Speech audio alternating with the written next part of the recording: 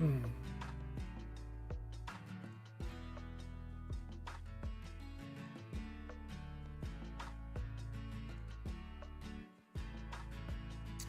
shoot.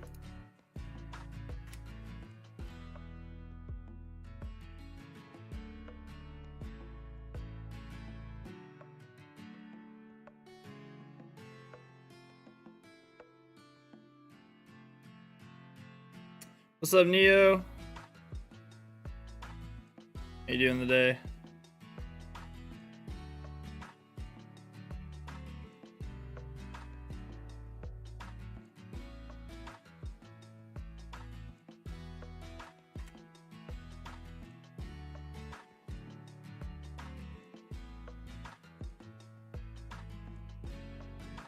Doing good? Nice.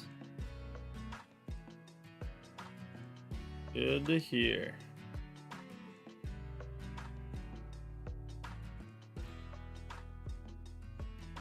Get it all set up.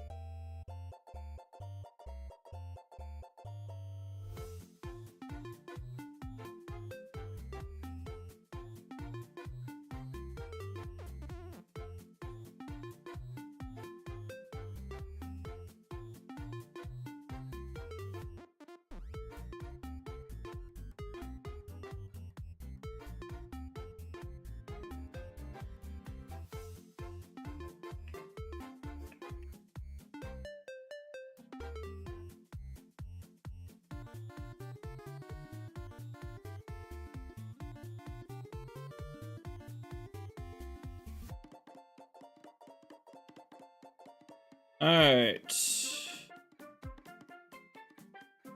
We did. All good.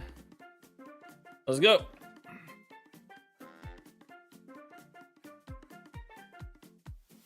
Let's get to it.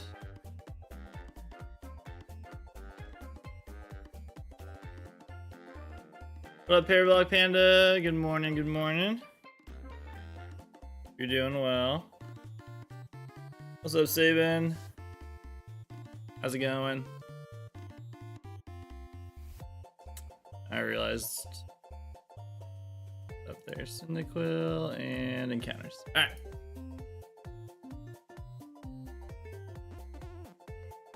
First check of the day.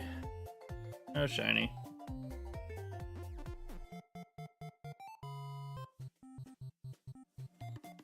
What am I doing? I don't know. What am I doing? What am I doing with my life?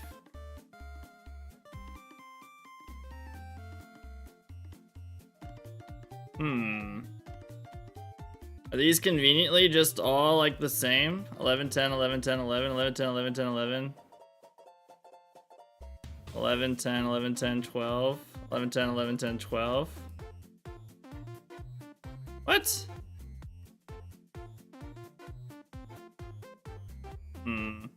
Okay. That's interesting. We'll hope that that was just a weird coincidence. What's up, Josh? What's going on, Tim, Ashton? I'm trying to get a shiny Cyndaquil. You can't wait for the new Ghostbusters Frozen Empire movie? I didn't know that there's a new Ghostbusters movie, to be totally honest. I saw a trailer the other day. I was like, wait, when did they announce this? Okay. We're gonna hope that the top two and the bottom two games don't have the exact same stats again.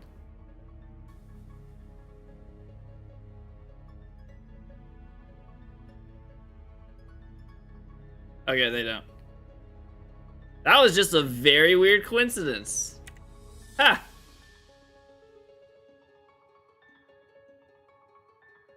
That's crazy. I just happened. That's so weird. I wonder what are the chances of that. It just so happened that the top 2 games and the bottom 2 games had the exact same stats. But that was just purely off of coincidence.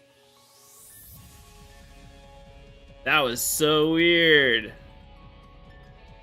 That was so weird. Do that with the shiny. I feel like there was just a new Ghostbusters movie. Wasn't there? It was the like all-female cast where everyone was just like, we didn't need to do that. What's my favorite evolution? Umbreon. I feel like that was the one that we had recently.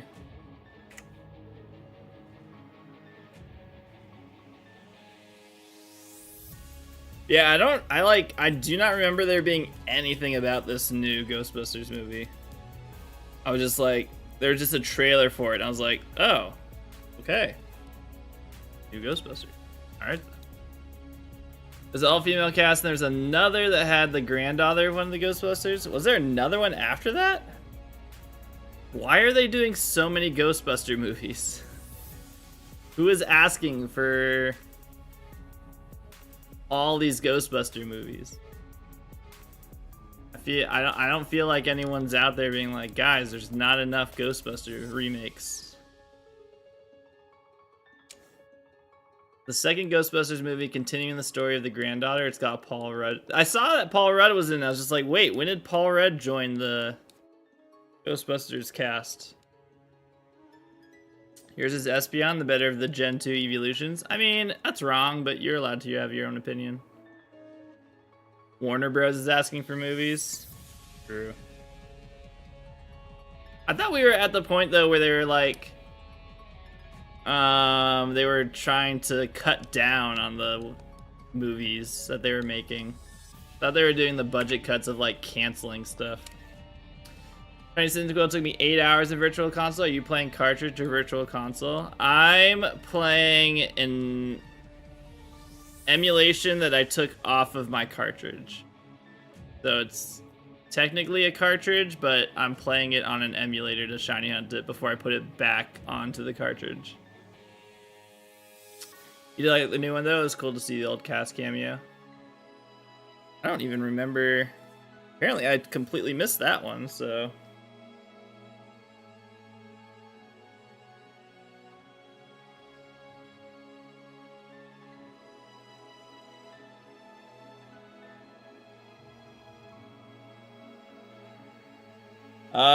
Lucky you for getting it in 8 hours. Must be nice. I've been here for a month.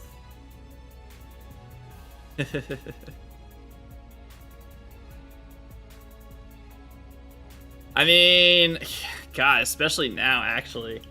I don't think they would come after me, but who knows anymore? I don't know if everyone saw the news. Nintendo, or Pokemon, the Pokemon company put out a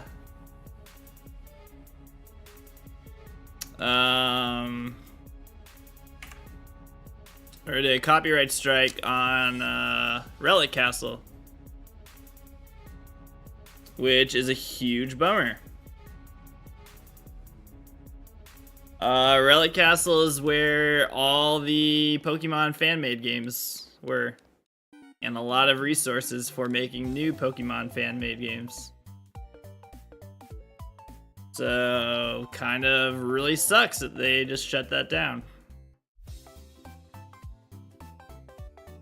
I don't know what they're doing. I don't understand why Pokemon is just on this war path right now.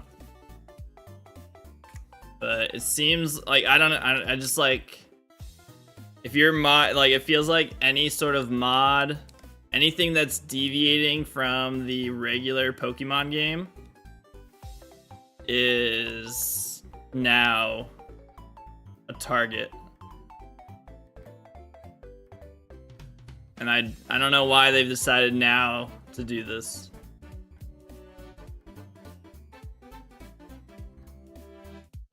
It doesn't make any sense because it doesn't hurt them. Like, this is what people do during the downtimes of Pokemon. Like, some people really like playing the fan-made games when we're waiting for the next game to come out. Is it me or do I see 4 screens? It's just you. There's only 1 screen. That's weird. You see 4 screens right now? Yikes. I would go see a doctor. There's definitely only 1 screen. Weird. I don't know why Nintendo, whose business model and ideals that they use in development, which is using old technology in new ways, they could literally just make Game Boy Advance stuff with modernization. It's like, if they're not gonna put old games on the Switch, then like, what do they expect us to do? It's like, just let us do it, do whatever. It's not hurting them. And then when there's not gonna be a new Pokemon game for a couple of years and people want to play something else, let them just play the not monetary, like no one's profiting off of fan-made games. Just like, let them do that. It's fine. It's not a big deal. If anything, it's making them more Pokemon fans. They feel very protective of their creation, how it's distributed. Yeah, I guess. And yeah, that's probably what it is. It just, it sucks. It seems to be very disconnected from their community, from the community now, which is a huge bummer. They praise themselves for being innovative with old tech. Just remake GBAs and games, and the retro market would be destroyed, and all old games wouldn't be gate cat. Yeah, yeah. It's really weird because they like, what's up, Fat Cat? They just don't really want to do anything about it. It seems like, because they definitely could. And then when we try to find solutions to not overpay for their older games, they're just like, no, just don't play them. Like, okay. They're mad the fans make more enjoyable games than they do. That's probably it. They're jealous. They're like, wait, we didn't come up with this idea, so no. Nobody gets to play it. So not great times, not super great times. Yeah, Relic Castle wasn't doing anything to hurt Pokemon, and Pokemon just completely shut it down. So I was just thinking of that. Game Boy games like Radical Red are just as good, if not better, than Scarlet and Violet. Oh, they're way better. It's like exactly what we've been asking for as Pokemon fans, is like what Radical Red does. Like, hey, what if we had a super challenging Pokemon game with all the Pokemon in it? And they're like, yep, here you go. Piplup, if you shine on day 8 for me, I'll stop being sad. I'm sad. Analog Pocket sells out every time they put up handheld models. I'm very curious about that one. That one is like interesting to me because that's like obviously like Analog Pocket is very clearly the exact same, just well, pretty much the exact same as a Game Boy, just like obviously more up to date. And I don't know how that doesn't get like flagged for anything. I don't really know how they bypass that. It keeps so much that it forces us to use emulators. I would have loved to have played Yellow on a Game Boy Advance like I used to. Yeah. They gave it to us once. They were just like, hey, here's a virtual console of these Gen 1 and Gen 2 games. We're like, cool, keep doing this. And they're like, we're done. What up, Tommy? Just like because I'd rebuy all the old games if they released them on the Switch in a heartbeat. A lot of people would. A lot of people would. Pokemon game made for the individual that grew up with the old Pokemon games would be sick. More adult themes would be great. I miss how Team Rocket felt like a real mafia. Yeah. I know, I have one. Ta-da! I've got Analog Pocket.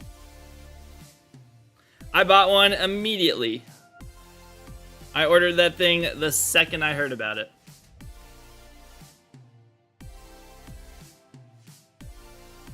I'm searching for the perfect Cyndaquil. What type of run am I doing? So this is gonna be for a Professor Oak challenge. If you've never heard of that, it is obtaining every form of a Pokemon before each badge that's possible. I decided, me and another streamer decided it's a long challenge. A couple of us decided to get shiny starters before starting it. So I'm trying to get a shiny Cyndaquil before I start my Professor Oak challenge. This will be my first one. I'm excited, but also we're doing it in the most insane way, I guess would be the way to describe it, where it will at minimum take me 489 days just to get past one point. Because you have to get a moonstone, because you can get a moonstone before, like at the beginning, before the first badge. But it would take 489 days to do it.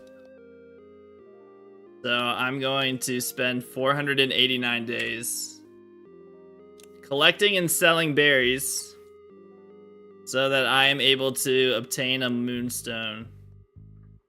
And then I can get my first badge. So I will shiny hunt Cyndaquil for who knows how long this is gonna take. And then it will be 489 days until I can move past the first badge. But it's totally worth it. It's totally worth it. What's up, Coffee and Kilos? How you doing today? I wanted to do that for my Let's Go Pikachu game, but catching every shiny before each gym. Johnstone did that, right?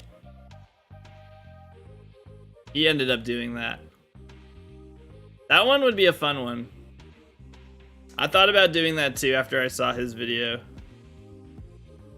That would be a fun one.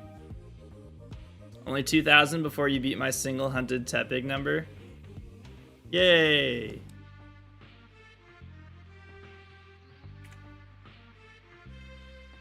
Same encounters, just faster. I just didn't want to wait as long as you had to. I just decided to speed run my double odds. The only torture would be waiting for Bulbasaur to shine. I don't think Bulbasaur would be... I guess it depends how many incense you can get. I guess you'd have to keep resetting incense, wouldn't you? So... I don't think Bulbasaur would actually be that hard, because you just have to, like, you'd have the incense, like, I don't know, I guess it depends how you do it. I've only hunted the starter in Soul Silver, and it took me 5 years because I would do it for, like, a couple hours a year. 5 years is still kind of crazy if you were doing it every day. Oh, a couple hours a year. Oh, wait, I misread that. Okay. That's a good one to do a shiny starter hunt. That's definitely the one that most people start off with. Doing it the way I'm doing it is the worst, because there's so many things that can prevent it from being a shiny Cyndaquil. Yeah, it's like you get 3 encounters. They're very quick. I think I want to do. Think today will be the day? Maybe. What's up, Klutz? You got a modest Totodile. Nice.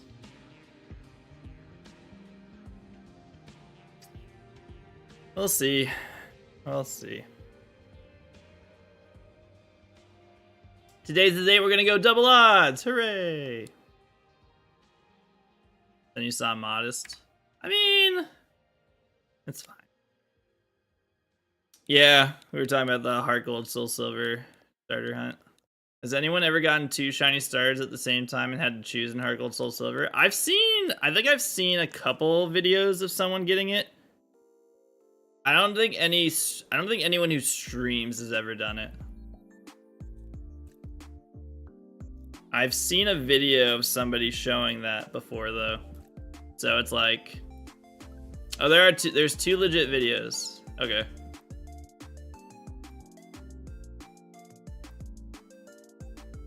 There you go. Been doing it on and off for about a year. Only recently made it my main hunt. Hopefully you get something soon. I'll do that eventually. I guess actually I'll technically be doing it while I'm hunting for shiny Manaphy. So once I start doing the Manaphy hunt, I'm actually doing a really awful starter hunt at the same time. You've never gotten a shiny starter? You should try. It's really cool to play through the game with a shiny starter. It'd be cool if, you know, we could still do that.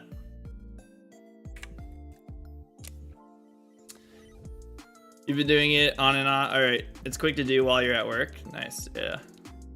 Manaphy's gonna be tough. It is, but when I get it in like 3 years, it'll be really cool. What's up, Red Rage? How you doing today?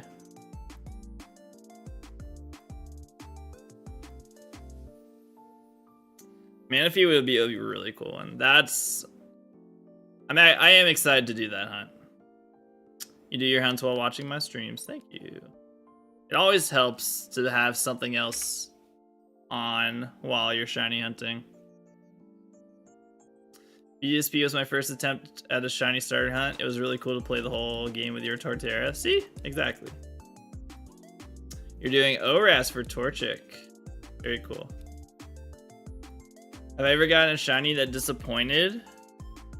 All my shinies in Scarlet and Violet. What up, Shiny Squirtle? How you doing today? You're excited for Manaphy, but you're getting fed up with the Ranger? I heard it takes like 30 hours to beat. I was like, holy shit. That's a little bit longer than I was expecting. You got the day off. Let's go. Good stuff. You had a Voltorb blow up in your face? A shiny Voltorb? Playthrough of the shiny is mainly why I want to do it. Don't think I will hunt anything else in that playthrough. That's fair. Trying to get a shiny Zora and go. That's right. There's a... Whoops, what happened here? Zora's shiny spawning again. Our Gold Soul Silver is the worst game to hunt Manaphy in, so that should be enjoyable to watch. Well, why is Oliver doing it there then?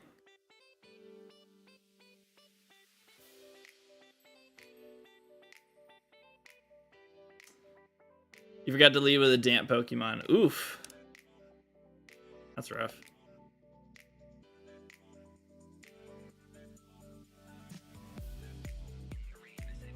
Because Ollie has a stream point redemption to make him hunt Manaphy the hardest way. I was wondering, I was like, wait, why is he doing it then? 30 hours seems a lot. Maybe to get everything. I'm about 12 hours in and I'm on the second to last mission. Oh. It was 500,000 channel points. Oof. Bummer.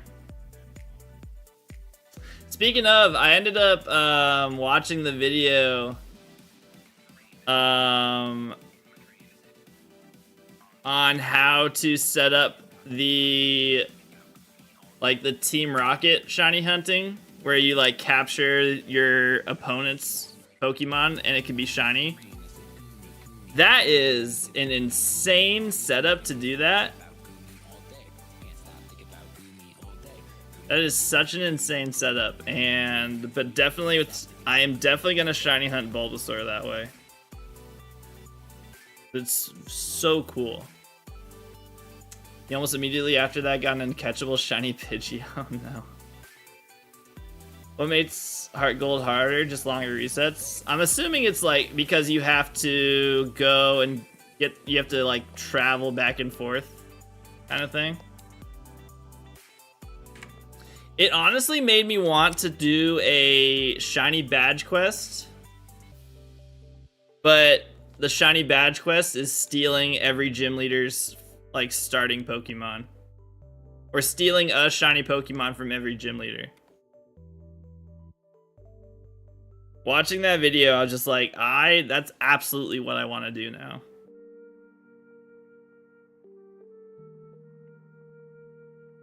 So, the initial setup is kind of crazy, but the good thing is once you have it set up, it's really easy to do.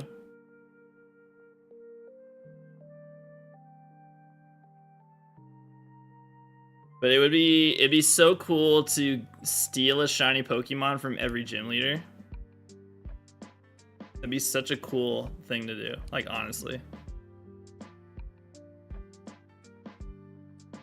Platinum's probably the best, right? Is Platinum faster than Diamond and Pearl? For resetting? I feel like Platinum would be faster.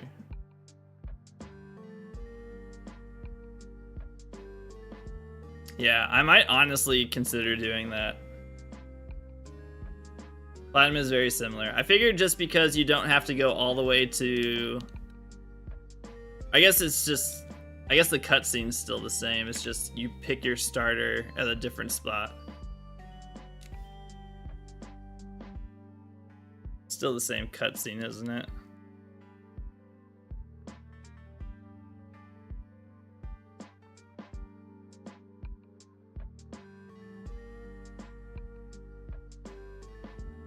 Doing Diamond and Pearl for the uncatchable Starly fun.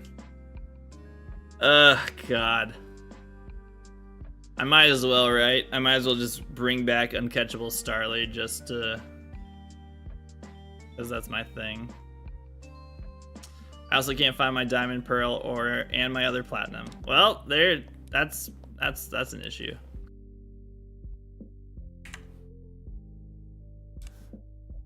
Time to refill the shaker cup with more water. Don't give up? I'm not going to, don't worry. I'm still sad they changed Shedinja to Bug Ghost. What did it used to be?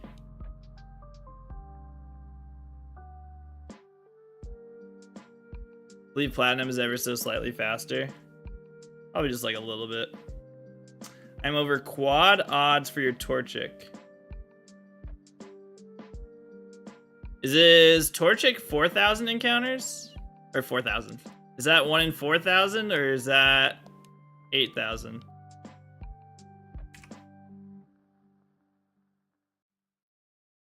You got Shiny Chikorita in 2,240 encounters on Crystal. Must be nice. Must be nice. It's 1 in 4,000. Okay.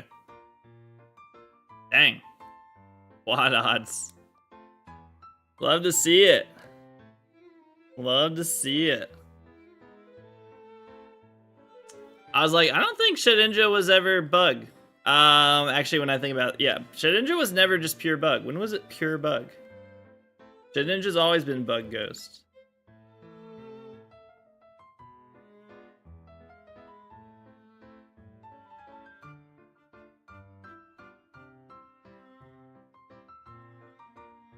When do you mean when they changed it? It's always been bug ghost. That was the whole point of it.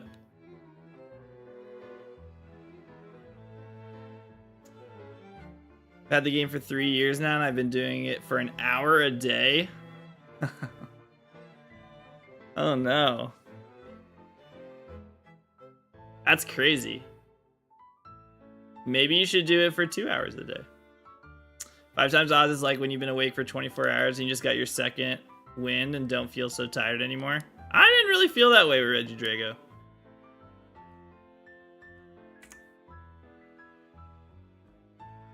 I'm pretty sure. I don't know why it would have ever been pure bug. The whole purpose of it was the concept. It was like a dead evolution of Nincada. You're blessed to have never had to play VGC in a format with Shedinja. That's the most demoralizing way to lose. If you just didn't have anything for the Shedinja, that would have sucked.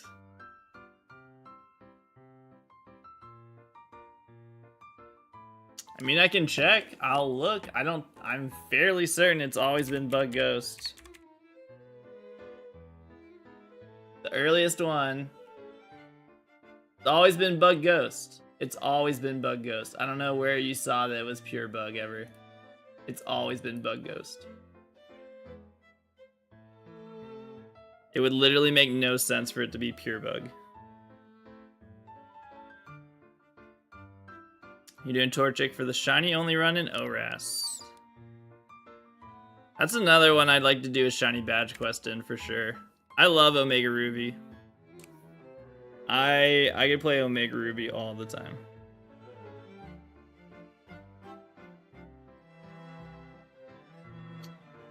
I guess so. I don't know where you saw that it was pure Bug, but it's never been pure Bug.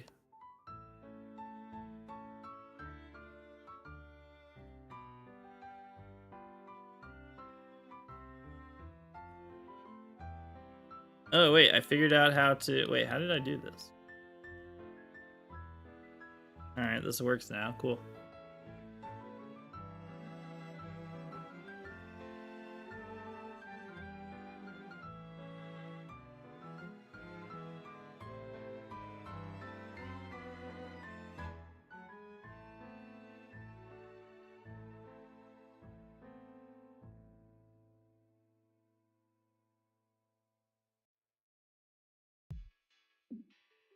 So, double odds. What are double odds? It's 81, 16.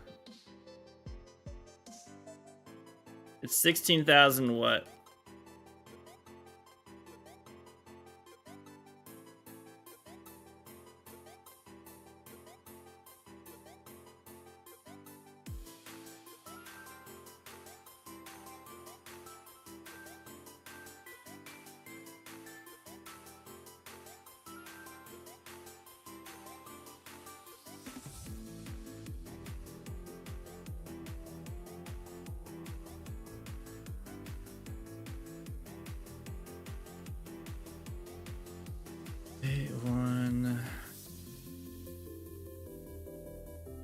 Is it?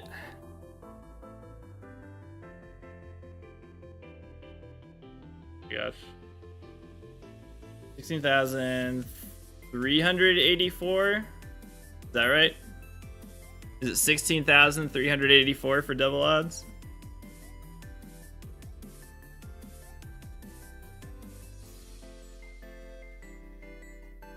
You like Totodile out of the three? Totodile is really good too. I would say, well, Chikorita is my favorite actually. So Chikorita is my favorite of these starters, but I've already gotten a shiny Chikorita for a playthrough of Silver. So Cyndaquil is my second favorite. Totodile is third, but it's like I don't have issues with. I like all three of these starters so much.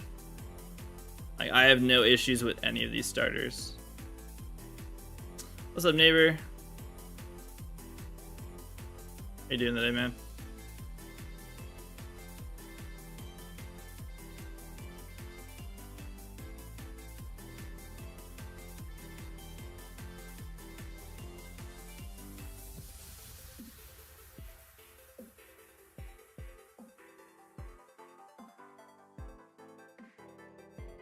Totodile is your favorite from Johto, but Quilava is your favorite Pokemon. How does that work? Hanging in there on a Friday. This is my favorite Gen 2, so I want to pop in for when I get it. Aww. You are like 2 weeks too early for that.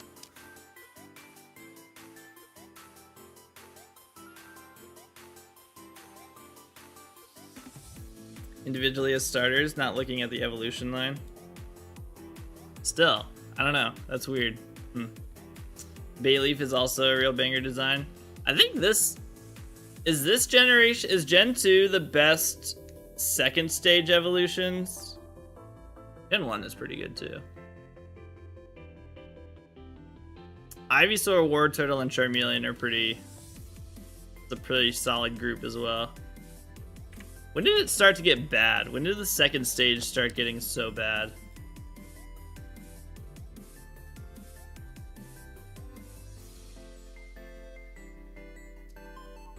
Gen 5, Gen 4, Gen 5. Ignite, DeWatt, and Servine, or Monferno's pretty. I like Monferno.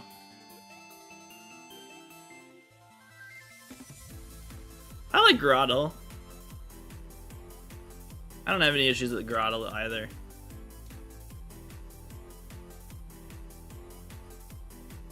Hearsay. Marshtomp? Marshtomp's just maybe the Gen 3? Combuskin's pretty mid. Marshtomp is... Grovyle is cool. Grovyle is the saving grace for Gen 3. Marshtomp is pretty derpy. It's like, you like Marshtomp just because you're just like, look at this guy. Look at this little Marshtomp. He can't do anything. He's just here. Gen 6 was weird. Was it? So, I don't know.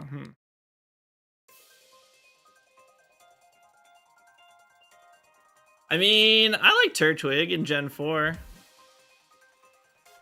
You know what? You're right. Marshtomp got done dirty by the 3D models. Marshtomp was actually a really cool, like, pixelated sprite. It looked a lot better. And then the 3D model of it came out, and they're just like, what if it's just like a bit... And then it just turned into a derp. It was much better before the 3D model. You are 100% right on that. Yeah, it's just like completely devoid of life anymore. It's like, what did you do to this thing? Yeah, 3D models didn't help a lot of Pokemon. What would you do if you got the shiny early this stream? I would be excited, and then we could start the Professor Oak challenge. I would start doing the things I need to do for setting up my 489-day berry collecting journey.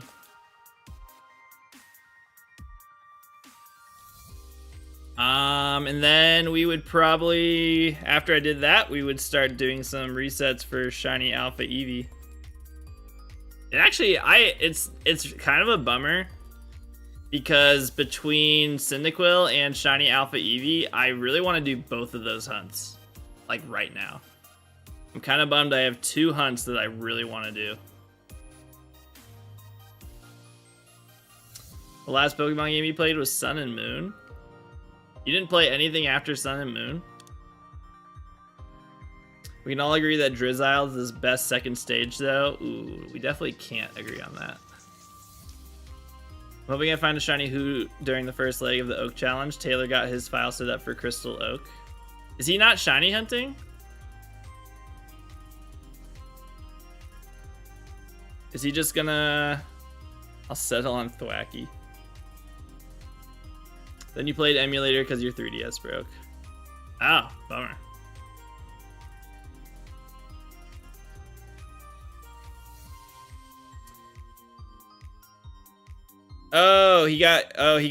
You meant he got his cool trainer ID. Are you doing resets? Are you still trying to get your ID? Are you in Vancouver right now?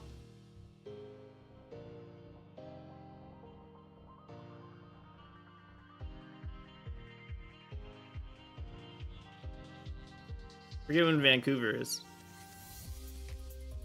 Working on gold. I'm watching Twitter for the PAX Pokemon stuff. I'll let you know if I see anything. Oh, I think we already... I don't know if you were here yesterday. Not confirmed, but pretty... Joe Merrick ended up replying to my tweet yesterday. And they've started doing a same thing like the TCG workshop. They're doing a VG battle workshop now. So that's why there's 2 booths. So they have the TCG workshop and the VG battle workshop.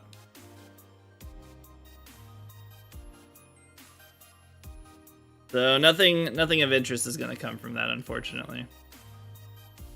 Black and White has the best music ever. I don't know.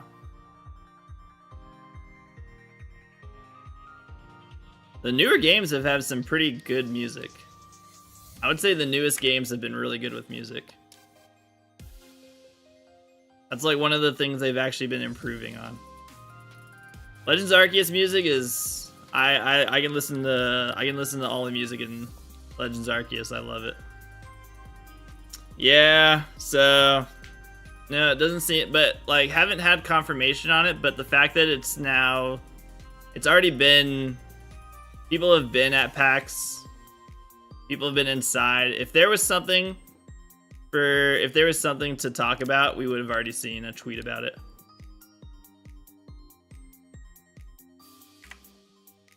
I don't know how I got so nostalgic hearing the Pokemon Legend Arceus music with Blood Moon. Blood Moon Ursaluna is just a part of your life forever. BG probably makes them the most money next to TCG and Pogo.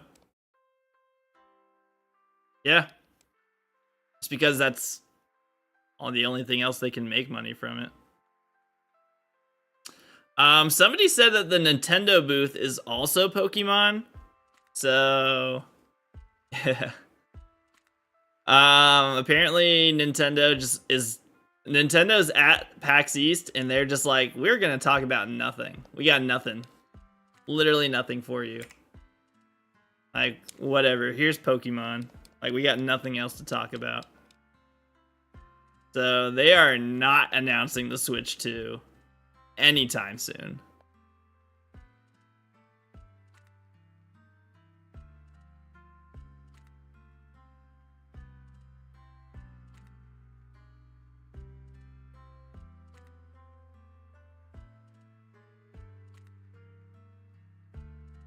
Which is a choice. Things Nintendo-wise are pretty dead. You can go ahead and keep not announcing it, to be honest. More time in the oven. I don't even know, like, but for what? Like, more time in the oven for what? What else could they possibly be doing still? You're fine with no Switch 2 announcement? I want them to just say it's happening, because I'm tired of people like... I'm tired of the people that keep saying like, oh, here it comes, and then nothing happens. We just got Princess Peach's Showtime. I've not heard good things about that game, unfortunately. I hope that they improve upon future Princess Peach games, but I've not heard anything to be like, guys, like, go buy this game right now. Yeah.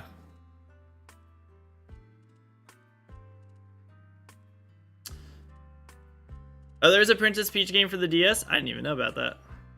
Well, the one for the Switch apparently is not good.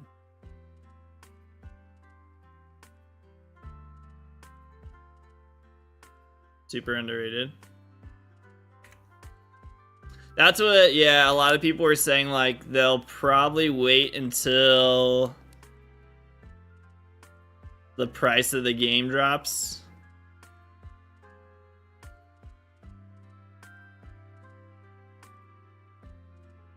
Yo, please don't tell me how many people are watching.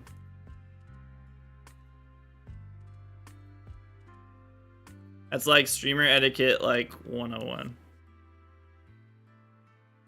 I don't need to know how many people are watching my stream, whether it's a large number or a small number. Please don't tell me. Remember when Nintendo games never went on sale? It's different days now. Certain Nintendo games it can happen on. It happened on BDSP. That one, that says a lot. People can say they like BDSP all they want when there's a price drop on BDSP. So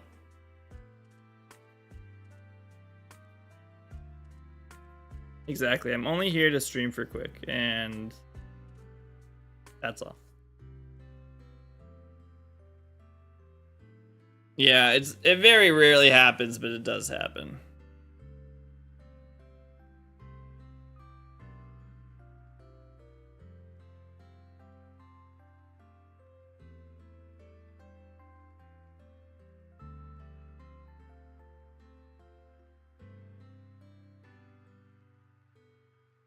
They're on the verge of paying people to play BDSP. Yeah. It happens. It's only physical copies, right? Or no, they do it on digital as well. They'll do it. They'll be digital sales. Yeah, I can't imagine. I imagine that one they're gonna be like, ugh, okay. Like, we'll drop the price so you guys try the game out. BSP feels so good after being subjected to Scarlet and Violet. I guess, yeah. Yeah. I guess if I had to choose between those two right now, I'd probably play BDSP.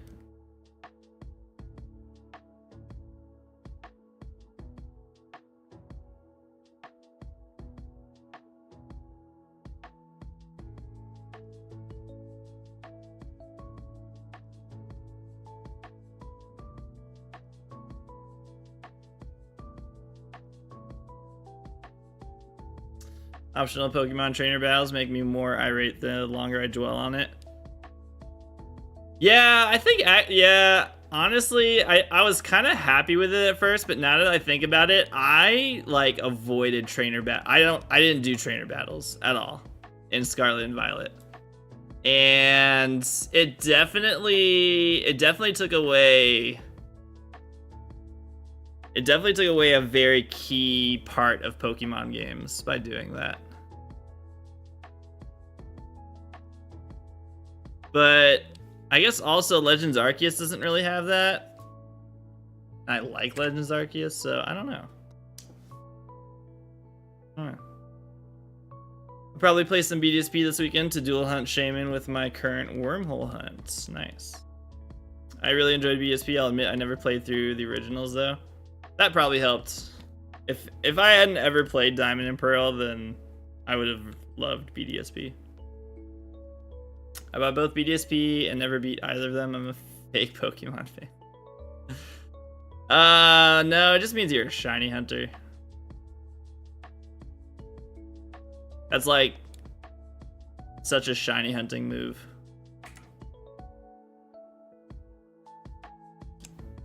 So let's go one of my Walmarts for $40 once, and I'm kicking myself for not getting it. That had a price drop? That's actually kind of surprising. That sold really well. That's not the Pokemon game I would have expected to have a price drop. Actually, no, I take that back. It sold really well at first, and then people stopped caring about that game. Really hard to care about Paldea when you aren't forced / encouraged to interact with the trainers in it. Imagine Johto without youngster Joey as Rattata. There is a lot of, like, lost things when you're not forced to interact with trainers. You lose all the dialogue. You lose, like, seeing a new Pokemon for the first time in battle and being like, whoa, what is this thing? BDSP actually sold well. Where is it ranked? I forgot. I thought Let's Go ranked higher than BDSP in total sales.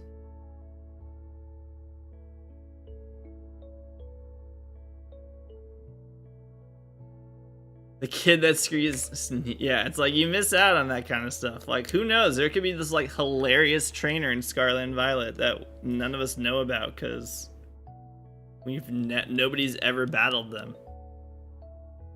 Also, it made the challenges of those people that were at the Pokemon centers saying like, hey, if you battled this many trainers, I'll give you this TM. And I'd be like, oh my god, I just went through the entire fucking route.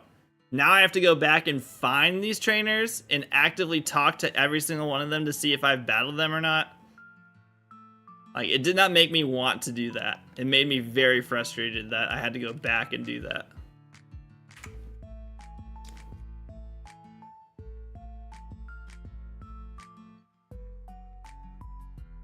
That was like Pokemon being like, hey guys, so you don't actually have to battle the trainers, and then you go talk to someone, they're just like, haha, just kidding, you need to battle the trainers. Now you gotta go find them. Like, dude, seriously? Let's Go Pikachu EV outsold BDSP by only 10,000 copies. Only 10,000 copies. But still, it outsold it. I guess it's been out longer too, so I don't know. That's what annoyed me, having to go back and battle old trainers just to get TMs I needed. Yeah. And then by the time you find some of the trainers, you're just like, well, I guess I should battle them. And then your Pokemon are way over leveled, and it's just, yeah. Yeah, at first I was happy about hearing that you didn't have to you weren't forced to battle trainers. But now looking back, I don't think they should do that again. I think you should be forced to battle the trainers.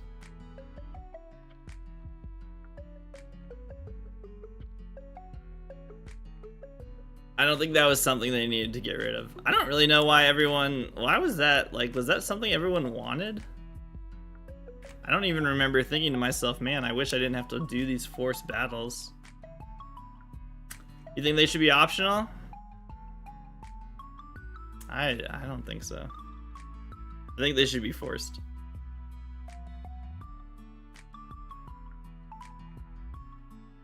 Most of the times they're just meh. They could make them harder. I always thought they were annoying. I don't know. To me, that means they should just make them more challenging then. If people will play Pokemon games and go out of their way to avoid every single trainer battle they can, couldn't be me.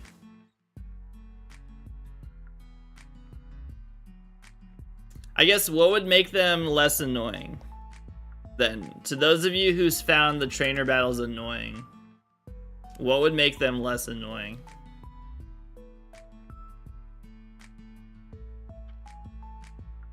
And don't just say if I can skip them. The answer, I'm not looking for the answer. Let me be able to skip them. More minimize. No. More challenging battles will only make it more annoying because some people just want to catch and move on. If you're gonna have them forced, have less of them. So less trainer battles. What if they were what if there was less trainer battles, but the trainer battles were harder? How would you feel about that?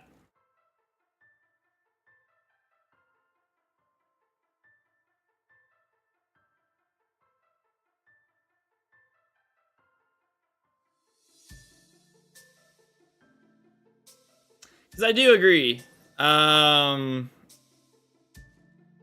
When you face a trainer who is battling you with like 2 Magikarps, you're kind of just, it's just like, what's the point of this? Why am I doing this? That's pretty dumb. I agree. You don't need those trainer battles. But I don't think the answer is, I think they should make them so you have to do the trainer battles. I think they should make them, I think they need to be harder. Double battles that were competitive based. And that made sense for that part of the game. So, in that point of the game, it made a lot of sense. I need the 6 Magikarp Fisherman trainer battle. I need it. So it's like early on, I guess, is the problem. Where you as a trainer level up along with your Pokemon by doing stuff you're supposed to do. So you're more about the like tasks stuff. Welcome back, Matthew.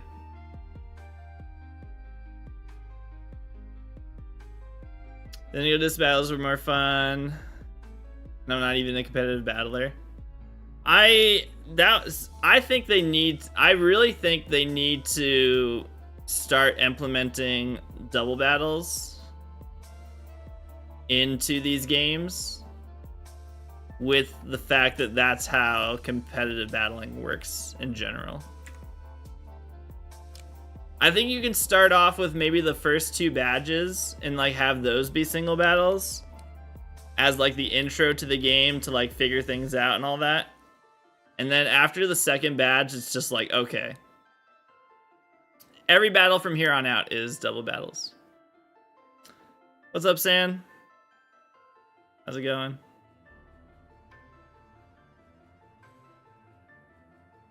Wild double battles? I think that they should bring back more wild double battles. I do agree. Especially like people who like for shiny hunting,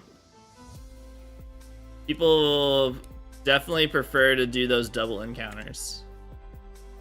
You don't like double battles? Well, too bad. It's time to start liking them.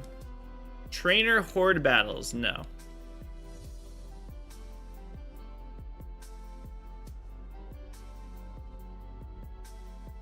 I think they need to start implementing double battles as a more common theme of the games. What if the game gave you the option to choose double or single battles? Yes, that would be the preferred way to do it, but that's something that Pokemon has yet to let us do. In a perfect world, you would get to choose the difficulty of your game, and that would decide how the game goes as far as battling. What's up, Kyra? We actually had trainer horde battles in ORS. Oh yeah, we did. You battled the Team Aqua and Team Magma grunts. You would battle 5 at a time.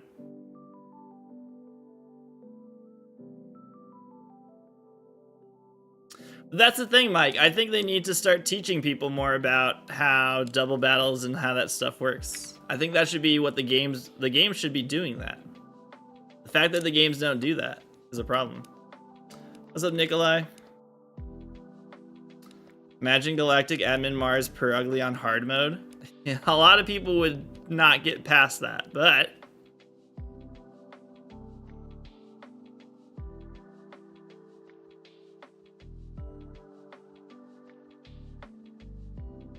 I was saying hi to someone else, but that also works.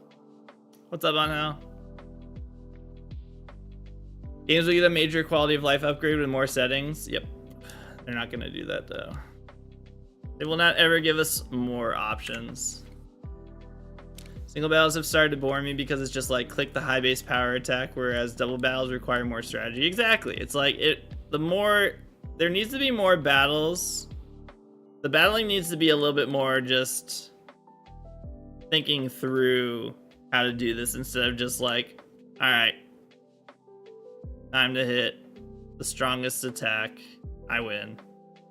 Time to spam flamethrower or whatever. But if only the gyms were doubles, so you get to do official format, but people who aren't used to it get to prep for each battle. I'd be fine with that too. That's a start. That's better than what we have. Like, make it so the gym and the Elite Four are double battles. Yeah, I'm all for that. 100%. I'm 100% okay with that. I'm not okay with random double battles I'm not prepared for. I usually have a low level mon in one of the front slots that gets whomped. But see, this requires you to prep your team more. Gen 5 tried to experiment with triple battle rotation battles. They did, yeah. I didn't like that. Whitney's Miltank on hard mode. You just have to get a couple of sand attacks off. It's fine.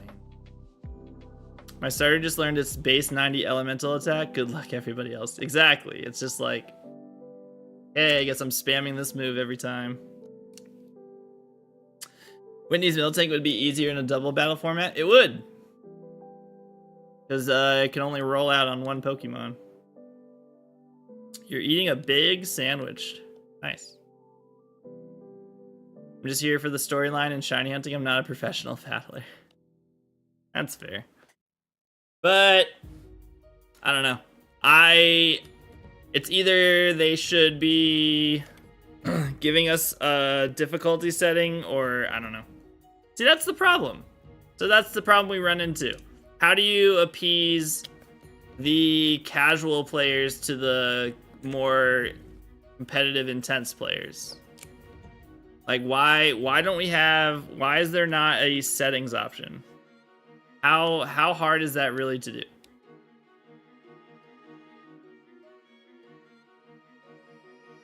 You think Scarlet and Violet did the right thing, to be honest? With what part? Scarlet and Violet's detriment was the performance.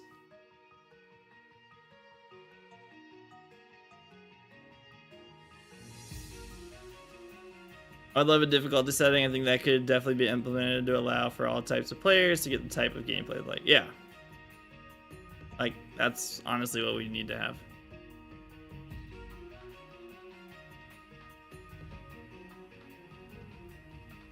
Nintendo hasn't shut down enough mods with randomized encounters to see what we want. They're just like, we're not going to shut that down because we're not going to do that.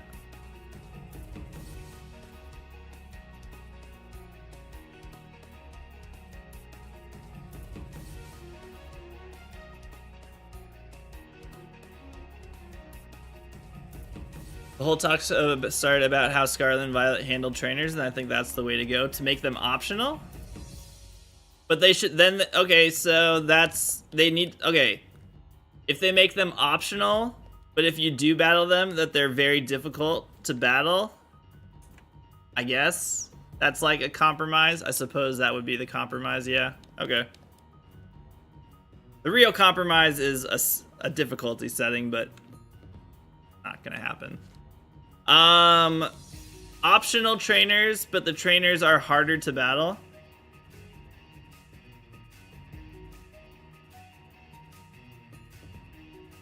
Make it that if you battle people, you get a reward for VGC like Scarlet and Violet did.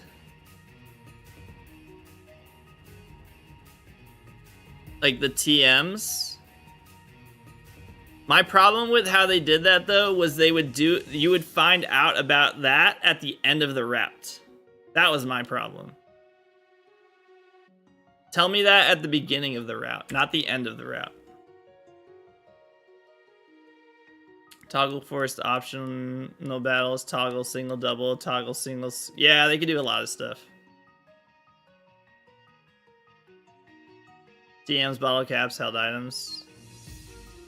Okay. I mean, yeah.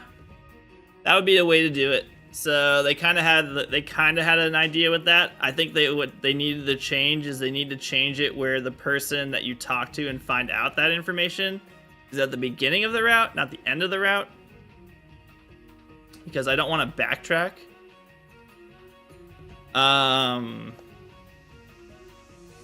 But if they made the yeah, okay. I like that. I like that idea. I could see how that's a way how they continue making it an optional thing. Screw it, Kaizo difficulty for Pokemon. There we go. Just make every Pokemon game Kaizo. They could start with difficulty option. They could. The best thing they could do is to add a difficulty option. Add any customized settings. Anything like that. If they did that, Pokemon would be an amazing game. They're never going to do that. They've said beforehand, I'm pretty sure, that they want you to play the game how they made the game. They don't want you to have, like, choices. They're like, this is how you play the game this way, and that's it.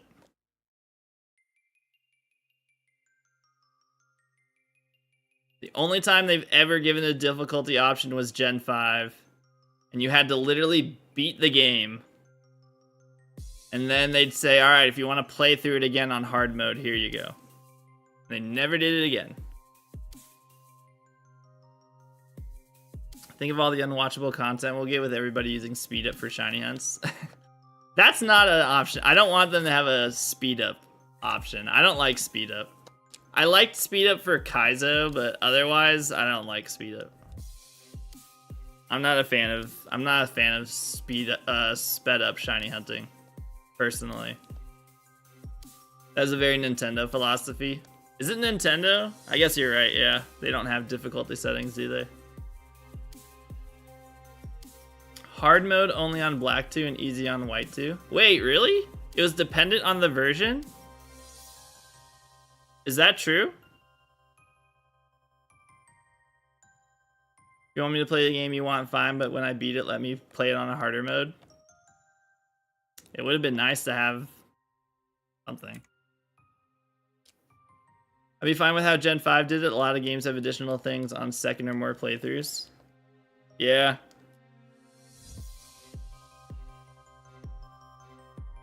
They thought we didn't like it, apparently. Annoying because my friend wanted to get hard mode for me, but I only have white 2. Is that really the case? Black 2 was hard mode, white 2 was easy mode? The fuck is easy mode?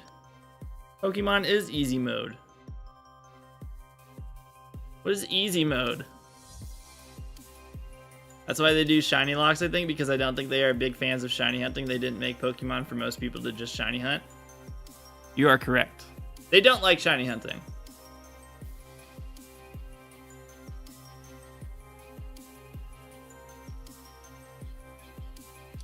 They don't. Gen 5 really was perfect in hindsight, minus the 3 shiny locks. I wish we had one more set of games with that engine style. Maybe with the Gen 5 remakes, they might. Well, except that was black 2, white 2 that they did that. It's true, but you can exchange keys to get easy and hard modes. Oh.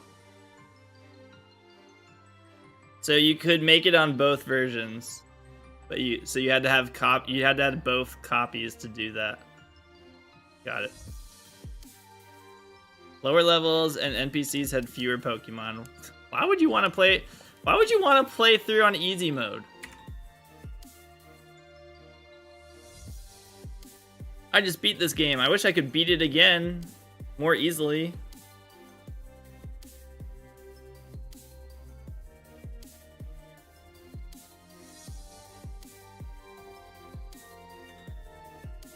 I don't know. I've never actually tried to play hard mode, but I've only played through white 2 once, so. Why even add shinies as an option then? Did they really think it wouldn't be a goal for people looking for a better challenge? I don't know what the addition of, I don't know. You unlocked it so your brother could play it? Oh, that's kind of cool. Yeah, younger sibling. That's fair. Okay. Have they ever told us what the point, like what the origin of shiny Pokemon was? Have we ever had like an interview explaining how they came up with shiny Pokemon?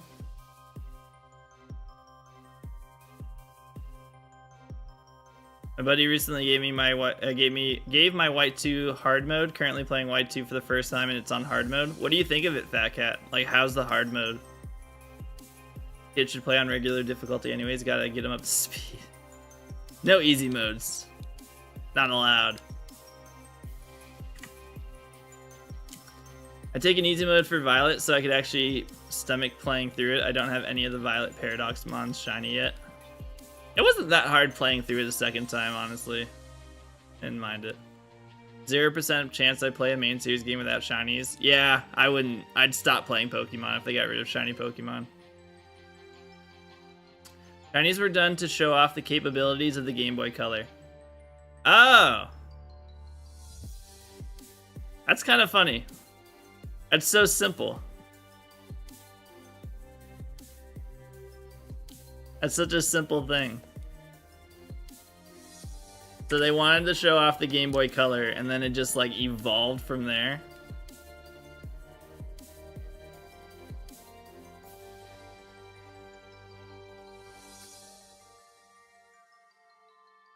I feel like that'd be me baking cookies and getting mad at my husband for eating them. Why do you guys enjoy this thing we created so much? Stop it. Actually challenging, which is refreshing. Feel like I actually got a battle wild Pokemon to train for gyms. Oh, there you go. The hard mode is actually pretty good.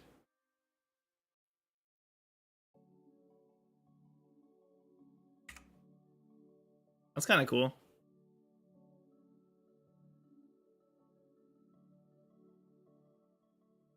Was the first generational gimmick. I guess it was, wasn't it? It kind of was. But it's weird because they didn't do it on Pokemon Yellow. I guess I don't know. I guess it probably cuz Pokemon Yellow was made for Game Boy Color, right? Eggs are the first gimmick. Oh yeah, eggs are the first gimmick. You're right. That's true.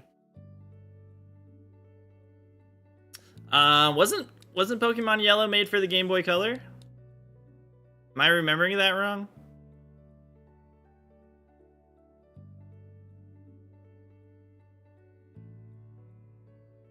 Playable on the Pocket. Yellow is just Game Boy. Why did I remember it being in color?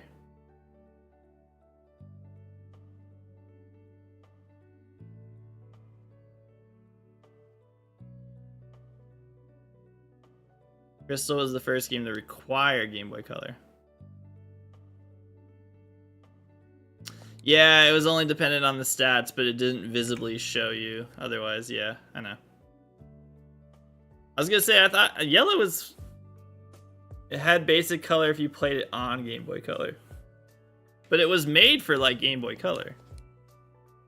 Well, okay, so made for Game Boy Color is, like, the wrong term.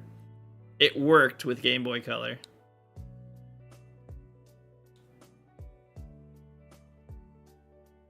Color capabilities, yeah. So they could have done it for Pokemon Yellow. I guess in their eyes, they probably didn't come up with. Well, I don't know.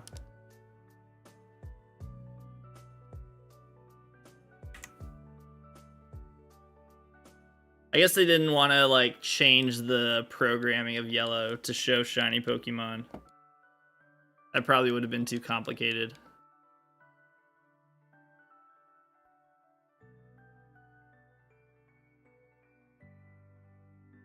Well, Pokemon, I'm 99% certain that Pokemon knows that if they got rid of shiny Pokemon, they would lose like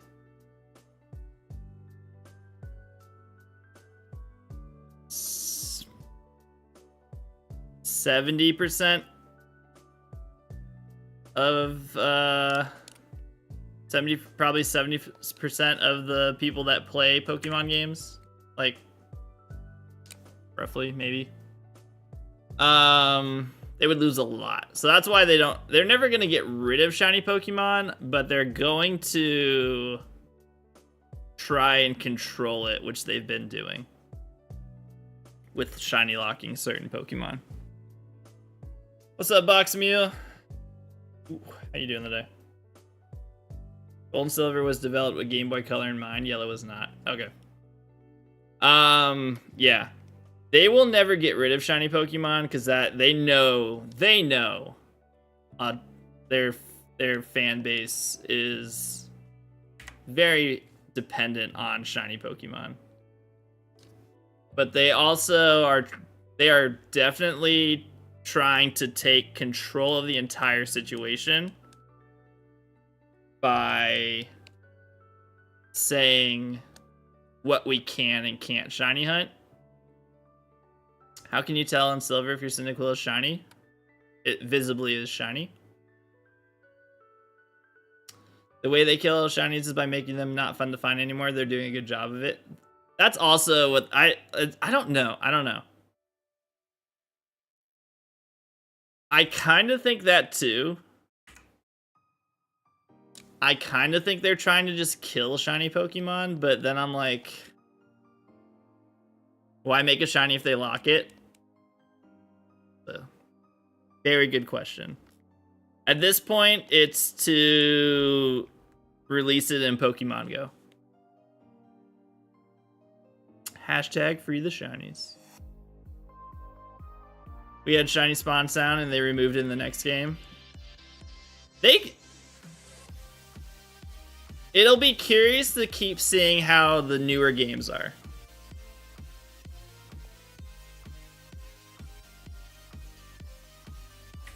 If they can, the pattern that this has been going. It's like, I still need to see how future games are. It's like what Syndrome said and The Incredibles said, when everyone's super, no one will be. Ooh, good quote. Yo. Good quote. That was a really good quote. Pokemon Go shinies are fake. I will never use them outside of Pogo. They're not fake. Shinies are tools to microtransactions for Pogo now. Yes. Gen 10 should bring back wormholes in my opinion. I really enjoy casual reset hunting. Yeah, but they don't like us doing that. 3 females. On 1,500 encounters, all 4 of these couldn't have been shiny. Encounter number 15,000 is for impossible shiny Cyndaquil. Ready to rock, Pikachu? On hill! Gifting a sub to Josh. Thank you so much, on hill. The Famished gifted a tier 1 subscription to Josh is fabulous. Casual resets are dead. I think they are. Thank you so much for the gifted sub, on hill. Thank you. Scarlet and Violet and Legends Arceus were developed by separate teams at the same time and were siloed. So Scarlet and Violet team did not know about the shiny mechanics in Legends Arceus. Yeah, which is a really stupid thing. I don't know why they did that. That quote deserved a sub. I agree. I hope Ultra Beasts will be in Legend Z because Ultra Beasts were supposed to be in Pokemon Z in the first place. Zygarde was supposed to be an Ultra Beast. Wait, where did you hear that? What up, Yemek? How you doing today? Where did you hear Zygarde was supposed to be an Ultra Beast? I've never heard that before. I don't mind shiny Pokemons or discredit them, just don't make them available in Pogo and not the main series. That's a bit of a slap in the face. Yes, it is. But that's the way it's going. Any shiny legendary Pokemon that has been shiny locked and we've never been able to shiny hunt it is going to be available as a shiny in Pogo only. That's the future. Just got back from sitting in a car shop for 2 hours. Fun! So you get to pay money and sit there for 2 hours? Oh my gosh. What a time.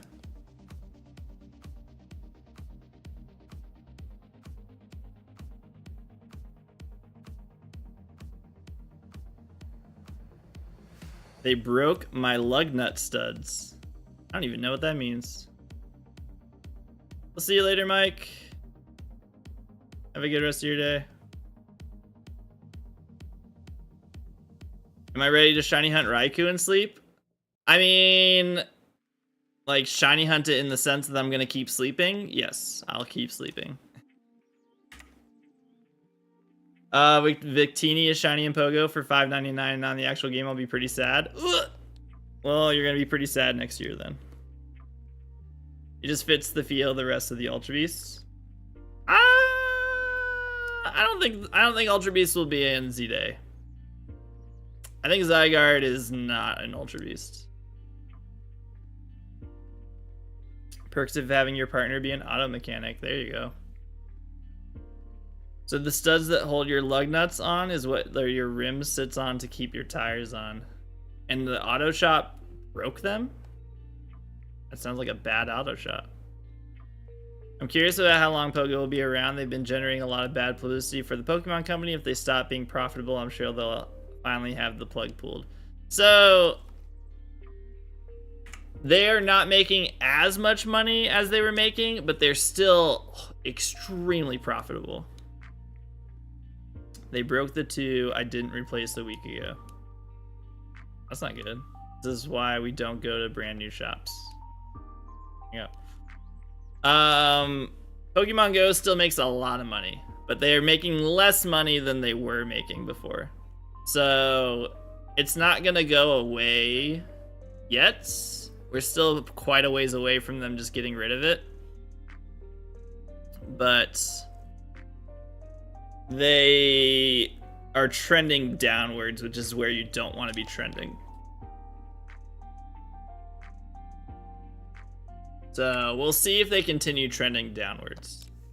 That's what they're paying attention to. But yeah, they're right now, it's a lot. It'd be very stressful to be working for Niantic right now. Because now Pokemon Company's breathing down your neck saying, what happened? You made less money. Why are you making less money?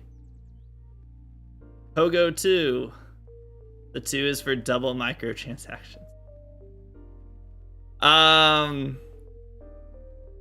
I'd be curious to know how many people are actually buying all of these events that they're having.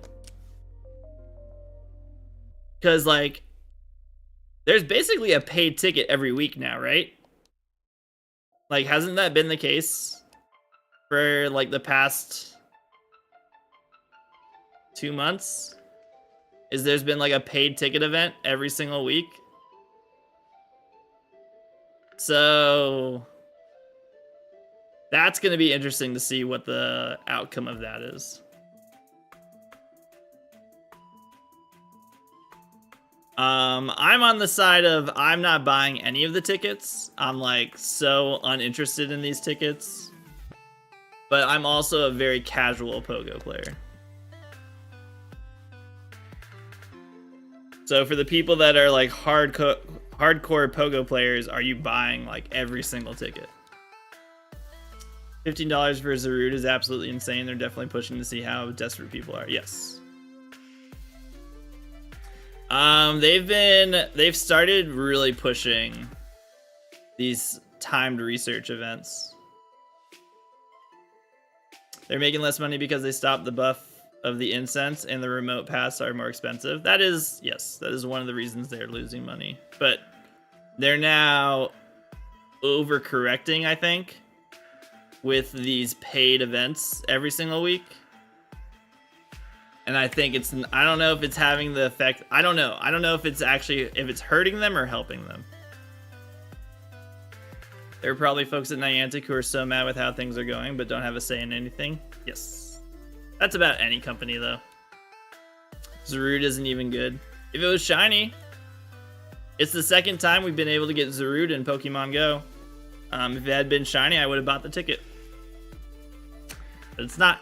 So it actually is, but there are a lot of people who have never gotten Zarude before, and so for people who want a complete Pokédex, this is their only chance to get Zarude right now.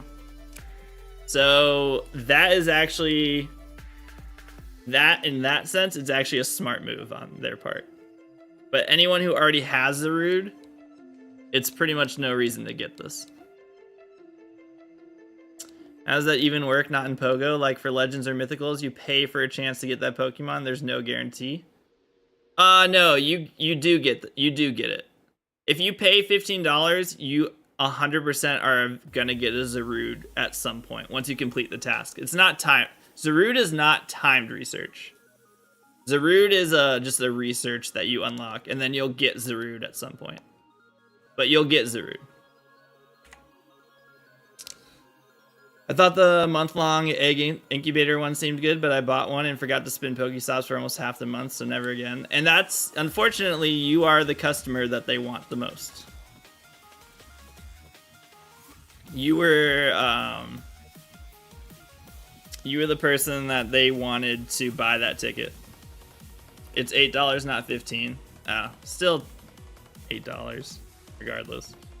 Zarude is good, but you have to get it Hundo and have the XL candy. Yes, that's also an issue with mythical and legendary Pokemon where you have to catch the perfect one, and then you have to get candy for it, which means that you have to continuously do raids if it's a raid event. Or if it's Zarude, you're just kind of like, well, I don't know what to do. Remember to not watch the Dead as Zarude movie. If you're a parent, you will cry ugly. Yes. That movie made me cry immediately. I vibe. I must try and figure out how my wallet will recover from the amount of spending I gotta do in the next week. I'm sorry, Yemek. That sucks. I hope you're able to figure everything out. The GoFest ticket's $25.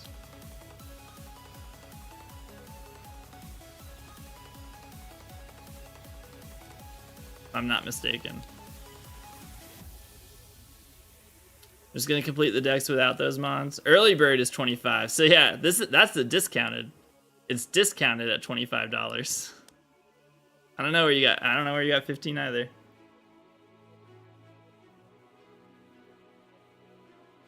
You're just not gonna get it too much work. And honestly, I agree with that, Jermaine.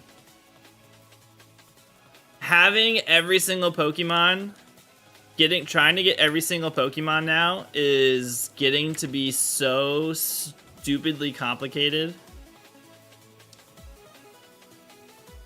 Global Go Fest is only 15. Is it? Oh, in person was. I guess I was looking online at the in person. My bad. There we go. Global is 15. In person is 25. Because, you know, it should be more expensive to do it in person. Yeah. That makes sense. I think it's getting ridiculous to get every single Pokemon.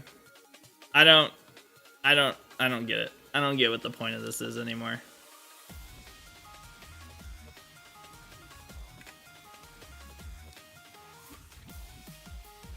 If I were a kid just getting into Pokemon and somebody explained to me how I can get every single Pokemon, I would stop playing Pokemon. I would probably stop playing. Like, so there's over 1,000 Pokemon. Like, whoa, that's so cool. Like, how do I catch them all? It's like, okay, so you need four games on the Switch. Do you need all 4 games? Do you need Let's Go Pikachu and Eevee still? I don't know if you still need Let's Go Pikachu and Eevee.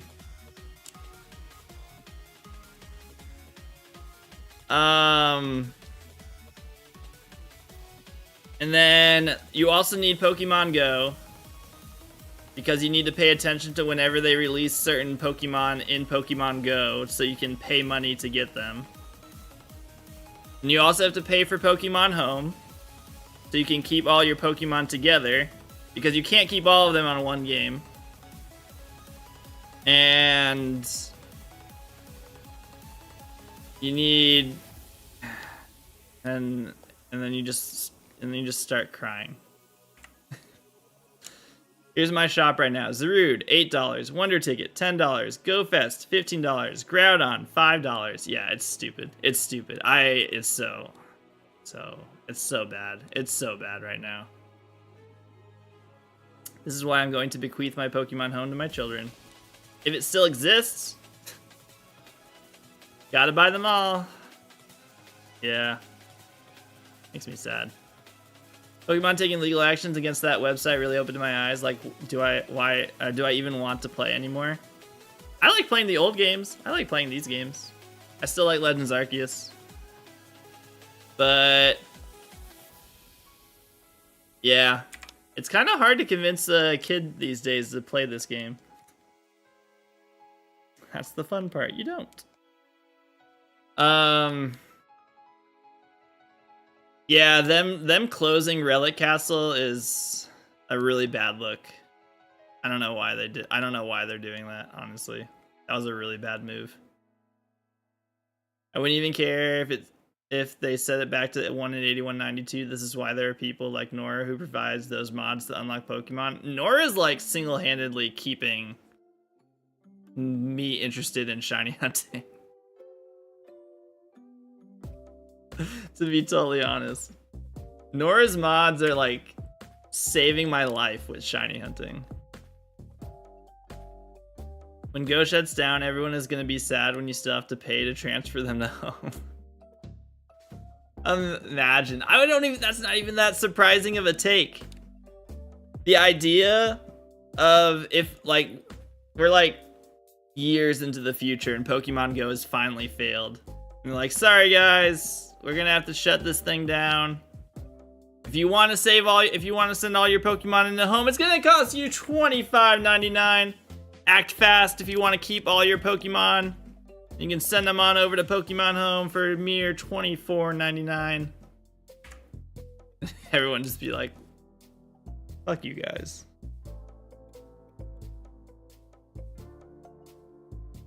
It's not even that surprising of a thing to say.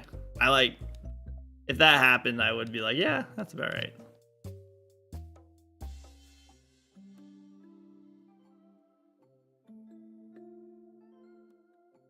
What if that's what they're trying to figure out with Pokemon Bank? What if they're trying to figure out a way to charge us money for it still?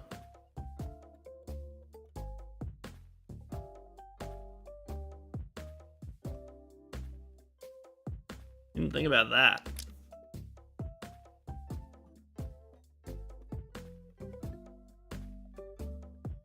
Shiny Glameow, hooray! Where are you hunting right now? What game are you playing?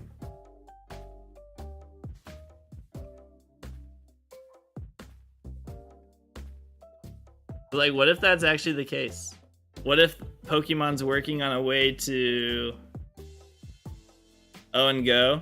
Speaking of Go.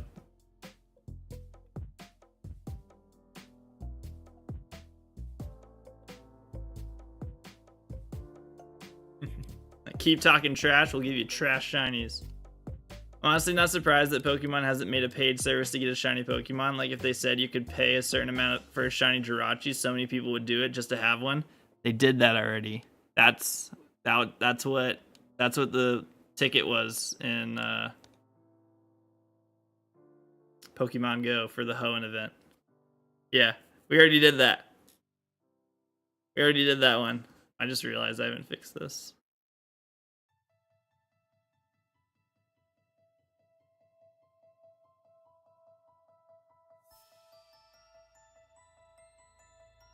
Just not the Go format? I don't know if they would. I don't know if they would do that in a main series game. I think I don't, because like it's hard to do something like that in a main series game.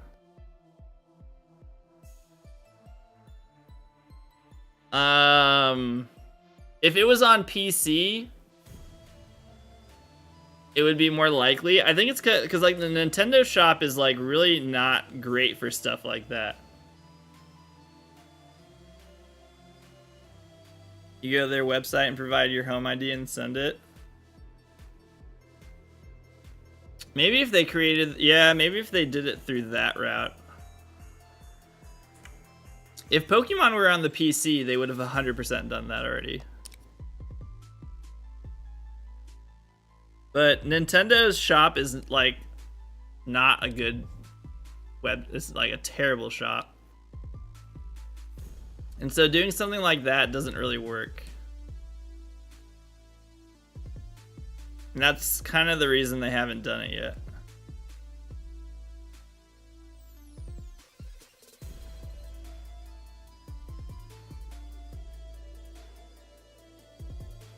But that's probably not that far-fetched of an idea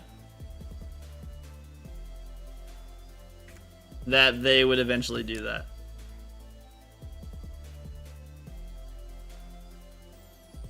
Because right now they give us shiny Pokemon that are not released in the are shiny locked in the game. They give it to us for free right now, or they used to. And now they've. I mean, I guess this is what they've already done, right? They've already done that. That's what Pokemon Go is. That's just what Pokemon Go is.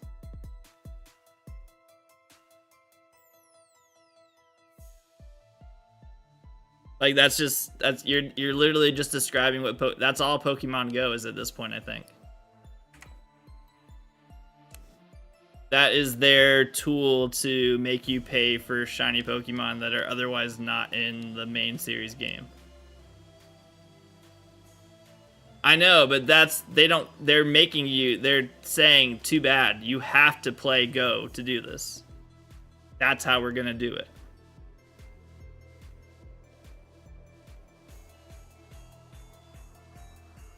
Because why make you pay for one ticket to shiny hunt it when they can make you pay for these raid passes over and over and over and over and over and over until you get the shiny?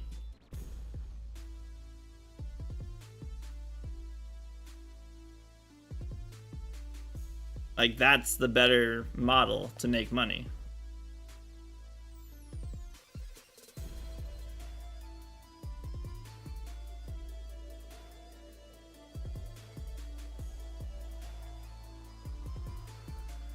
So like, I get what you're saying with why don't they just do, like, wait until they just do that, but like, they don't need to do that because they're just gonna do that with Pokemon. They already are doing that with Pokemon Go, and they're just gonna keep doing it. I tried transferring my shiny Darkrai to Scarlet and Violet, and it wouldn't let me until I claimed the Darkrai from the event. Yeah, I don't really understand how, like, why they have that setting where you can't put a Pokemon in a main series game from Go until you've had it from an actual main series game. I don't understand why they do that. I really don't get that one.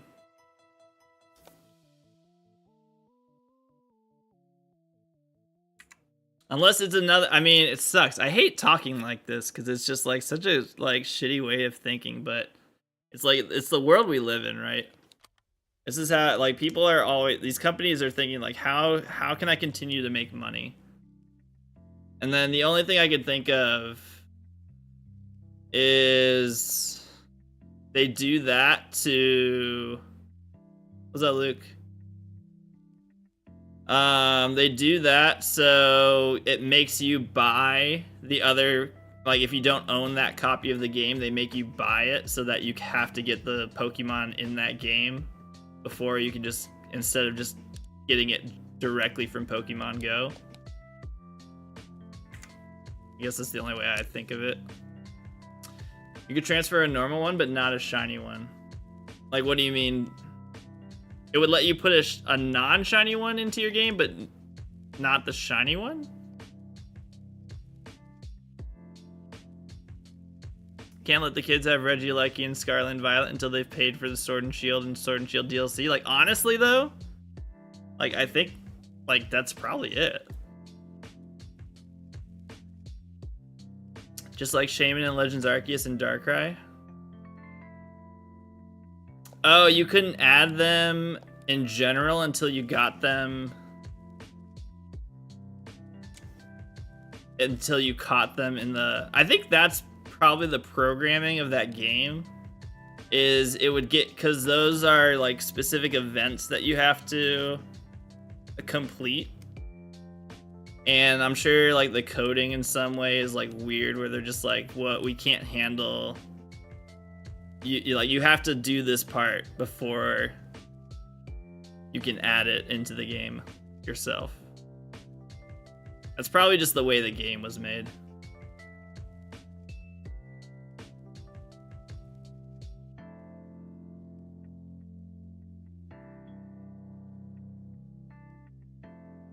You couldn't catch them unless you had a Sword and Shield save file. Interesting. So it's almost like they were making you buy Sword and Shield.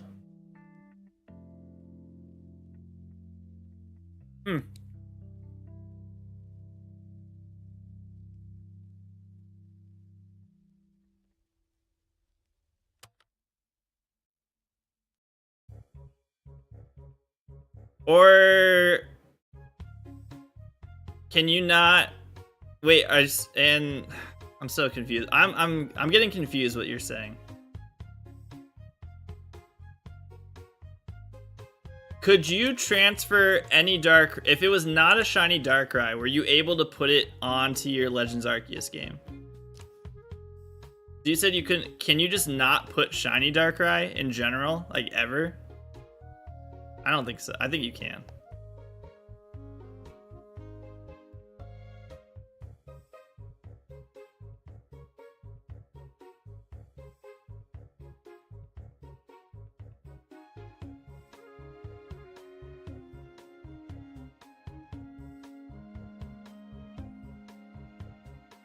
You can after the game. You catch the one the game provides. But you said Scarlet and Violet. So were you saying that Scarlet and Violet was preventing you from putting Darkrai in until you got the Scarlet and Violet? Or you got the Darkrai in Legends Arceus?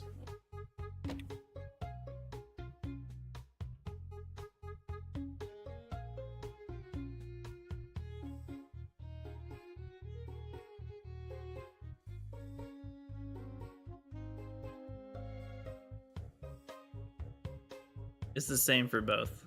But there's no Darkrai in Scarlet and Violet. I'm not understanding what you're saying.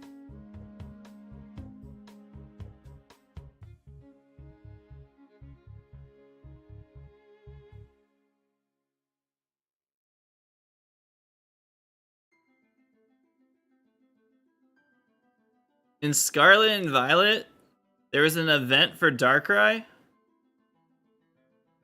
In Scarlet and Violet?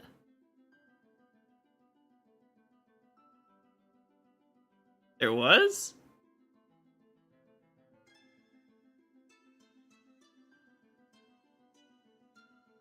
Was there?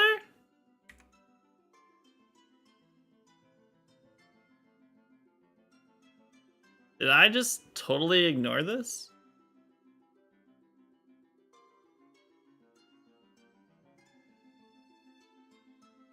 Where was I? What? You did.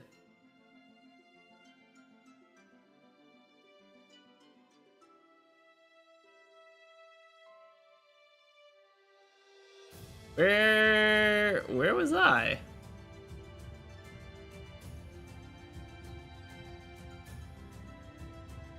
That's so weird. I don't remember this at all. All right. That's why I was so confused. I was like, what are you talking about? I don't remember there being an event for a Darkrai in the mystery gift. This is like, that's so strange. Huh.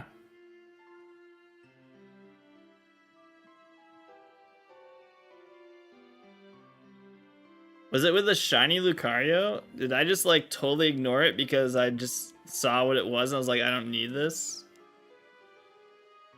Maybe. Maybe I just like completely ignored it when it was also a shiny Lucario. Huh. That's crazy. Very rarely am I like so completely unaware of mystery gifts like that. So I guess I just saw it and I was just like, I don't need this, and so I completely ignored it.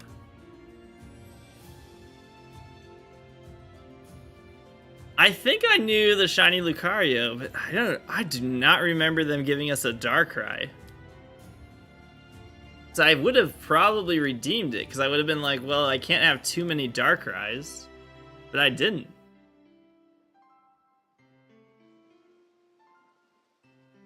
You know what? You want to know why I completely because I saw the date. It was December. It was December. That's when we were moving. That's why I have no memory of this. I wasn't streaming. I was moving across the country. I was not paying attention to Pokemon. That's why. Okay. That makes way more sense now. I was like, why don't I remember this in any way? It's because I wasn't streaming and I was moving across the country with my family. That's why I have no recollection of this. Because Pokemon was just like not something I was paying attention to for like those from November and December. There was nothing. I have zero. I was like, Pokemon was not something I was paying attention to.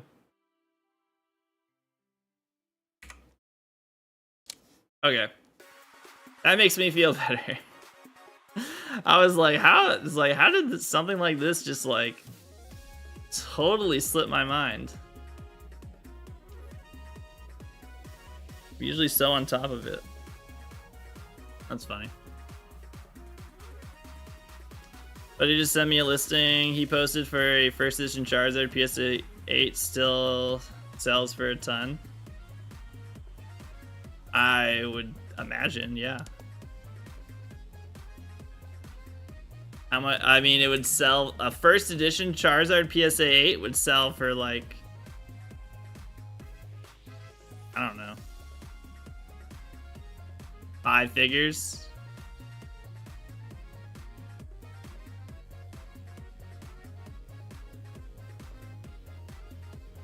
$30 for a legit copy of White from your cousin. You're gonna get it. That's a good deal. It's at 11K. Yeah, that's gonna sell. That's hit, and that's his Charizard.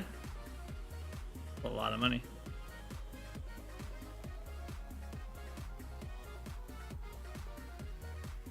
Crazy.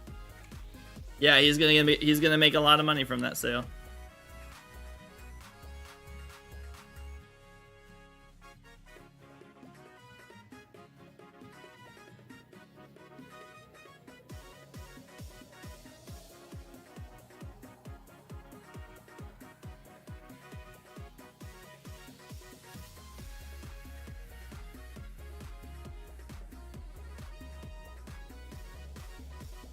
Yeah, $30 for a legit copy of Pokemon White's a really good deal.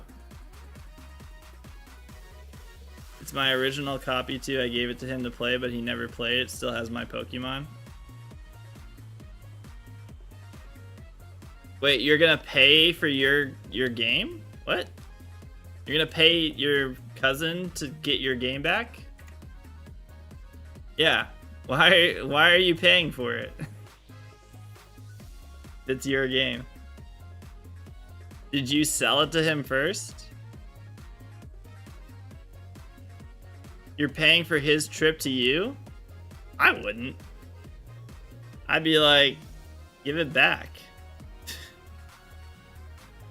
I wouldn't pay for that.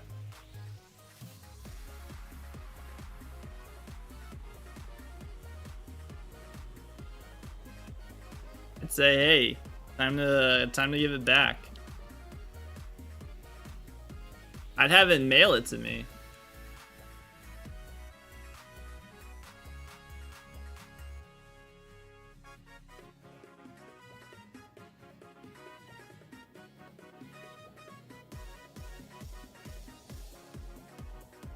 Not just for the game. I'm buying tools from him and he's throwing it in. What a weird transaction. He's throwing it in. Hey man, you want to buy these tools off of me? I'll throw in a game that you let me borrow. What a deal.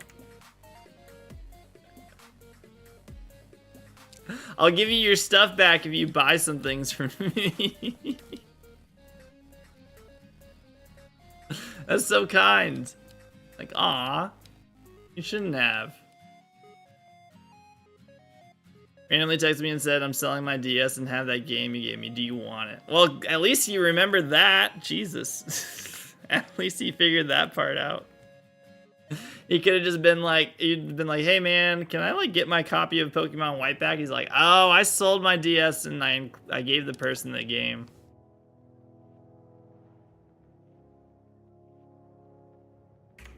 I guess in that sense, you're lucky that he didn't do that.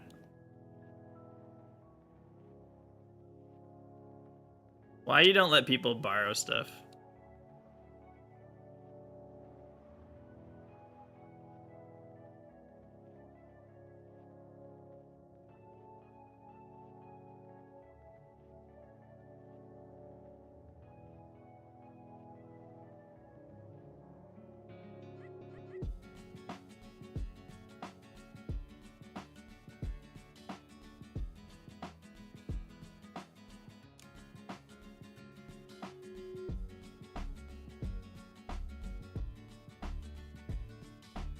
Like, if you're ever gonna let someone borrow something without, like, any exchange of money, you basically need to... You should be doing that with the expectation of not ever getting it back.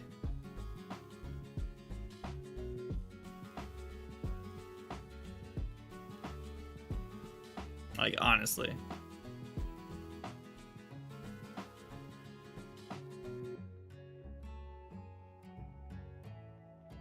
I'm like, seriously.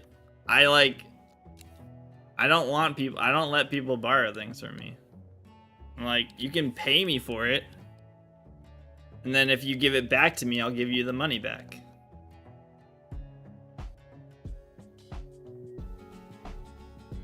Otherwise, they're gonna be like, why should I give it back? Like, there's literally nothing, there's no reason I gotta... Yeah, it's like things can happen, but at the same time, it's like, you were 9 years old. Well, be smarter when you're 9 years old. Oh, I know.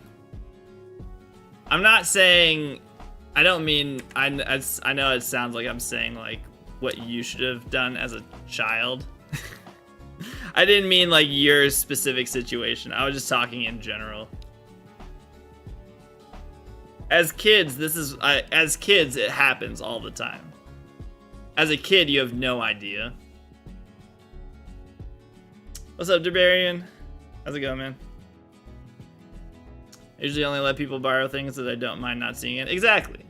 As adults, you realize you're like, all right, if I'm gonna let somebody borrow something, I'm just like, if I don't get it back, whatever. I'm fine not ever getting it back.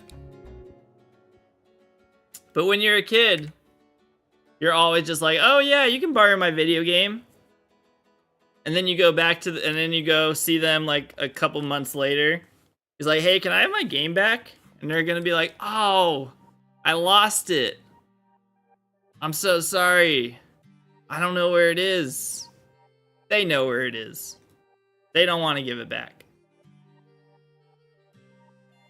Or no, they lost it. They lost it. I traded an anime action figure with armor and stuff with another kid when I was like 9. He returned mine and it was broken, so I kept his. There you go. Smarpy was smart as a kid.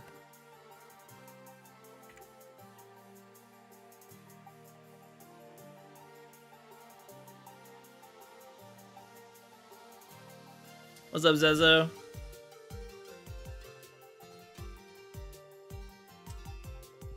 Happy time zone, right?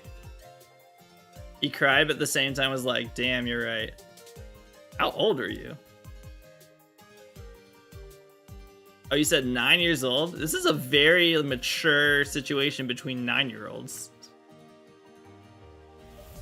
I don't think this is how that would have gone down when I was 9. If you borrow something, return it in better condition or better than it was. I mean, if you're a good person, yeah, but the majority of the people are not. He accepted it? That's very... This is crazy for a 9-year-old. I drew up the contract in permanent crayon. As you can see here, the terms. I apologize for the chocolate milk stain. It was snack time. If you could just sign here, initial here. What do you mean you don't know what sign here means? Write your name. What are your initials? What's your name? It's the first 2 letters. Jesus Christ. Know your ABCs. Stop crying, Billy. This is how business works. This is the real world. Now I expect this Pikachu to be returned to me in mint condition.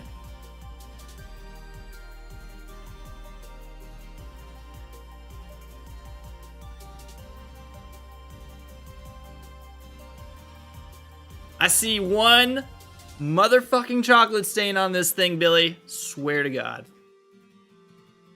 We will settle things on the dodgeball court.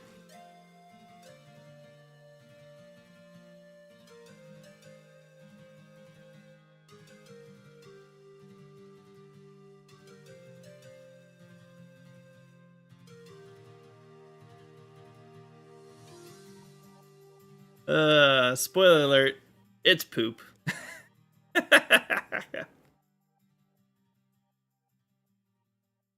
Damn, you 9-year-olds.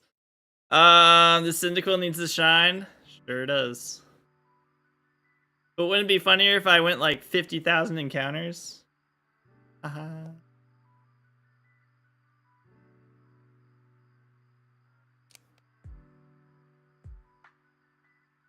Don't even joke. I mean, at this point, why not?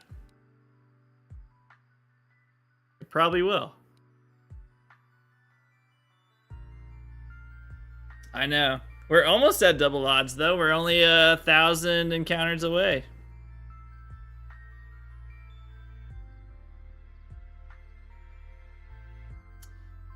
Just 1,000 more encounters and we're double odds.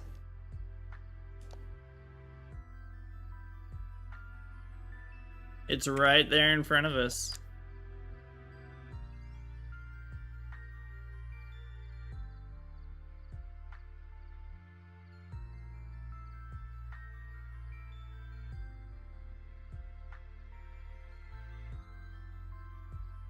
And then I'm just gonna not stream for a week. And then I'll come back and I'll get it on the first encounter.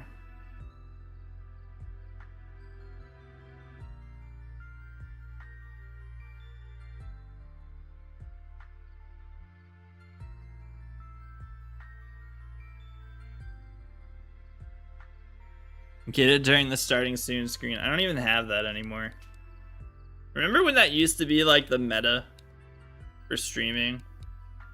You have to have a starting soon screen. You have to have an ending screen. All these things. Now it's just like, I just hit the start button. And then it's just like, here I am. Let's stream. They say 1995, 2025 plus. So Red and Green was meant to be released in 1995. Wasn't it released in 1995 in Japan?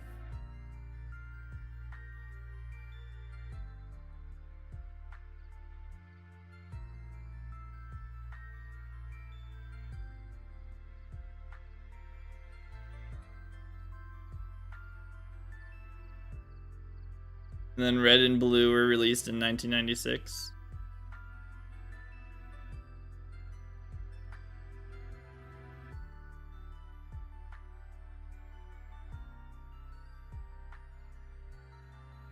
Or was the idea of Pokemon created in 1995?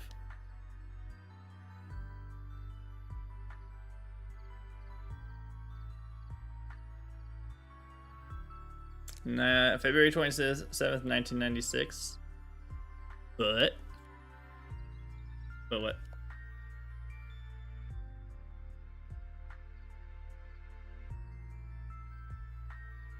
Maybe that's when they got it copyrighted, was in 1995?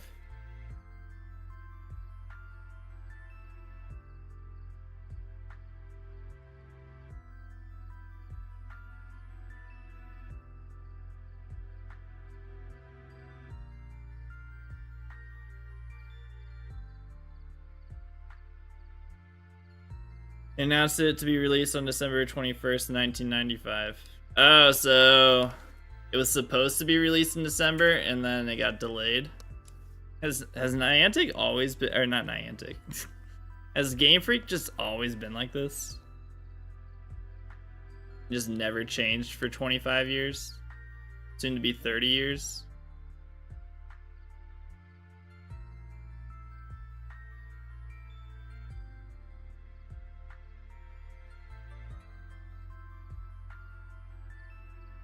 The 30 years that Game Freak has existed, they're just like, we still can't figure out how to do things on time.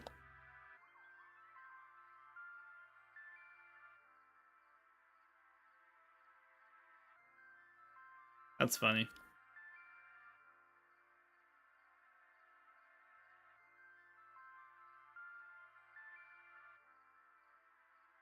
Yeah.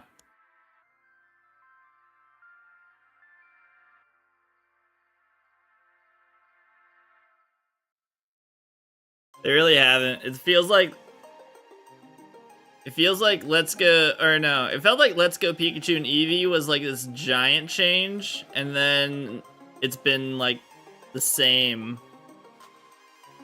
since then. Like, I like Sword and Shield, but visually, Sword and Shield is not that good. It's kind of just like they came up with, like, I don't even know. It's like they moved over to the Switch and they're just like, we don't know what we're supposed to be doing here.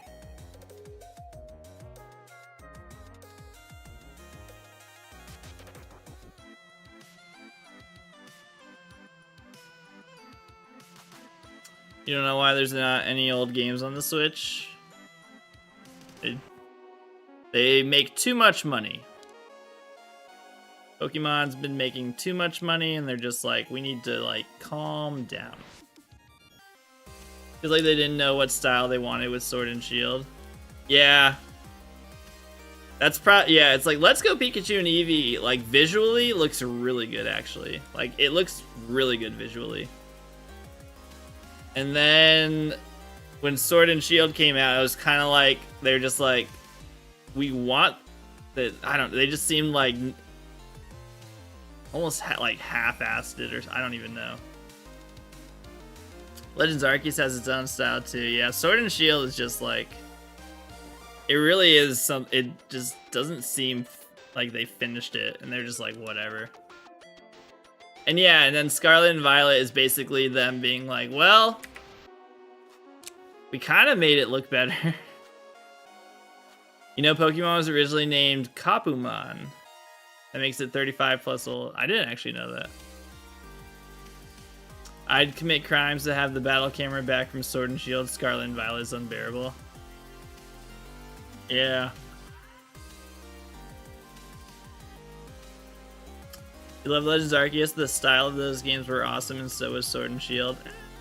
Sword and Shield's good, but I don't know if I'd say it's awesome. Nichi Masuda is just running out of places to put all the money and had to stop making so much of it. Pretty much. Like, whoa, hey guys, if we release these older games, you can make another $1 billion. He's just like, no, I have enough. Oops, I put more Roaring Moon on the left, and now I can't see anything on the field until it dies or swaps out. That was, yeah. Scarlet and Violet is just like they took things from Sword and Shield and then they're just like, alright, so what should we do with this whole battle map area? And they're just like, I don't know. Put a granny over here and make her clap. Like, okay. What about visually seeing the Pokemon? It's like, clapping granny. Make sure you do that. Does she do anything else? No. Alright. What should we do next? Let's make all the Pokemon really small. Are we done with the battle area? I'm like, yeah. I think it's good. First Pokemon design was right on. I did know that.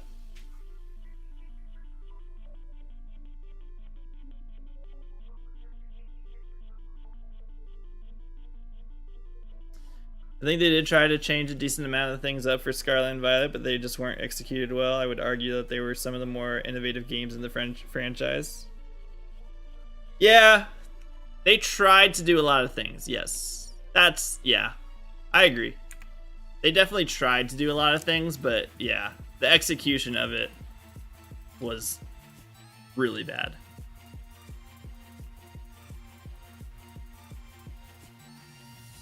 They definitely tried to do new stuff. Yes.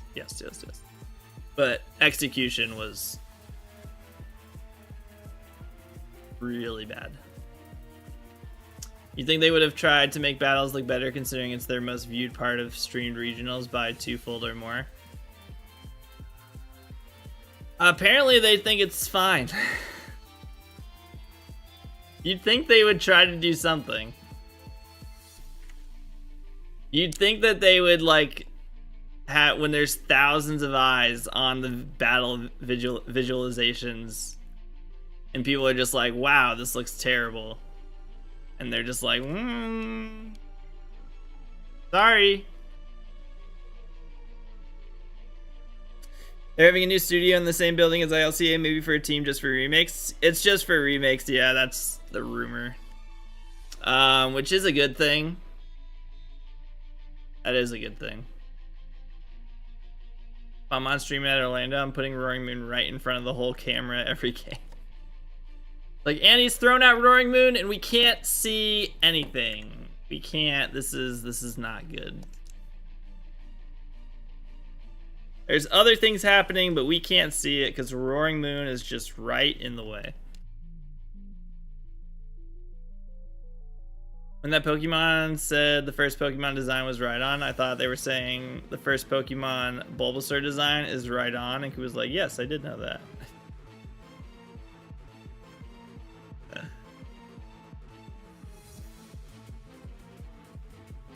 Your Roaring Moon is point short of Jumbo too. So it's just a giant ass Roaring Moon. And they're just like, we can't see what's happening right now because there's just a big ass Roaring Moon in our face. Those poor commentators. They didn't ask for that. Have you guys noticed Sword and Shield and Gen 9 Scarlet and Violet does have the third sequel because of the DLC added system? I mean, it replaced them releasing a third game. Yeah, it's just DLC.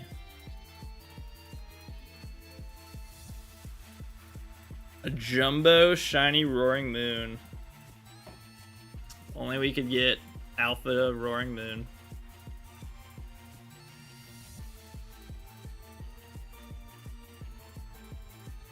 The team of jumbos. Hey guys, we introduced this new thing called Jumbo Pokemon, but we forgot to code it correctly for the battles. So, whoops. Whoopsies. Now we can't see anything.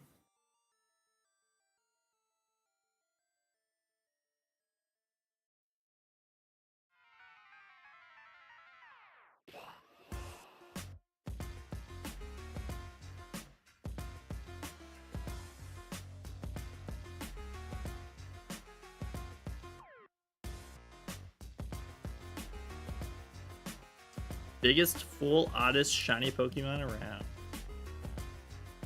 Isn't that the dream? Is that not the dream?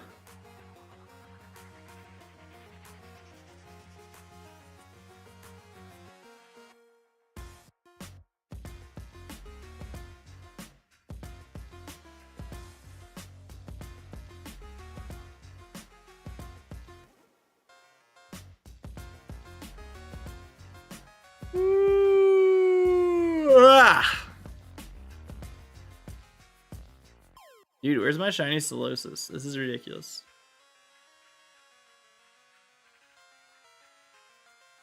I'm starting to see why they needed to put Manaphy in this game to sell it.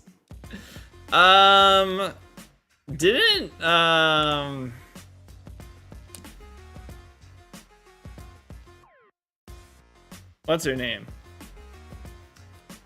What's the like big YouTuber's name? I'm totally forgetting her name now. Didn't she like skipped a whole lot of the actual gameplay when she did her video on it?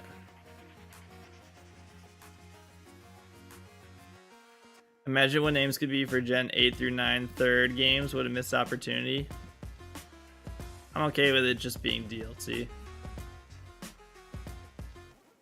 Jaden, thank you. When Jaden did her video on Pokemon Ranger, I remember like in the middle of it, she's just like said like a bunch of stuff happens here, but it's not very interesting, so we're just gonna skip over it to the end now. Have you ever tried the screen shiny hunting black and white Minchino? No, I don't really like hunting not catchable shiny Pokemon. I'm not a huge fan of that. I'm tempted to dig up my old action replay to try and just cheat it at this point. It's so frustrating at points. No, you're so close. Not making me very excited to play through this game. Anyone want to buy my Shaman for $2.99 cheaper than Pogo and you get it without research? No, let's not sell Pokemon in my chat, even if it's just a joke.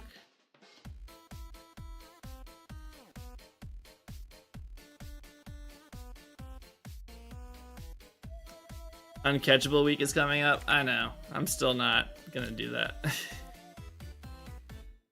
Ranger's a really good game. Don't listen to the hate. We'll see. I know it was a joke. I just didn't want to put it up there. I know. It's one of those things I just have to be cautious.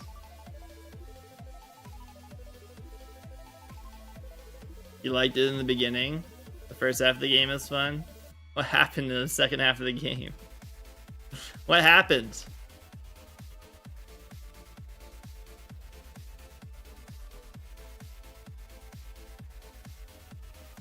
Well, if we know one thing about Parabolic Panda, they just want the game to be over with so they can shiny hunt.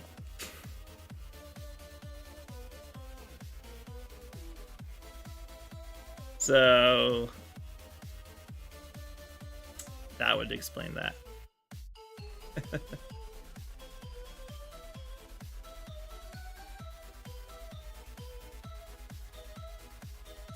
Pokemon get bigger and faster and like to stick to the corners where you can't draw circles around them. What an interesting description of a game. Without having, like, knowing how this game works.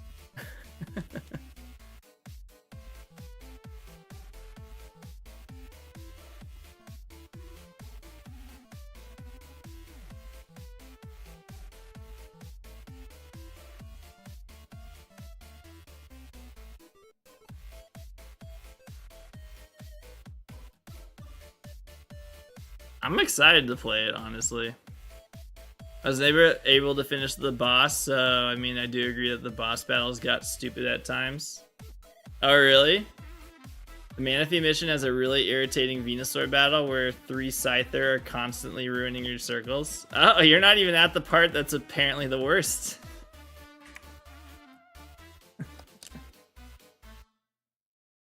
You're not even at the worst part yet.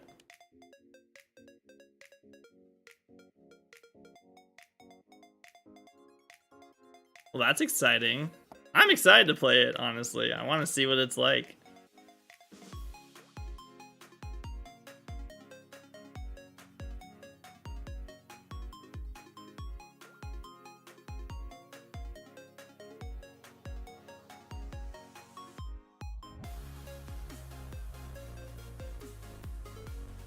The game overall is pretty good.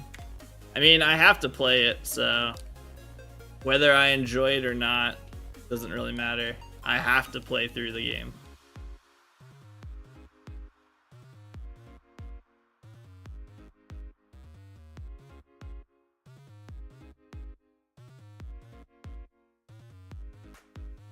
I mean, is that not going to be good content when you guys just see me rage at Pokemon Ranger?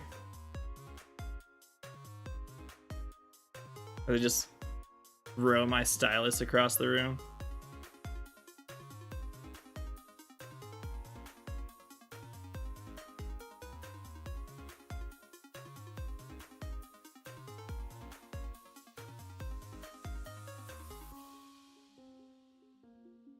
The madder the streamer, the better the content.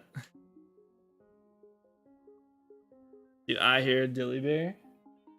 I do. Hi.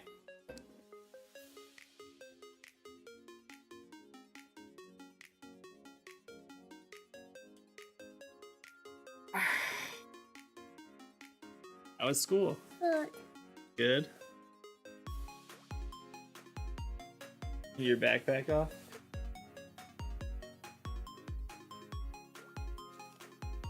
You got your goldfish. What did you do at school? Pink. You painted? Cool. What did you paint? What? Oh, okay. It's changing colors. No, we don't touch it. Can you press the A button? The A button. When it says A. Press it again. Ah, no shiny. You know it's not changing colors? This freaking Cyndaquil. Can you say Cyndaquil? Cyndaquil. No? You see you? Is that you up there? Is that Dylan? Up here. Up there? No, that's not you up there. You're right there.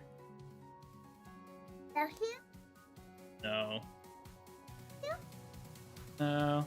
Just there. Down here. Yeah, right there. That's you. Here. Still only on one screen. Up here. No. No. Still not there. Still not up there. Here. No. Here. Yes. Alright. You ready to press the A button again? Alright. The A button. That's the B button. A. Press it again. Press it one more time. Yeah. Ah. No shiny. Darn. Oh. Behind the greens. Alright, are you gonna go have your snack? No. No. Are you gonna go take a nap? No. What are you gonna go do? You're just gonna sit here and shiny hunt with me? Yes. Hold on, I'll tell you when you can press A again. Almost. Okay. So press A. Press it again. And one more time. Darn. No shiny. Done. Darn it. I done. You did it. You did it. Good job. You're a professional. Up here. Up here. Yeah. You're a professional shiny hunter. Up here. Here. Here. Yes. Up here. Up there? No. That. What is that? Pokemon. That's right. It's Pokemon. What's that? Also, it's all Pokemon. All right, ready? No. Can you press the A button? Yes. All right. Press it again. More time. These all had 20 HP. You're supposed to bring me the luck. It's supposed to be my good luck charm. Yeah. Are you? Hey. I'm Pokemon. You're Pokemon. Not yet. Tell you when you can. We gotta get through a lot of dialogue first. This guy on the screen likes to talk a lot.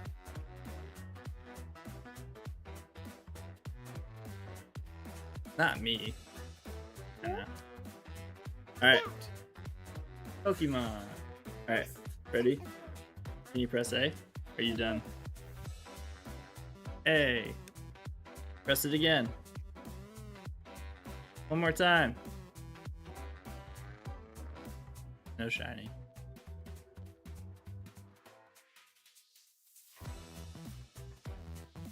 I want you to get this for me. It'd be really cool. I know. I know it would be quite the reaction. I'd probably scare her. Hey, hey. Hey, he's not up here.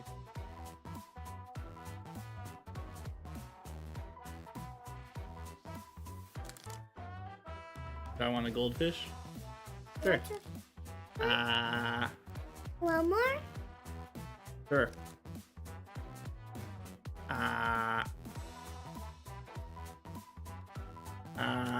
Okay, no more. No more. You eat it. Are you all done? Alright, you say, oh, hold on, don't get tangled up. You say bye-bye. Bye bye. Bye bye. That was adorable. Go to mama. Reed, thank you for the follow.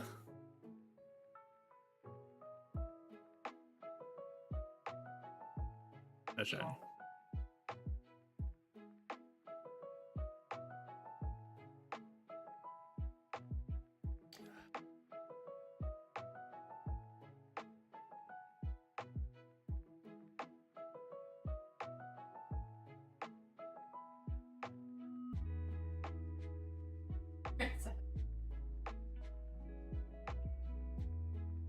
You can take the crown if she wants.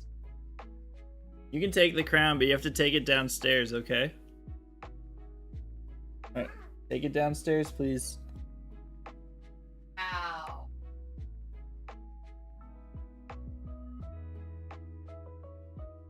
I was like, it's way too big for her.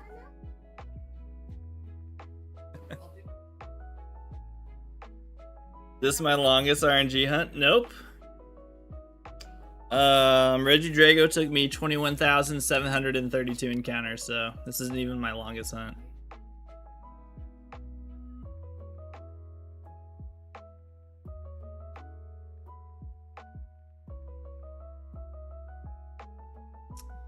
Not even my longest hunt.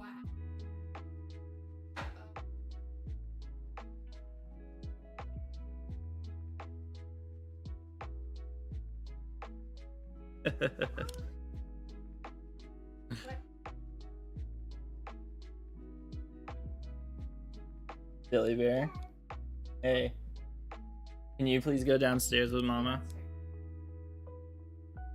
No thanks. Reggie Drago took me 4 months to get.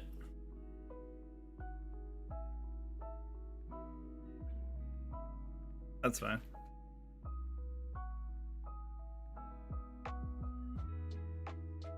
Bye, Dilly Bear. I love you. What control? Oh, it's fine. Yeah.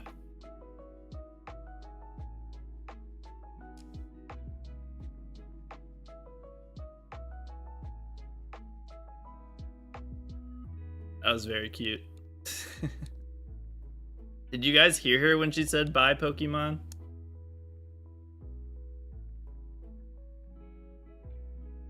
I don't know if the mic doesn't pick up everything she says. It did? Good.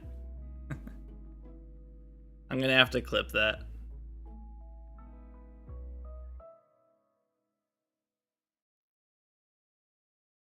But yeah, Reggie Drago is my longest shiny hunt, 21,732 encounters. It took me 4 months to do.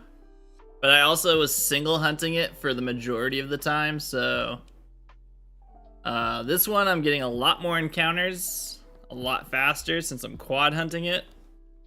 But She said that's Pokemon a lot, but at the when she left, when I told her to say bye to you guys, she said bye bye Pokemon. I didn't know if that made the mic or not. Somebody got a clip of Baby Quick doing into the mic a few months ago. That's awesome. That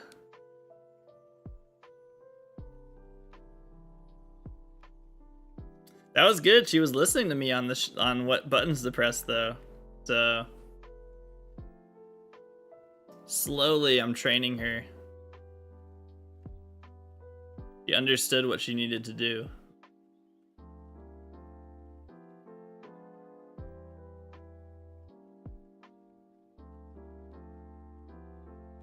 And she was feeding me goldfish, so like I can get her to press the buttons and feed me goldfish. Shiny hunting's about to get a lot better.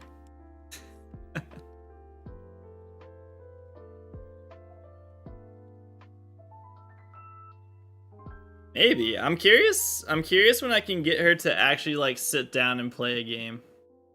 The mic kind of got it. I'll get the clip. Okay, thank you, Kyra. It's hard because my mic settings are like set to not pick up everything, so her voice can be like too soft for what my microphone picks up.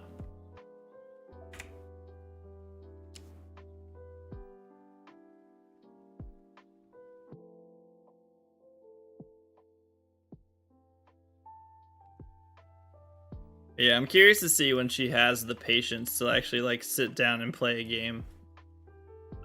She does not have that right now.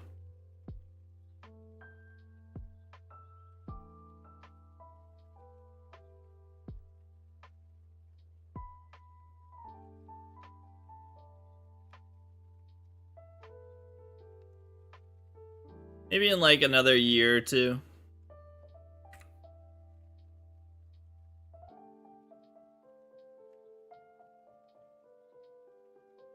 Baby Quick knocked out about 20 wild Pokemon while playing Diamond on his DS Lite before he got frustrated and quit. That's pretty good. 20 is pretty good. But that's about right. Have I beat the game yet, Dad? No, you're not even at the first town yet. I hate this game.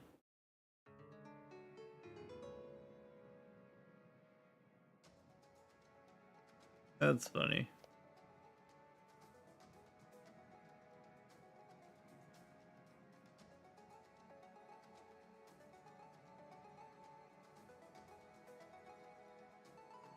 Why haven't I gotten a shiny Pokemon yet?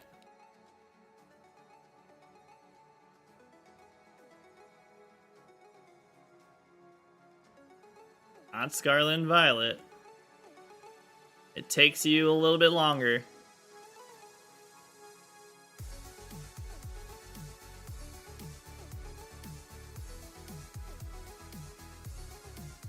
Now, let me check here. No.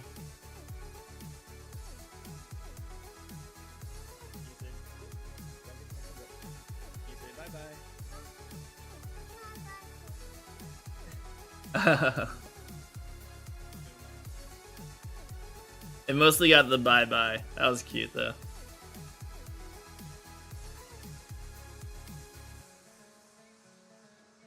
That was cute.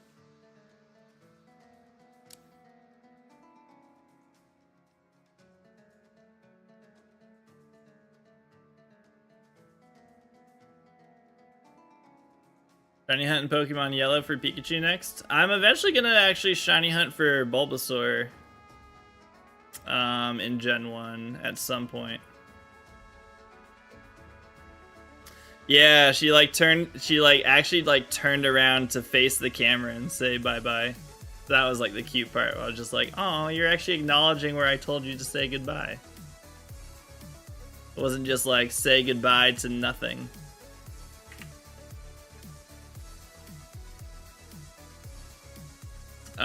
But I'm planning to eventually do a generational shiny hunt for Bulbasaur. So we'll shiny hunt it in Gen 1, Gen 2, Gen 3. Gen 4.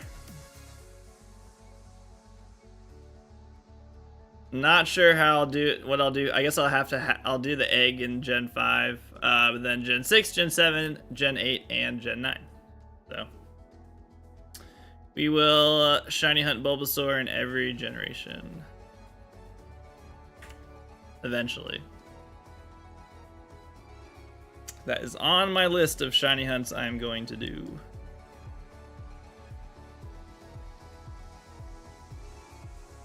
You'll hunt shinies in Gen 20 plus, yeah.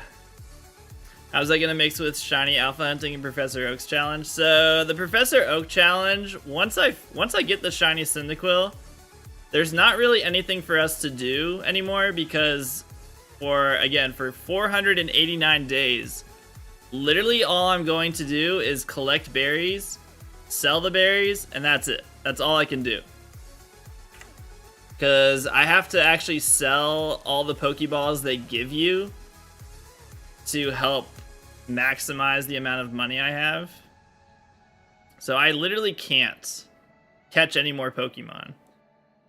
So, I mean, I could train up the Cyndaquil to be a Typhlosion, but yeah. We're not gonna have, there's not anything else in the Professor Oak's challenge I'm gonna be doing for a long time. So once we get Cyndaquil, that's pretty much the end of what you guys watch me do for over a year in the Oak Challenge. Professor Oak Challenge is that you get every form of every Pokemon available before each badge. So like if you, for instance, I get Cyndaquil, I have to evolve the Cyndaquil into Typhlosion before I could go get the first badge. But I also have to catch every available Pokemon that's possible to catch before the first badge. And then I have to evolve all of those Pokemon fully. And then I just continuously do that as I play through the game. It's a very long, very arduous task of completing a game. But it's really cool. I think it's really cool. Yeah, you have to you sell everything to start the game off. To get that Moonstone as quickly as possible, you just have to sell every item.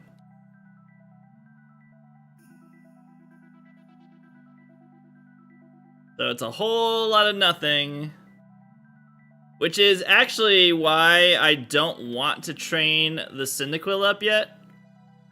Because I won't have any Pokeballs. So if I'm training the Cyndaquil into a Typhlosion and I happen to find a shiny Pokemon, I wouldn't be able to catch it. So I'm probably not going to train up the Cyndaquil until after I have Pokeballs. Because that would really suck. That would make me very sad.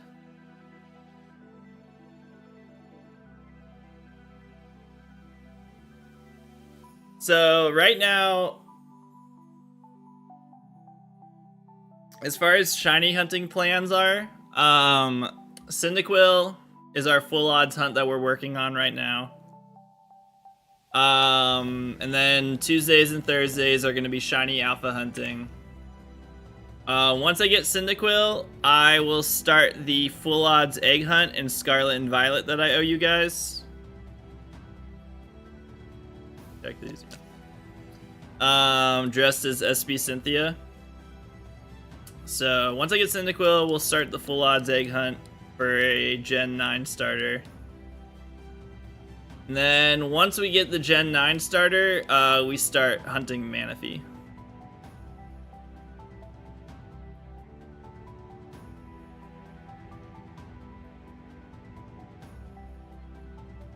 So we'll work on shiny hunting Manaphy after the full odds Gen 9 egg hunt to do a second full odds egg hunt. And then after Manaphy, I don't know.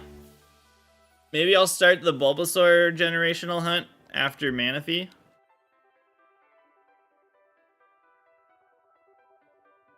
Yeah. And well, it's like, in all honesty, but it's like we start Manaphy and then Legend Zeta 8 will be out at that point. So, and then we'll be playing Legend Zeta. Make that glitch which makes your character male blue colored and try to hunt for shiny Totodile. How do you do that? I've never heard of that.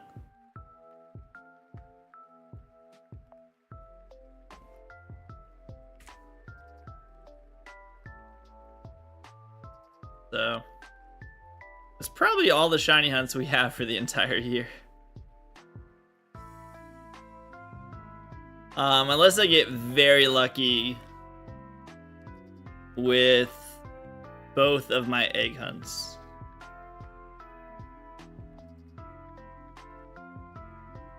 Unless I get very lucky with those, I'll probably just be doing those shiny hunts for the rest of the year.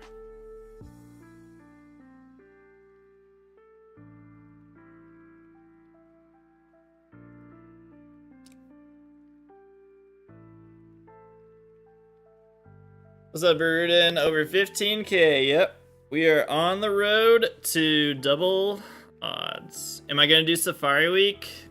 I really don't. I don't know. We'll see. We'll see what I'm doing. If I'm not hunting, if I'm still not hunting Cyndaquil, maybe. Making your color blue on the male protagonist? Oh. I've never heard of that. I'll have to look at that. No need to see. If I'm still hunting Cyndaquil and it's Safari Week, I'm not doing Safari Week. I'm hunting Cyndaquil.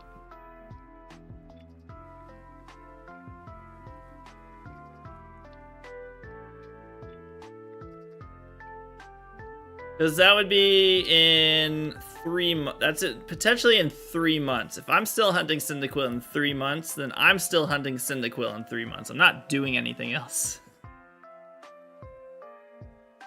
I am going to be at 50,000 encounters for Cyndaquil at that point.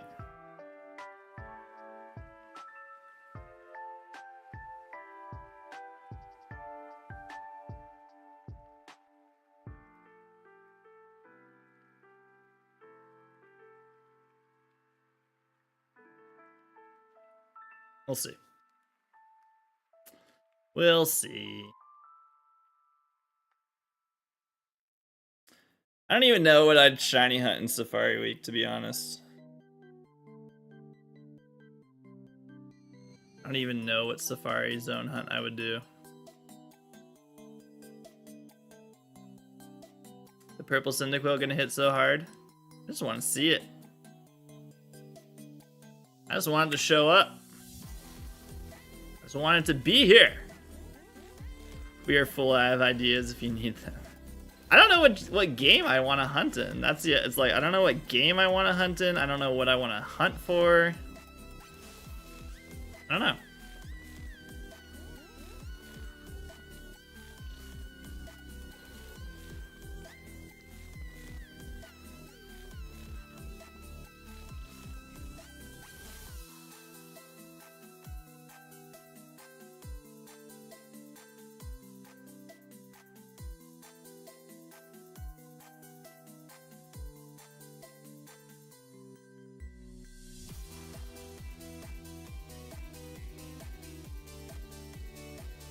I guess I have 3 Gen 3 copies. I have 2 Leaf Greens and a Fire Red, so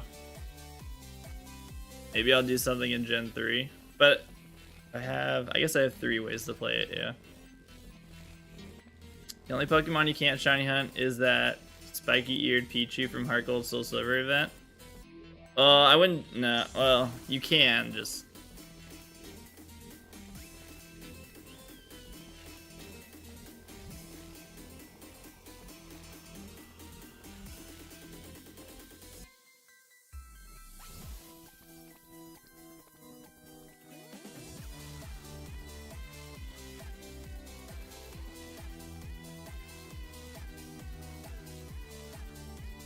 So I guess I could do it in Gen 3.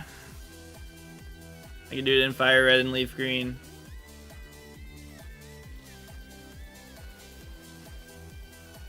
I have to decide what Safari Zone hunt I'd want to do.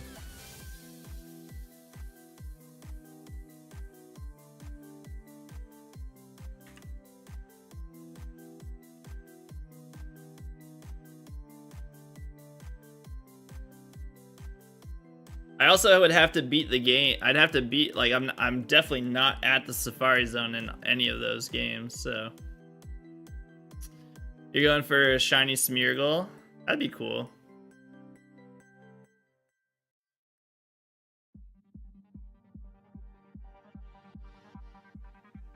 Smeargle would be a cool one.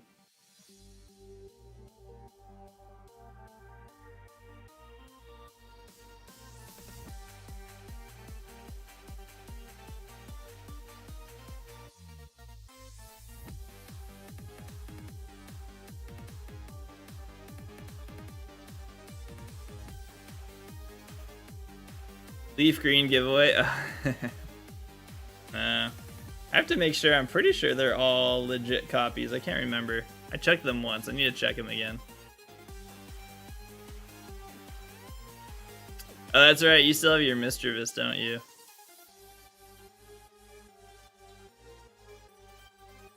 Yeah, I'll have to check what I can shiny hunt in the Safari Zone and then decide.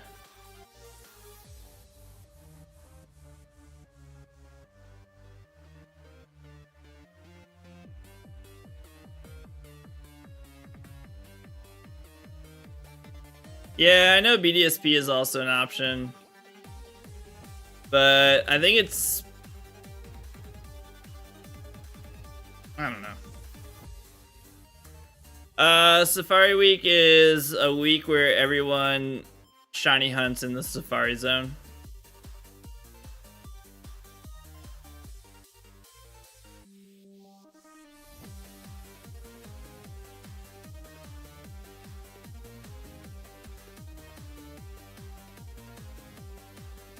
So full odds shiny hunting where you have a very high chance of your shiny Pokemon just running away from you.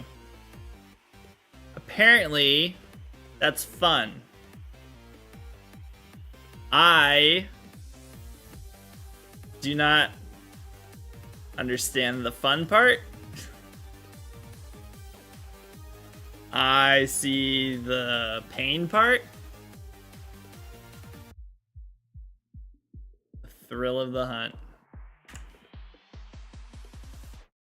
I like catching my shinies. I like having my shiny Pokemon.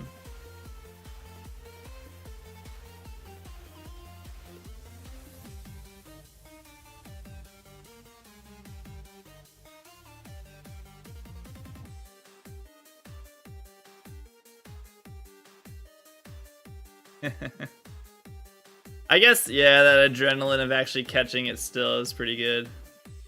My oldest shiny is actually from the Safari Zone in Fire Red. Is it really? What is it? That's kind of cool. I like catching my shinies and then locking them in the PC, never to see the light of day. Exactly. It's like I put them in Pokemon Home. Nobody ever sees them ever again, and that's where they're supposed to be. A Doduo. That's cool. That's awesome. But not all of us are like you, Kyra.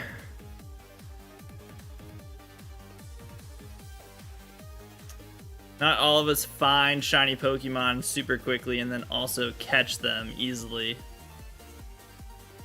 You have shinies run away from you all the time. You should be used to it. No, I run away from the shinies. I run away from shinies. Difference. Funny because that's literally what Lusamine did, but she was reviled for it. That's the whole plot of Sun and Moon. Yeah, they don't run away from me. I run away from them. I've never had a shiny run away from me. I've killed shinies or I run away from them.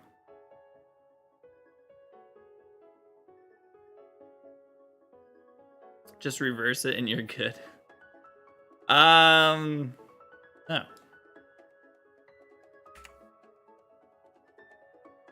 Outside of the actual hunt, the uncertainty of when I'll see capture shiny is the best part. That's why I love Safari Week. I stopped method hunting years and years ago because I started to expect the shiny, and that just ruins the whole hobby when you start to feel like you're owed a shiny. But it's been a month. Yeah.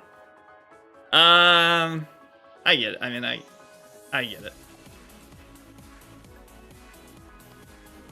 It's like taking shine. It takes full odd shiny hunting to another level. What's up, Bubbles? It's just taking it to another, like, insane level. I failed a Bellsprout during Safari Week. One of the easiest mons to catch. Oh, man. You'll love this Shiny Cyndaquil more than the Shiny Drifloon number 69 from Legends Arceus. I don't catch Shiny Drifloon number 69. I don't even catch shiny Pokemon in Legends Arceus anymore. It's like, if it's not a shiny alpha Pokemon, I'm just like, eh. I don't really care.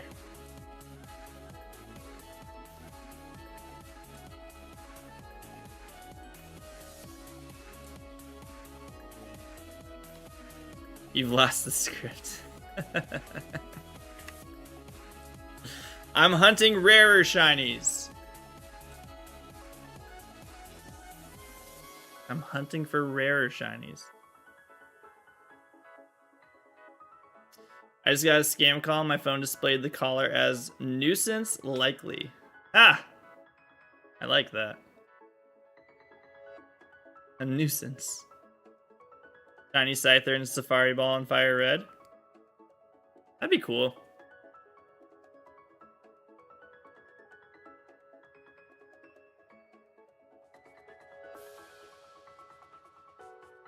We'll see.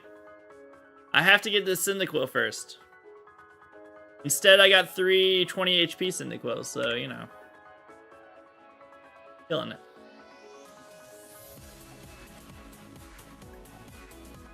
Let me get my Gen 2 Shiny Cyndaquil first, and then I'll think about it.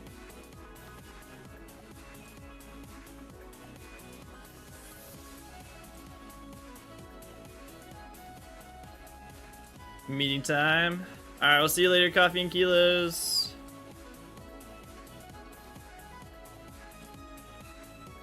Have a good meeting. Oh, just a reminder, guys. No streams next week. No streaming next week. I am on full dad duty, so there will be no streams next week.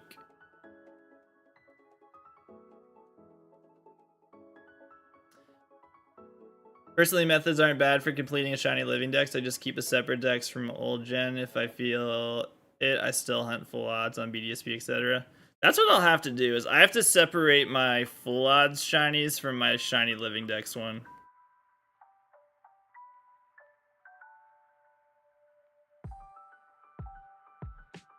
I have to make sure they're in like 2 separate areas so I can see them.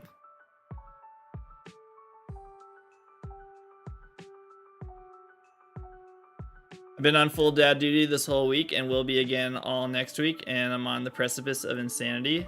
Hooray! Get yourself an emerald and do Rock Smash Shuckle in the Safari Zone.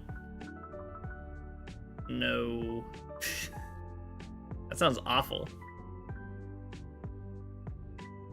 Oof, 2 weeks of dad duty.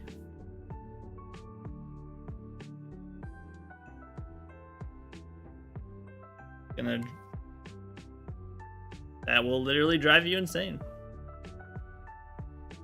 Just leave them on Gen 4, Gen 5. 1% Octillery in Emerald. Why is there a 1% Octillery?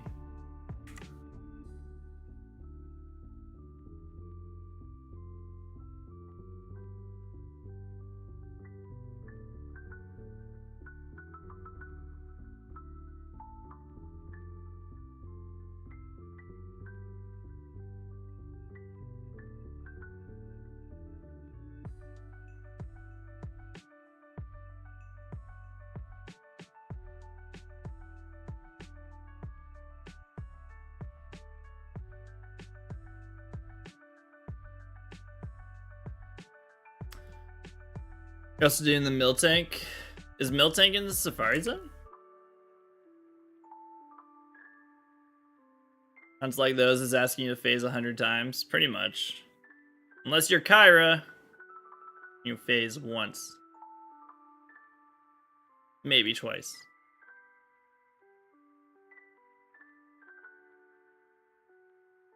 Yeah. That's what, we're now doing, I'm now hunting for a shiny Alpha Eevee in Legends Arceus, and it's more likely I'm gonna get a shiny Alpha Bidoof before I get the Eevee, so I'm gonna phase a lot on that Eevee.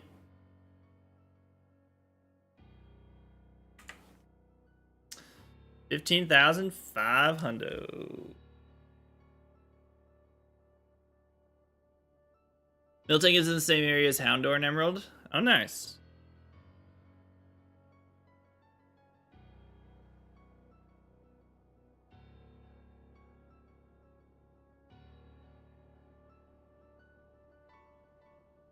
Shiny before 17k.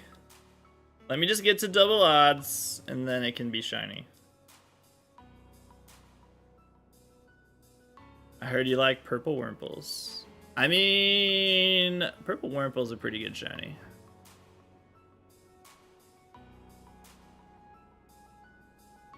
I will say, even though that soft reset, or the resetting spot that you were trying to do for Pichu doesn't work for Pichu, it does sound like it's a good spot for a shiny Alpha Wurmple.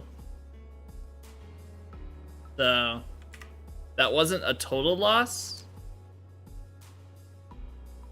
Obviously, we wanted to do the reset for Pichu, but yeah, shiny Alpha Wurmple is pretty cool too.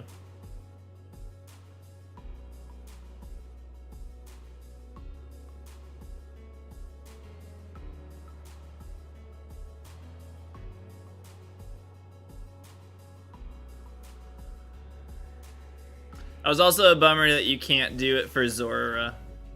For some reason, I thought, like, maybe there was a chance that it despawned Pokemon underneath. I thought there was maybe a chance. But, oh well.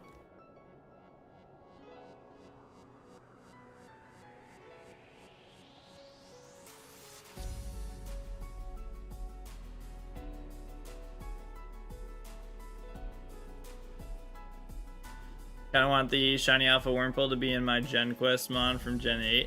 It'd be cool. Just like a giant purple shiny worm.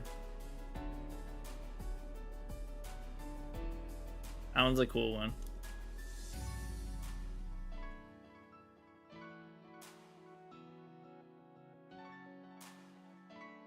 Oops.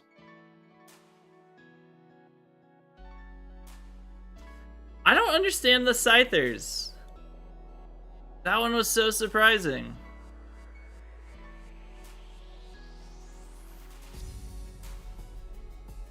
Like, the fact that there were so many of these where the Pokemon are not able to be reset on is so strange. It's like you ran, it seems like there's some sort of thing. There's something happening that is preventing it. We just really don't know what it is. We have to check for the Chimchar spot and the Petless spot. We'll do that when you play Legends Arceus again. I mean, if the Petlil spot you can't, I don't know. I don't understand that at all. What's up, Sir Knight? Are you about to tell me you got a shiny Alpha Eevee? I feel like you're about to tell me you got a shiny Alpha Eevee. Oh, you came across the same thing with Scyther. Yeah.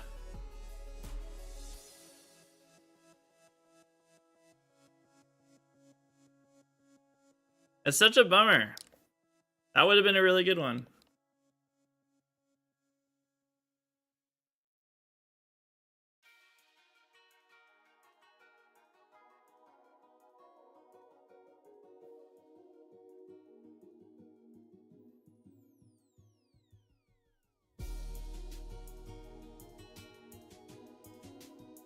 No shiny alpha yet. Ah, bummer. I really wanted to do that again today. Oh, you got a shiny Bidoof? There you go. I was very tempted to continue doing the resets for the Eevee today. But I also really want to get the Cyndaquil.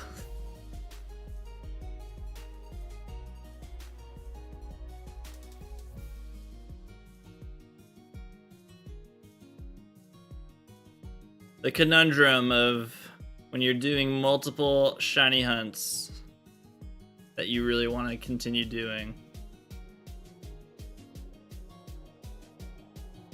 You must focus on one.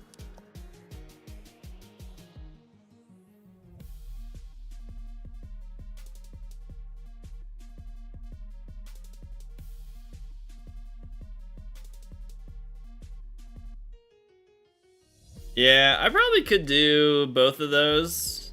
Honestly, I could do the Cyndaquil and the Eevee reset at the same time. I don't think I'd have any problem doing that, but...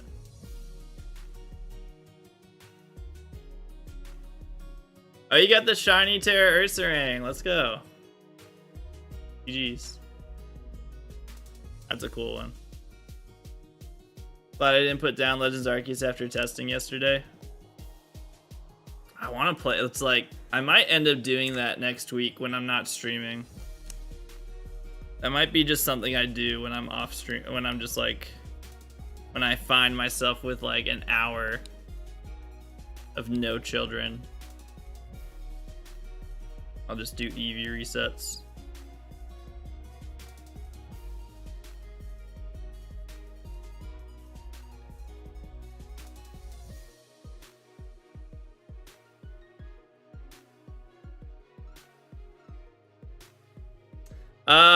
It blew up because Shiny Catherine saw it. Because she's been trying to get a shiny Burmy for so long. That was really funny. When I saw that she commented on it, I was just like, oh. She's been trying to get this for so long. And Kyra's just like, hey, it's easy. This is my third one. Oh,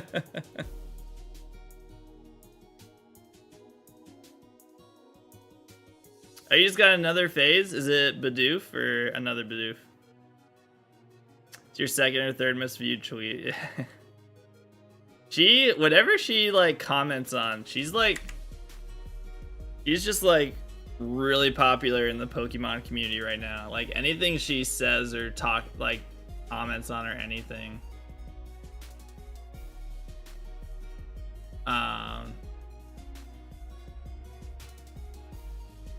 blows up.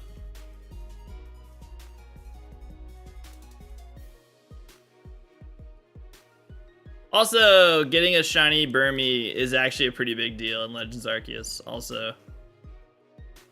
So, it's like actually a cool thing to see.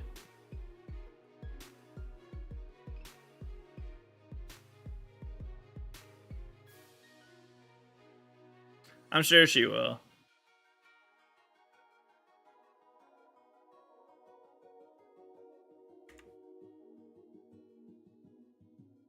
She will.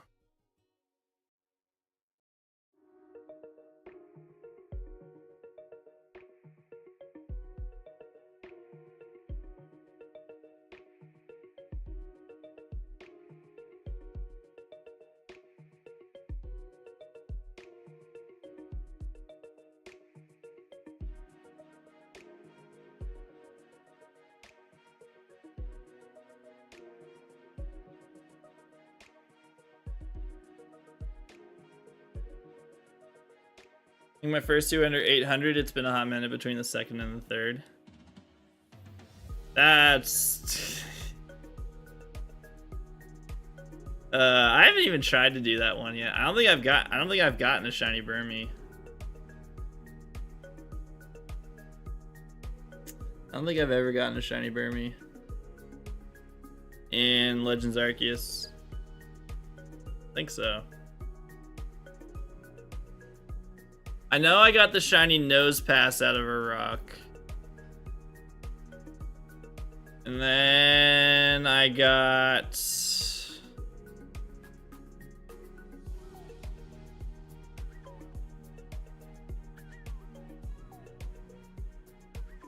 Got mine 850 encounters and did the cave reset method because I did not want to hunt it again.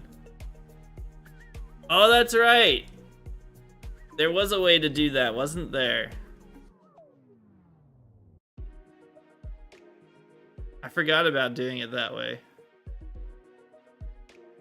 I remember I was actually I was thinking about doing that setup.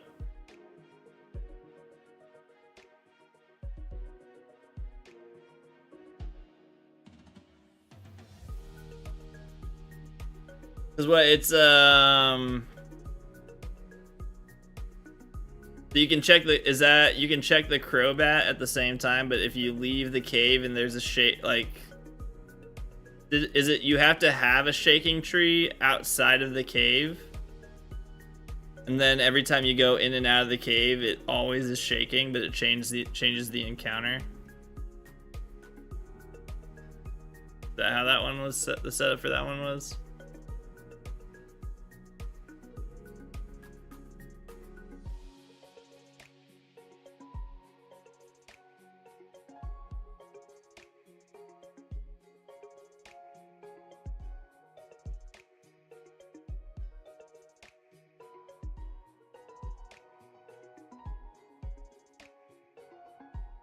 Made a video about once you find the shiny, you go into the cave for a certain amount of time and you go back and it's there again. Oh, that's you can duplicate it. That's right. Okay.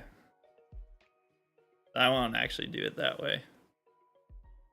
I knew there was something you could do.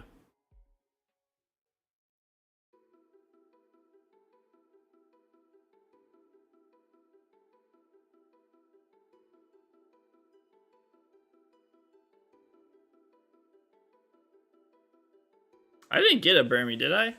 Did I get a Burmy? I don't know. Burmy?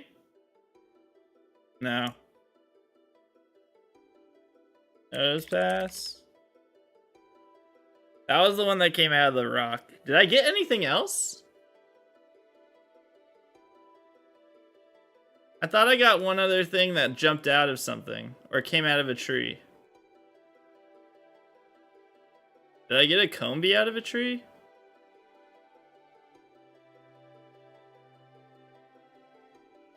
I think I have like multiple Combi clips. So I don't even know what it would be.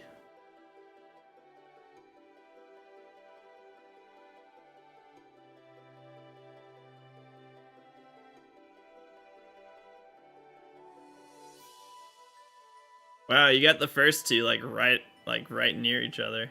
That's kind of crazy. Still 20 days in between though.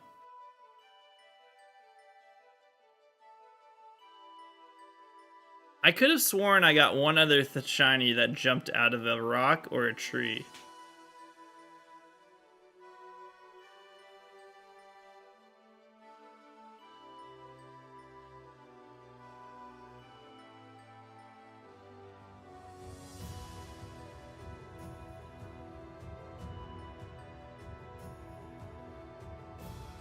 Was it Graveler?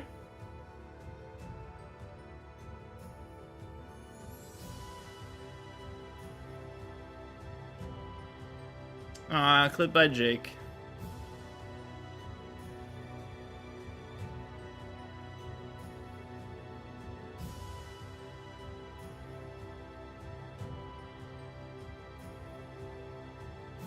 No, not out of a rock. Did I get a Geodude out of a rock? I don't think so.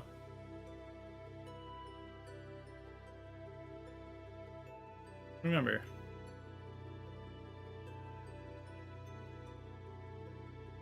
It might have been a Combi. I feel like it had to have been a Combi.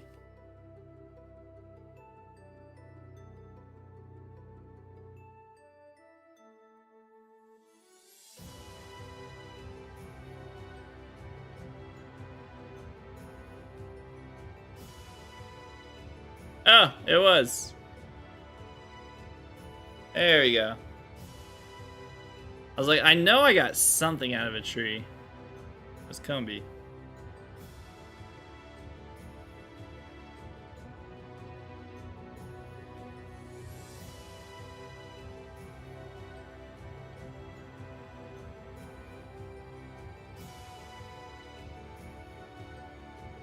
Okay, so Nose Pass and Combi. Pretty cool.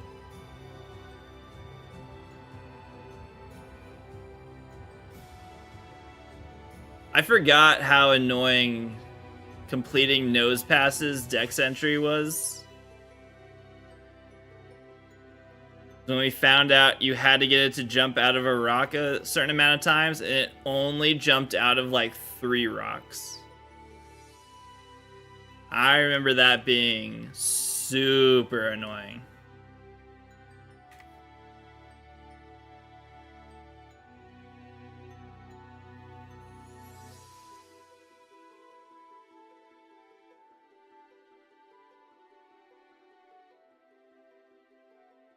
I know. I remember I think Combi was before the Nose Pass. And I got super confused because I heard like 2 shiny sparkles. Or I just heard the shiny sparkle and I was just like, why did I hear a shiny sparkle?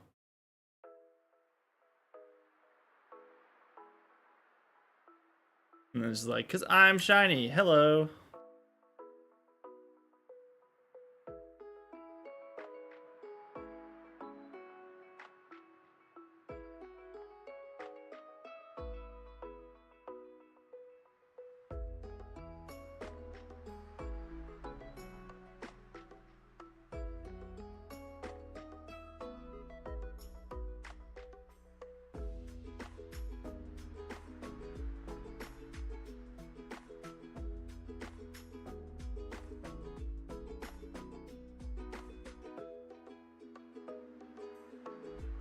Three females. Neat.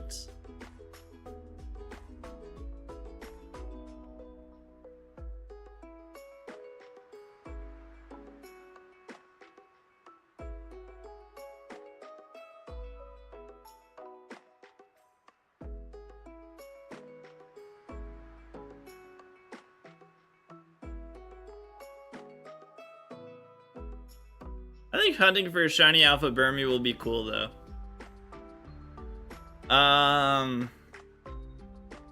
Even as I think about like doing the space-time distortions, the shiny alpha hunting for those is gonna be like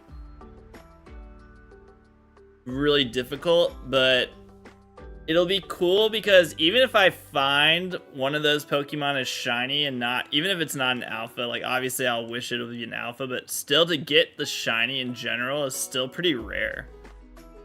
Like even if I just get a shiny like Porygon, and it's not an alpha shiny Porygon, it's still a pretty cool shiny to get.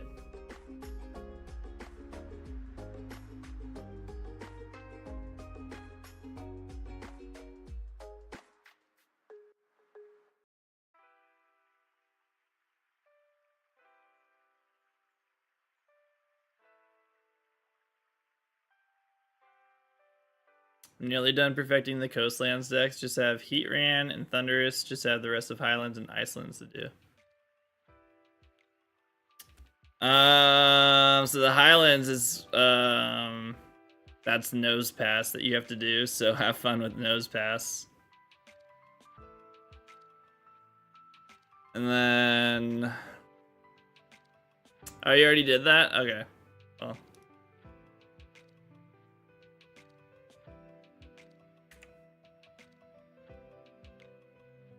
Then never mind. Can't really remember any other annoying ones.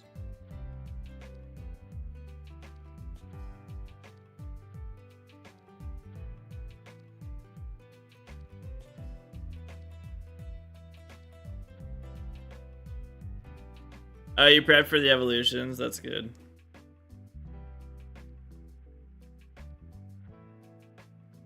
Oh, Magnemite! Oh boy. Have fun. Magnemite. Stupid, stupid Pokemon.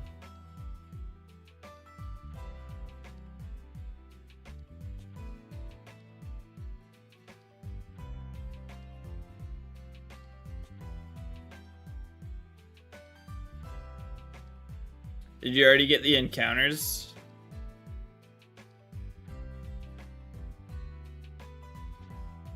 I think that's the hardest part for Magnemite. Those are done? That was the hardest part. That was the only annoying part.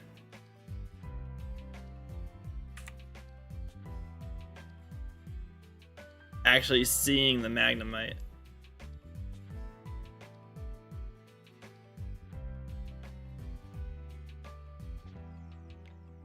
Did you catch enough to evolve into Magneton?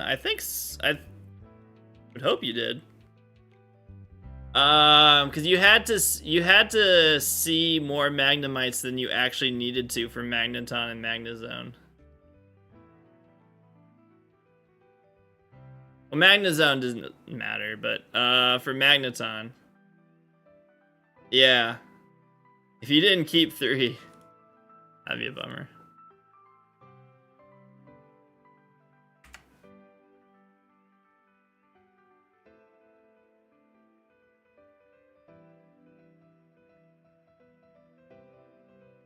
Oh, they finally gave the news on Kate Middleton. Holy crap. So she has cancer. That's too bad.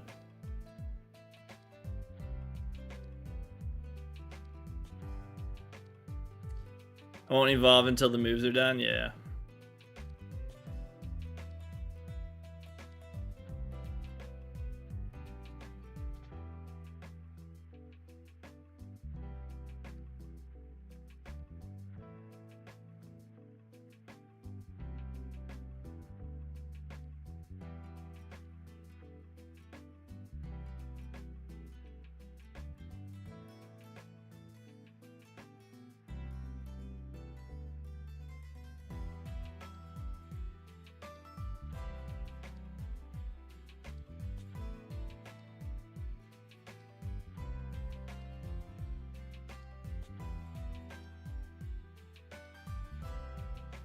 Oh, random. I actually saw some very good advice for Raikou Week. So we have Raikou Week coming up starting on Monday in Pokemon Sleep. And someone made a very good observation that if you have an incense to make Raikou appear, so I think if you collect enough Raikou mane to buy one of the incense, you don't have to use it on Raikou Week. Because Raikou can spawn anytime at Greengrass Island. And so somebody said, like, if you get a Raikou incense, but you don't have a Master Biscuit, just wait. Don't use the Raikou incense until you are able to get a Master Biscuit. Because then then you'll for sure capture it. So, just some advice for those that are playing Pokemon Sleep and want to for sure capture a Raikou. Focus on getting the incense, and then just save up until you can buy a Master Biscuit, and then you'll use the incense once you have the Master Biscuit, and you'll be all set. So don't feel pressured. I know there's a lot of pressure to catch Raikou during the Raikou event, but you don't actually have to. You'll be okay if you don't capture it during the event. So, just some advice. Thought was good advice.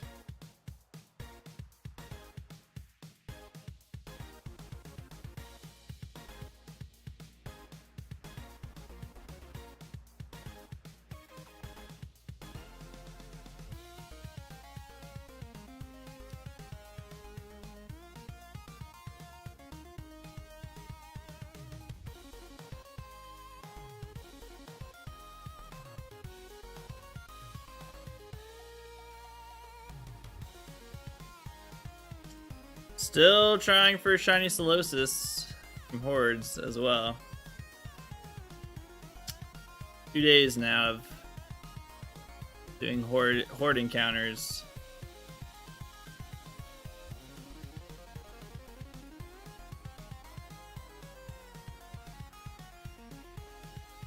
Not even a phase. Not even a phase.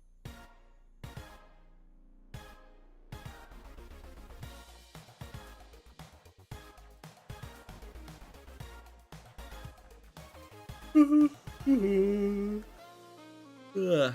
I don't know. That Trumbeak is the first shiny I've gotten in a long time. On stream at least.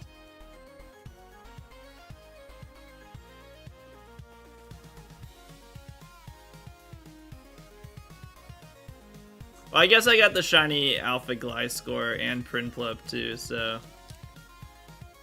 I got 2 shiny alphas.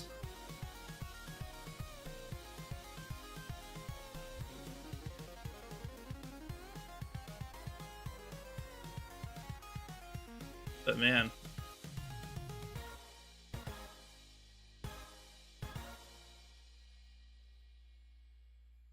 Rough time for me right now.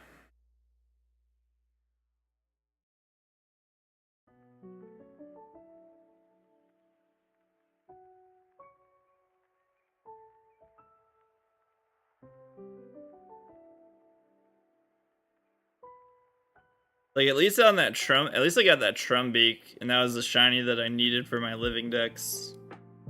Like, if I had gotten a Shinotic or another Ariados, I don't even know. I would have been so upset.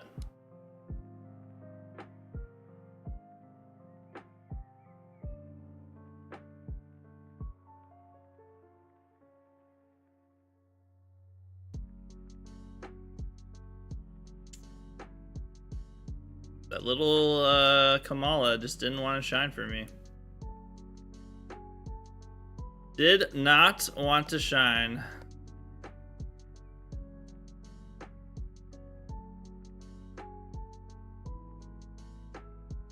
Maybe I just need a week away from shiny hunting.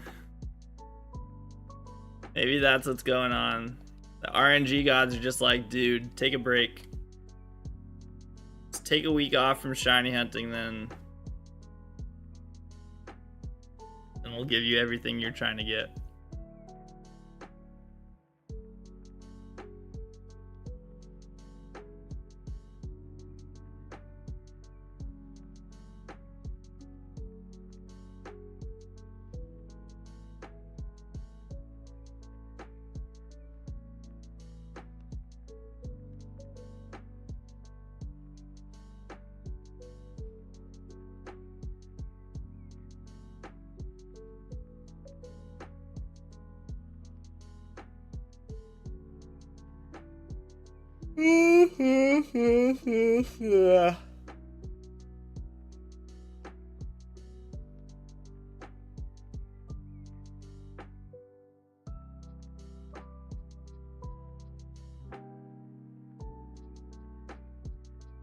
You're totally on time.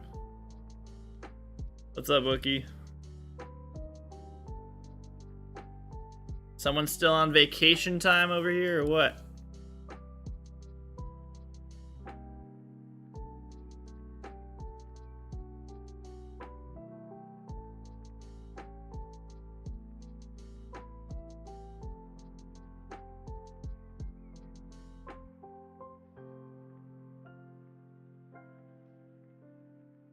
No morning meetings on Friday, so no reason to wake up early.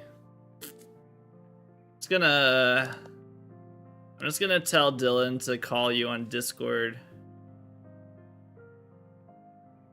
when she wakes us up.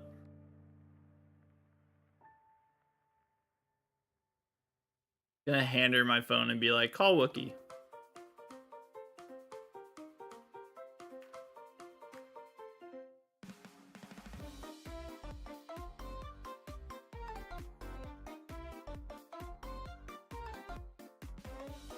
Don't start a war you can't win.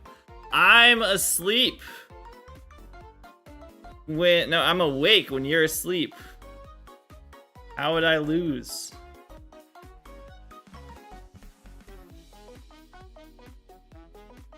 My phone goes on silent when I'm asleep. There's no getting a hold of me.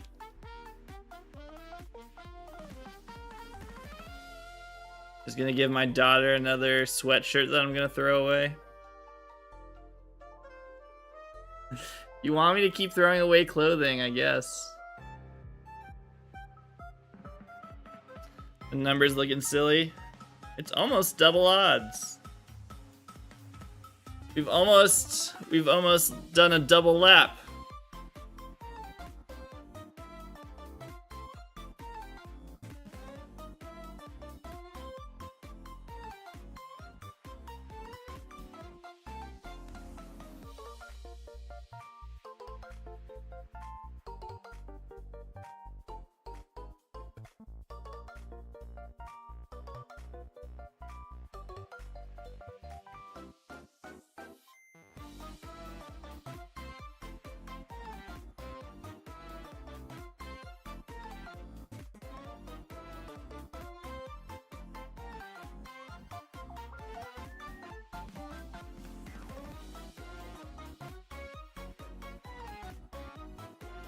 You caught another Dex Knife shiny last night, Poochiana. I thought you were like getting like super lucky, and then you're just like, yeah, I've made the shiny odds just as low as they can be.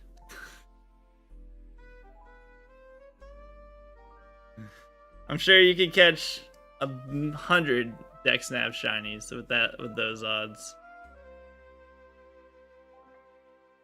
Dude, I really thought that he had gotten a full odd shiny Phanpy in Gen 2. When he posted that. I honestly thought that was a full odds Gen 2 shiny. I was just like, you've got to be kidding me. Like, in the game that I'm shiny hunting in. You're just like, yeah, I got a shiny Phanpy.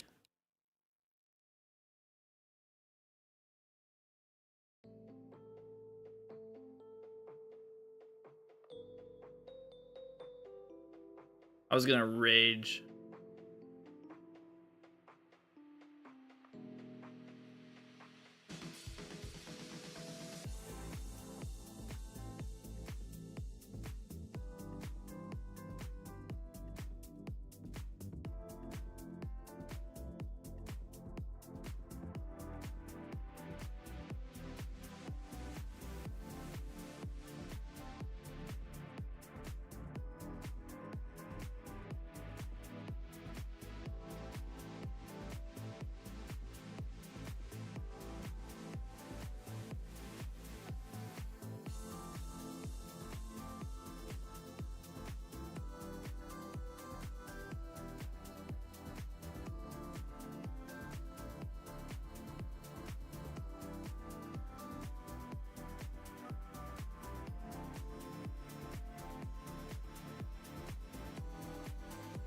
Do I love dying to a boss 5 times and having to sit through their monologue each time? Oh no.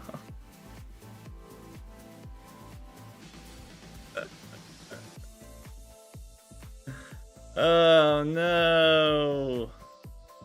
Is it the final boss or like what's going on? In a very weird way, this is making me very excited for Pokemon Ranger.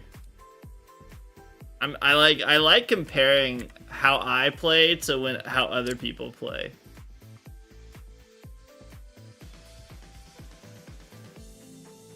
I am like toxically competitive in that way. Where like if someone says like I beat this game but I has like struggled so much with it, I want to be like, let me see how I do. This is the final mission. It would be 10 times more fun if it wasn't so frustrating. At least I'm starting to understand patterns. You're learning. But yeah, like that's why I did that sleep lock of Emerald after Tavi did his sleep lock, and it took him like over 24 hours. And I was like, I can do it faster. So I did. And then I saw Johnstone post the video of completing every single task. Or every single Dex entry task. And I got a shiny, yeah. And I one-upped him with the full odds shiny too. But then I saw Johnstone do the 100% Dex entry completion for Legends Arceus. And like, it took him over 200 hours. I was like, I can beat that. And I did. So that's where my toxic competitiveness can come in. Tavi's ADHD slowed him down. I'm sure chat was trolling to the max. Probably. But still, I was faster. That was a tough one. That was a really tough thing to do. That took a long time.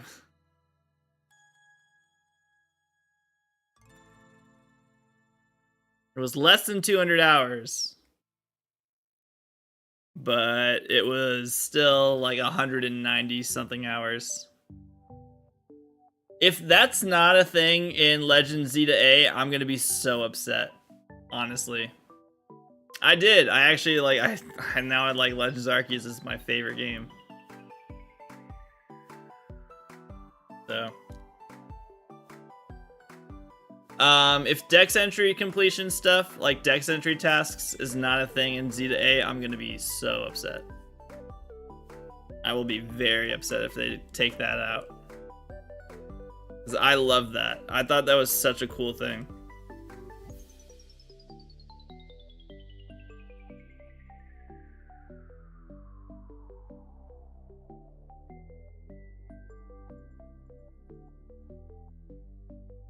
Dex entries that don't increase shiny odds would be great. Yeah, I'd be okay with that.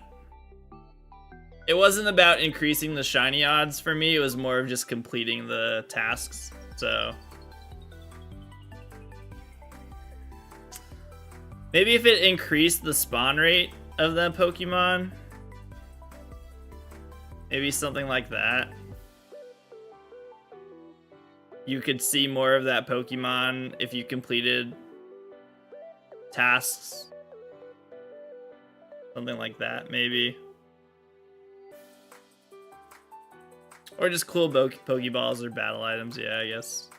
They kind of, like, I feel like they're going to do that. I think it's going to continue to be a thing because that's basically what the Blueberry quests are, right? Like, they basically just brought them back with Blueberry quests.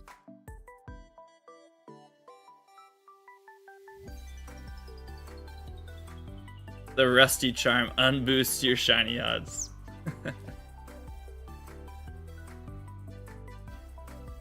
I wouldn't have minded getting the Shiny Charm after perfecting all the entries. It should have been harder. Yeah, they kind of made it a little too easy by making it just Dex entry level 10. I think you're right. They should have made it you had to perfect it.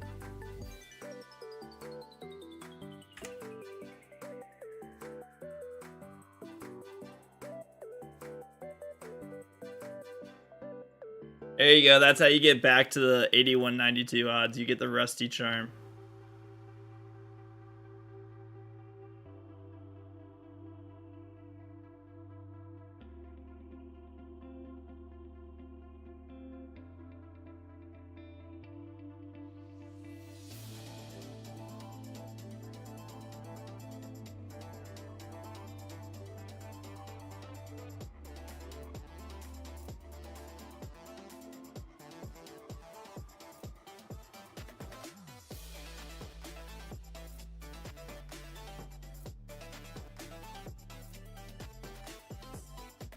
So, but yeah, I think they're gonna continue to be a thing, and I think they're gonna change it up a little bit.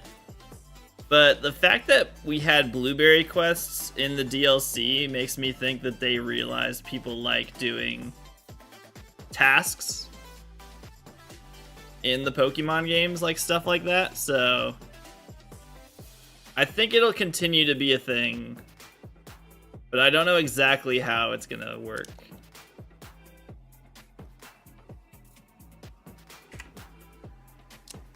They'll probably change it some way.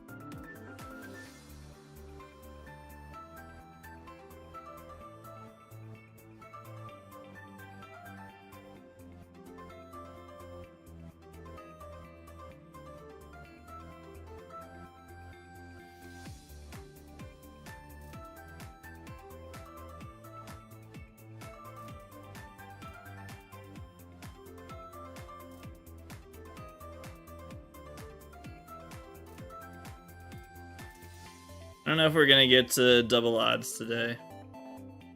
I'm still like 600 encounters away.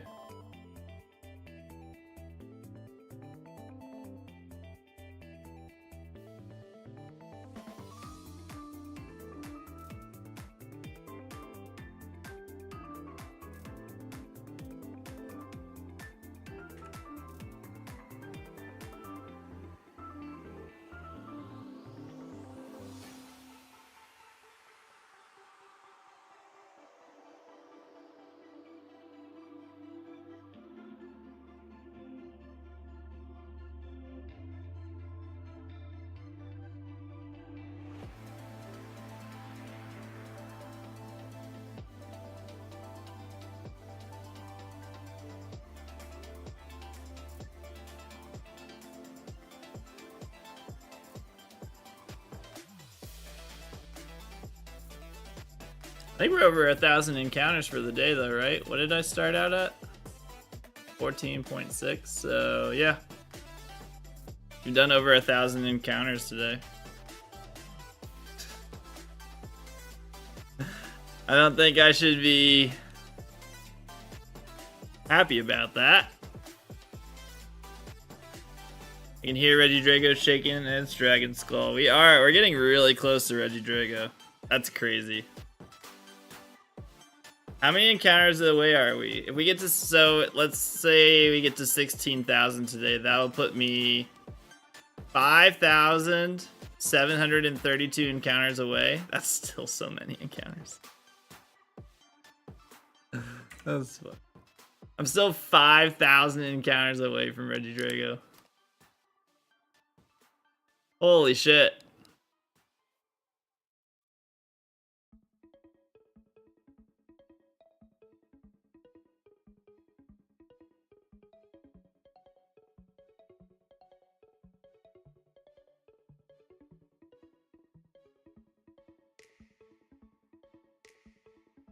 Oh, Coffee and Kilos, did you watch the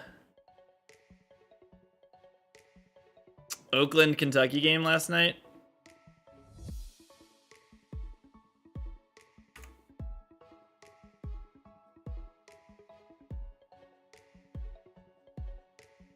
Or did anyone else watch the Oakland, Kentucky game last night? He did. He looked like he was 30 years old. I don't know how old he actually is. I never actually checked to see how old he was. But he looked like he was 30 years old.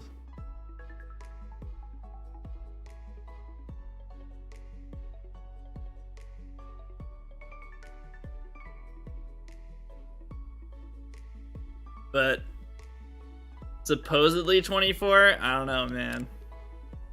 I don't know about that. He looked a lot older than 24. Still, 10 3-pointers is insane. Kentucky also just looked terrible. Kentucky did not look like they knew what they were doing.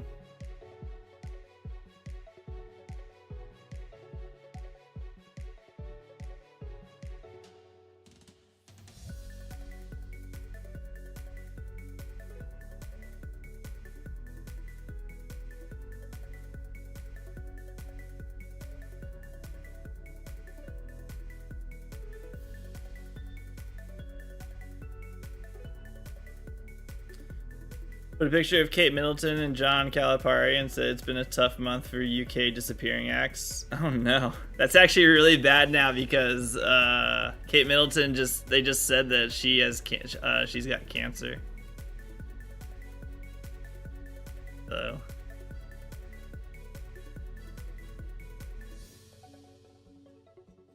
poor timing of that.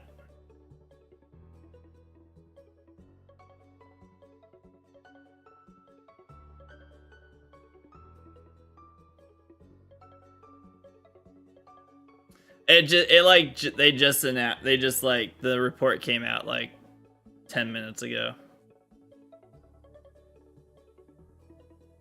That's what you get for making jokes. I know you didn't. It's like you just didn't know. What's up, Donut Dreamer? How you doing today?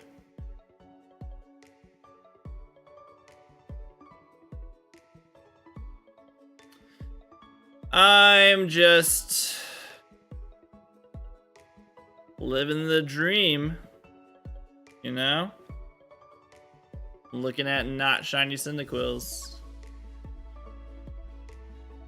till I learned my lesson. Just looking at all the not shiny Cyndaquils. Yep.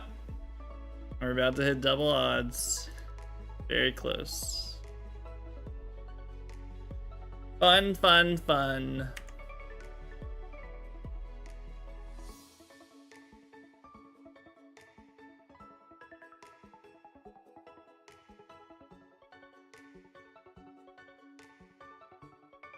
We hunting some Gen 2 pretty soon. Oh nice. What are you hunting for in Gen 2?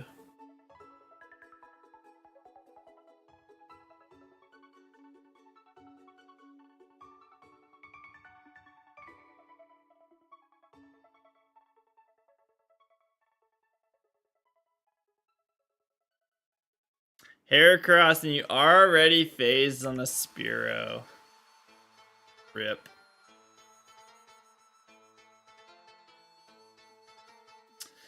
Scary to think the females could still be shiny, but since the coding doesn't allow it, it's just a dead reset. Thanks!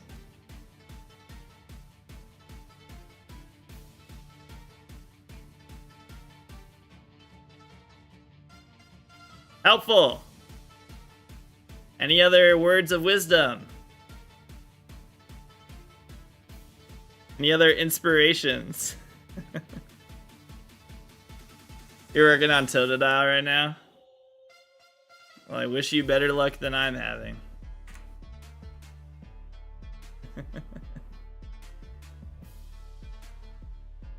It's like every time it has 20 HP. Well, actually, so the 20 HP it makes more sense just because it's based off of the stats, but they're right in the sense that there's no reason that a female shouldn't be shiny.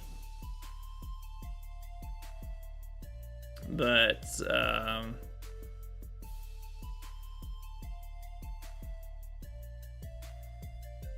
it can't be. Just from this particular encounter. So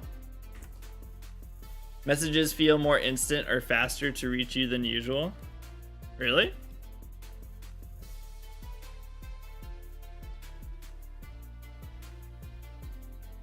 Imagine you already got it and the game just glitched. Unless you're tripping. I mean, I have pretty low latency, so it should be pretty instant. I have it set up to be pretty instant.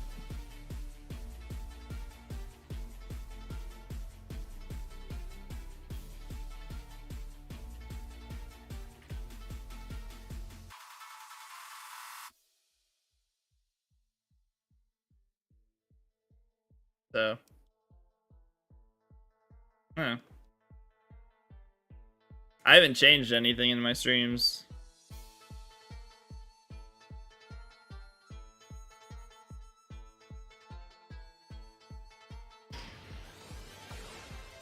And Donut Dreamer, thank you for the follow. Appreciate it. And Drexon, thank you for the follow as well. Hey, you guys. Thanks for the follows. I appreciate it.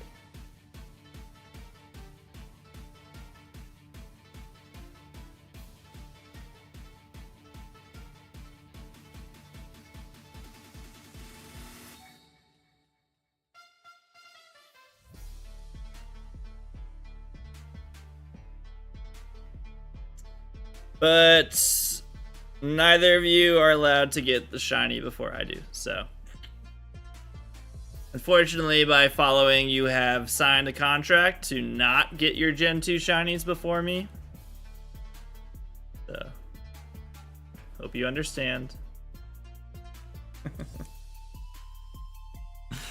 What am I planning to hunt in these games after Cyndaquil? The point I'm actually trying to do is I'm using this file as a Professor Oak challenge, so step 1 is getting a Shiny Cyndaquil, and then step 2 is then for 489 days I'm just going to collect berries and sell them so I can get a moonstone. So I'm not gonna shiny hunt anything else for over a year. Eventually I'll shiny hunt the roamers. That would probably be the next thing I would shiny hunt in this game. I would go for the roamers. Does that count if we followed before you started the Cyndaquil hunt? Yes. Oh yeah, if you get the shiny, just don't tell me. Just let me get mine first, then you can tell me. You got Chikorita through breeding since that method is so broken. Yeah, I've done a few Gen 2 breeding shiny hunts. It's cool to see the shinies, but yeah, much lower odds.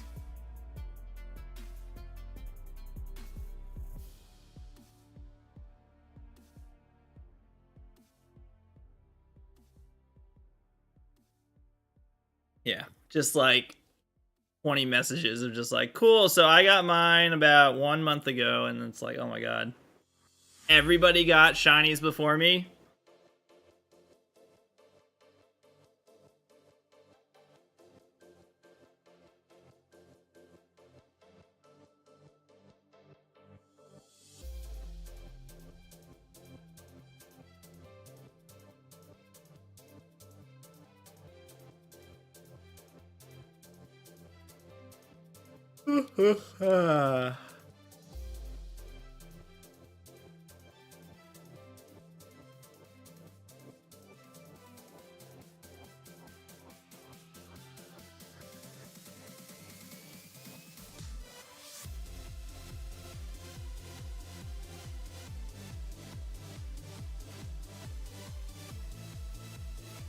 Get it before double odds?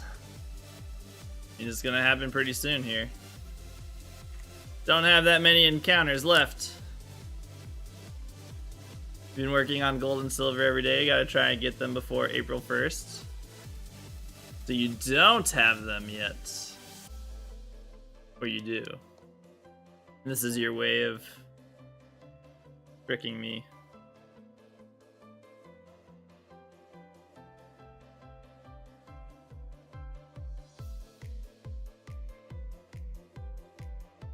I want both of them before April 1st.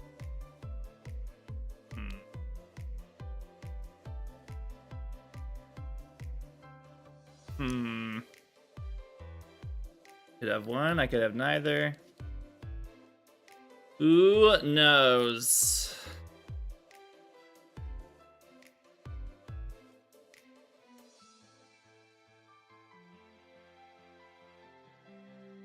I don't think you do.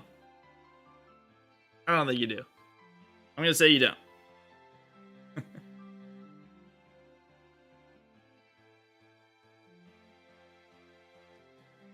Oh, games have already started, haven't they?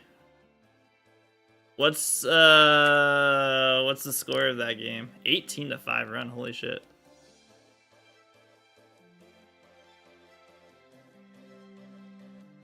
Let's go Hilltoppers!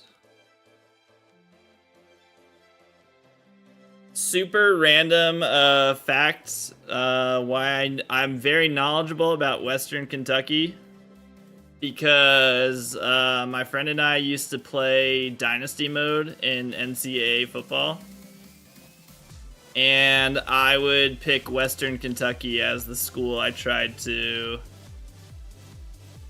make into a top tier Division I college football school. That was such a fun thing to do.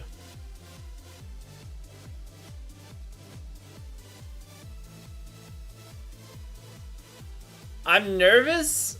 I'm like nervous for it to come back. I don't know if I don't have the system to play it, so I don't even know if I would. I don't have the time to get back into it like I used to, but if it's exactly the same, if it's as good as it used to be, I don't know. I might have to. Because that was so much fun. It was so much fun to just bring up like the small school and make them a powerhouse. Stealing recruits away from the like Alabamas and USCs. You're like, come play for Western Kentucky. Last year we had the Heisman winner.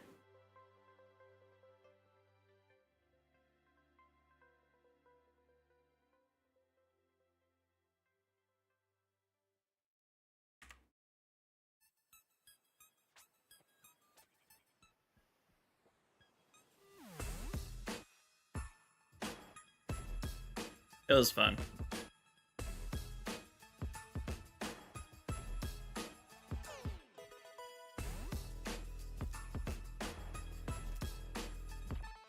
One time I created a player that was a defensive lineman and turned off offsides. I averaged like 15 sacks per game. I'd always try and recruit the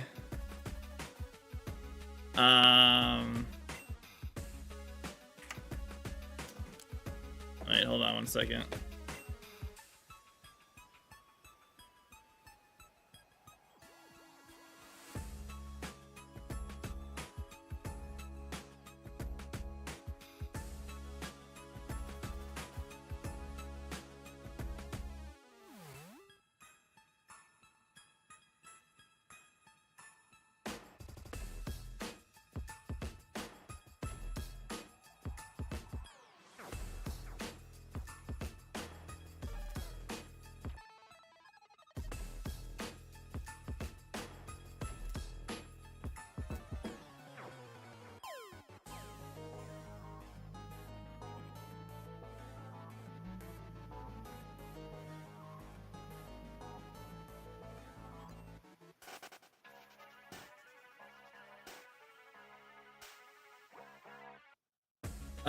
Sorry.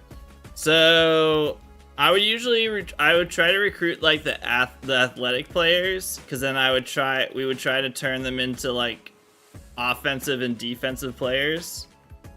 So we'd make them like the best either running backs and then also the best cornerbacks to see if we could get like touchdowns and interceptions and just make them like the best overall player and do like kick returns and punt returns and stuff with them. So I always had fun doing that.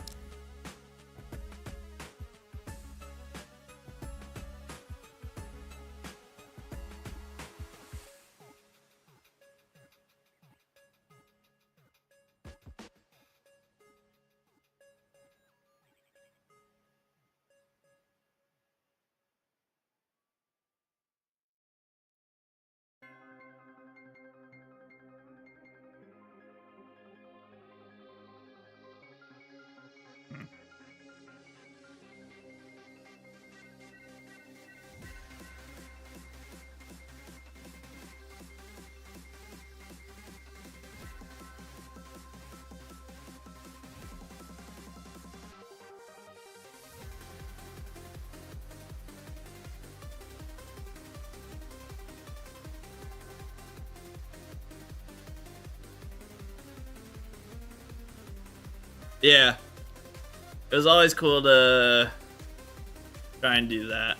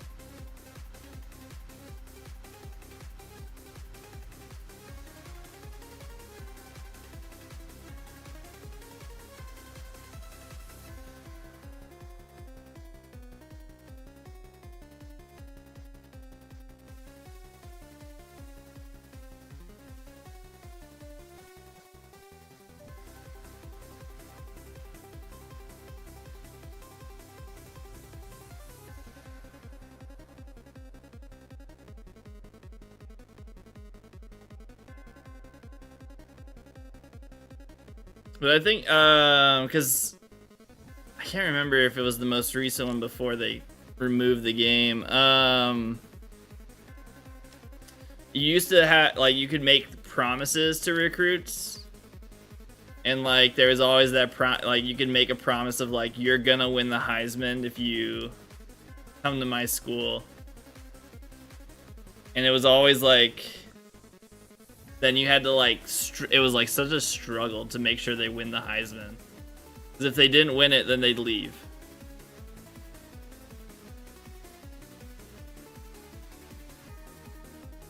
I guess that'll be another interesting thing, because now that the transfer portal is a thing, I wonder how different it's going to be playing those games with the transfer portal. Yeah, it's like, what are these new... I wonder how that's going to, like... I wonder what that'll be like. Like, it's so much different now. They can get deals. The transfer portal is very active.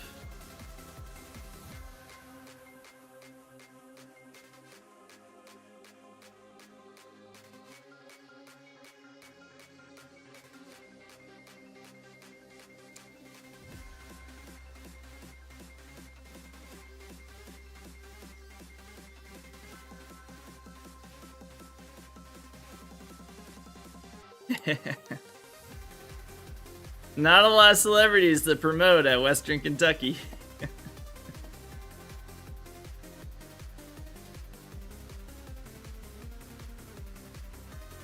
Yeah, I'll have to pay attention to that. That'll be kind of cool.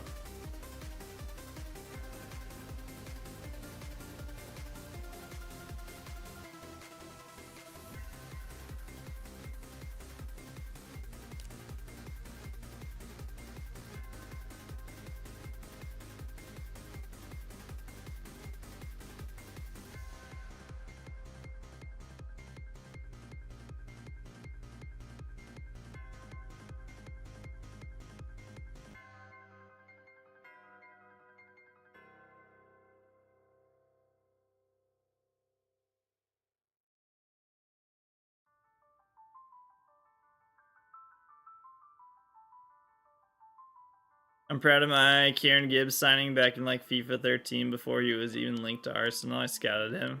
Oh, really? That's pretty cool. I remember whenever I did I didn't do it very much, but when I did FIFA like manager mode, and I'd always pick Arsenal, and then the very first thing I would do was sign a goalkeeper, because that was back when we didn't have, like, that was our biggest issue.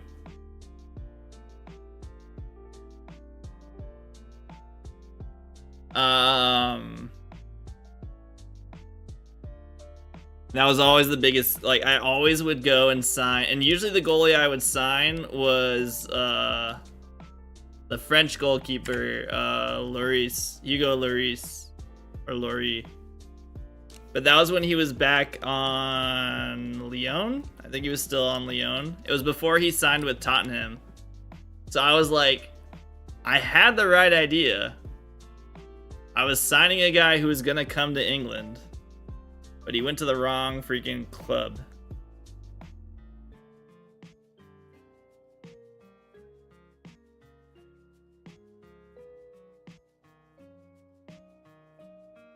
Yeah. I used to love FIFA.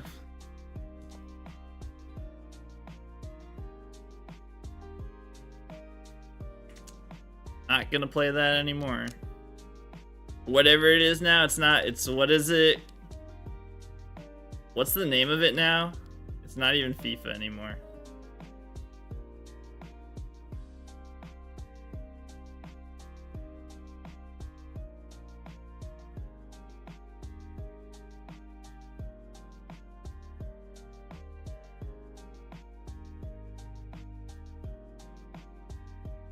The last FIFA definitely tried to entice me with getting to play as the cast of Ted Lasso.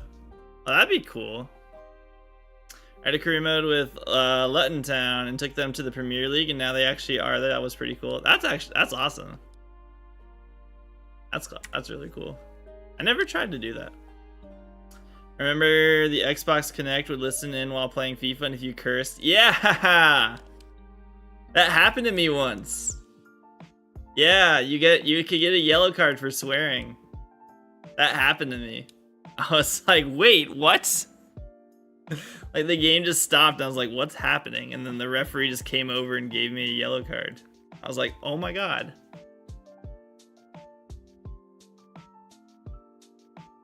And then I'd get like an email saying like the owners are like, hey, you need to watch your mouth.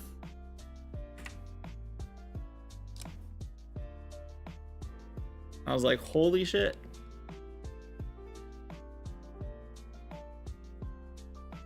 This is amazing. But then I unplugged my Kinect. So I was like, we're not going to do that anymore. You will not be preventing me from swearing in this at my game.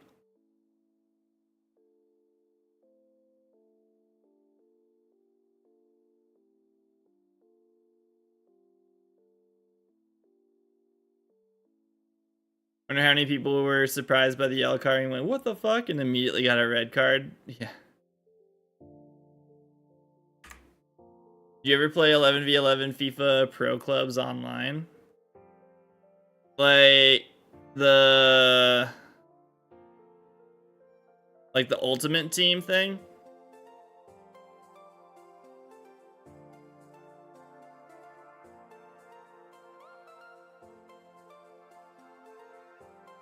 Or just in general?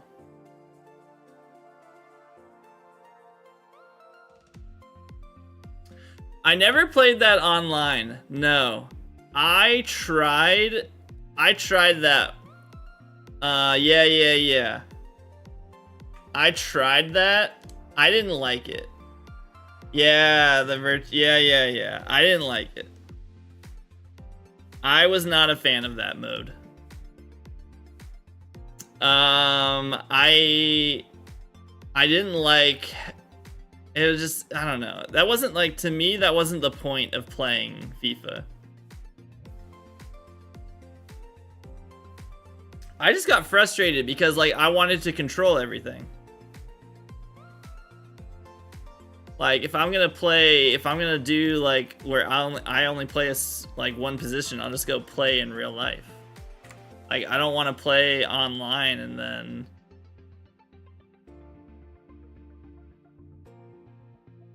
I took it way too seriously. Was the only thing. I can't just like enjoy the game and like see like the stuff you're talking about. It just would have frustrated me. So it was a cool concept, but just wasn't my thing.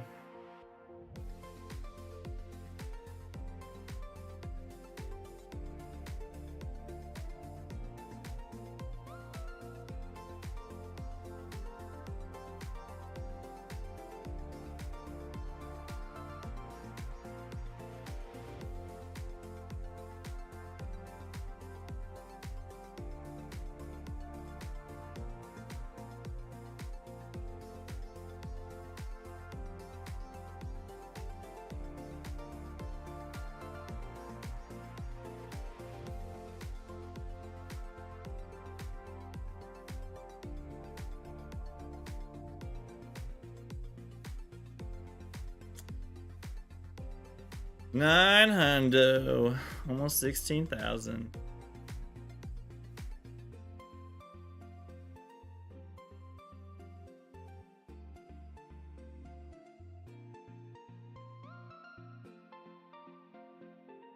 Yeah, I didn't like it. I personally just like to be able to control all the players.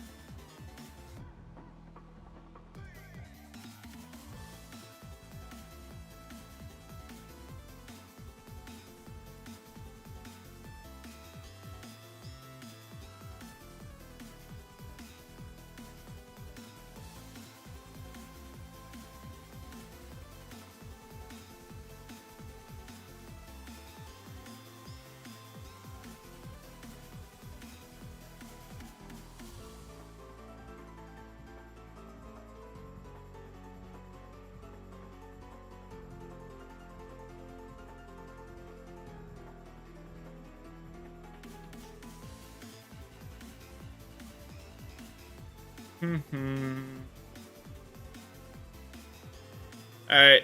We're gonna go to 16,000. Stop at 16,000.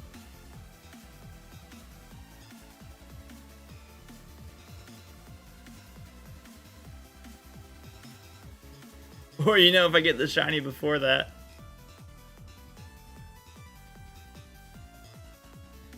Ha ha ha ha. So funny. So funny.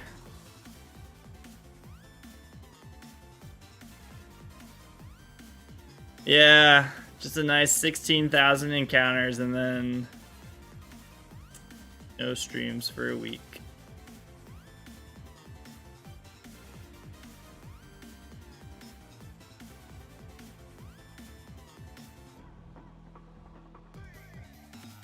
Only takes the one encounter, but it has to be a male and it can't be 20 HP.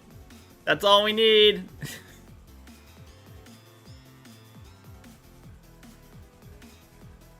I'll get 5 subs, you get the shine before 16k. Bet.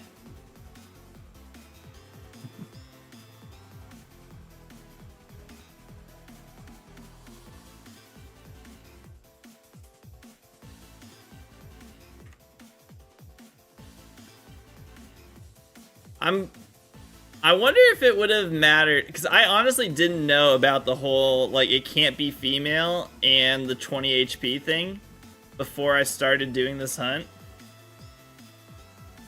And Ted says if you don't. I wonder if that would have influenced me differently on doing this.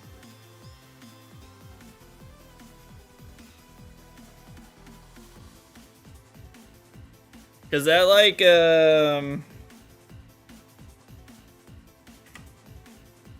3 females there.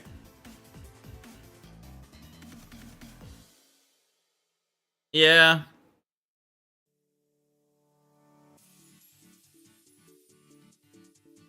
I guess, yeah. It's like I'm still doing 4 encounters.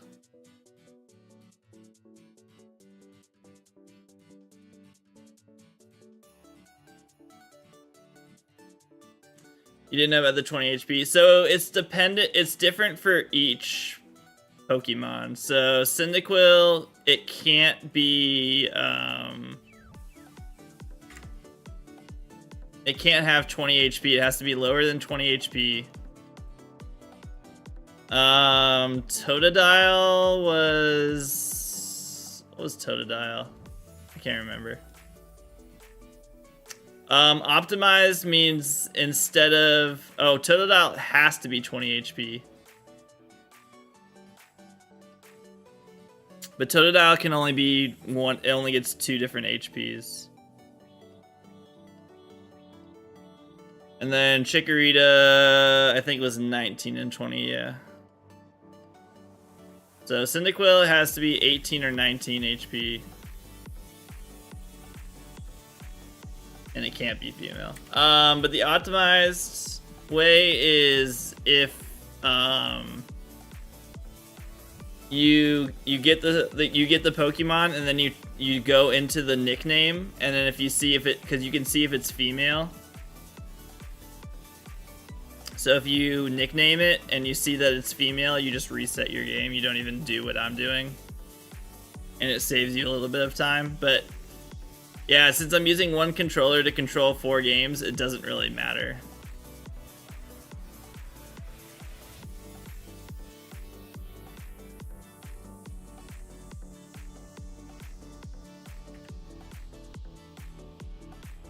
But yeah, if you're not doing what I'm doing with like one controller controlling everything, you would actually check the gender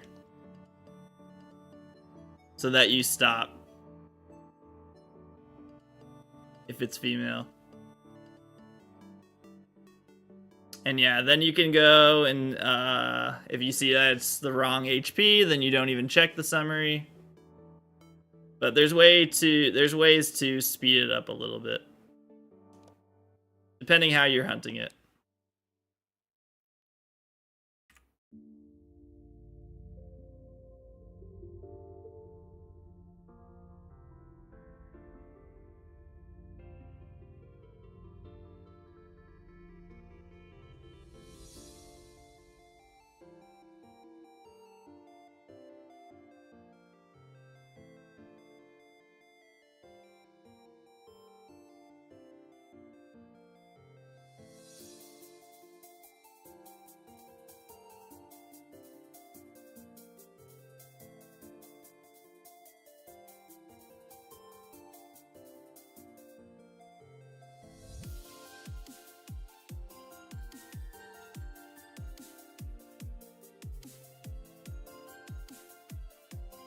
Oh, really? There's a specific HP for Eevee too. Can it only be male? Can it not be female? Is that the case for any gift Pokemon? It can't be female. Thank you, Shades.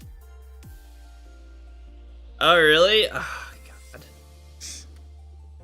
I was gonna try to do that too. Why? God damn it.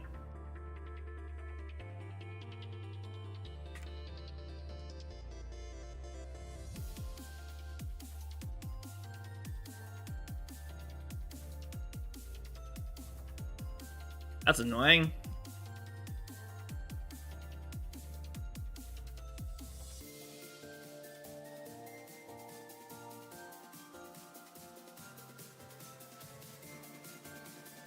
Female rumors can't be shiny either.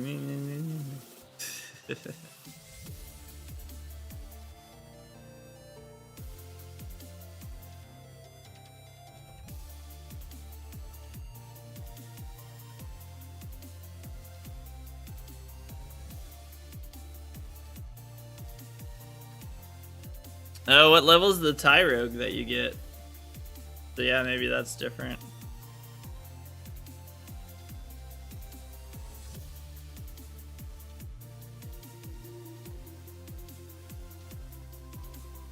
Can't Tyrogue only be male?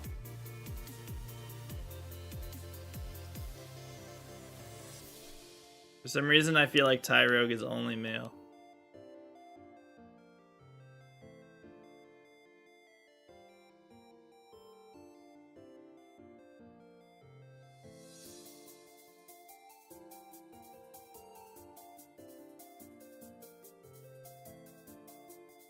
I thought so. The Hitmonlee is only male, yeah. That's what I figured.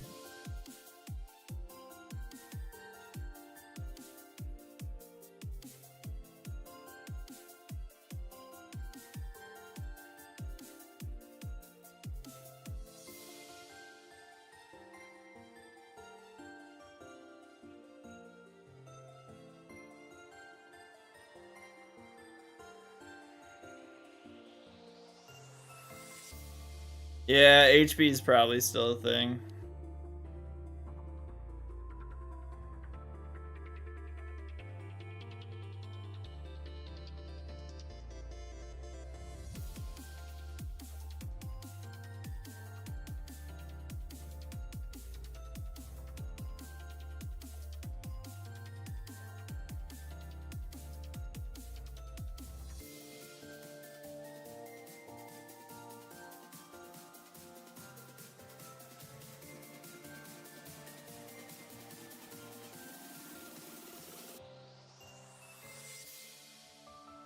Yeah.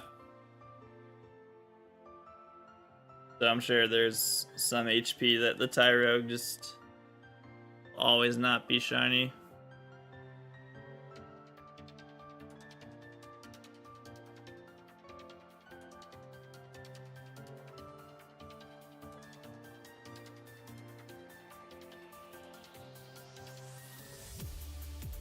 There's a vid on Tyrogue. I mean, I figured it's like any gift Pokemon. I'm sure there's videos on because it's really easy to like study that since the encounter is very simple. Like when it's a fixed encounter like that.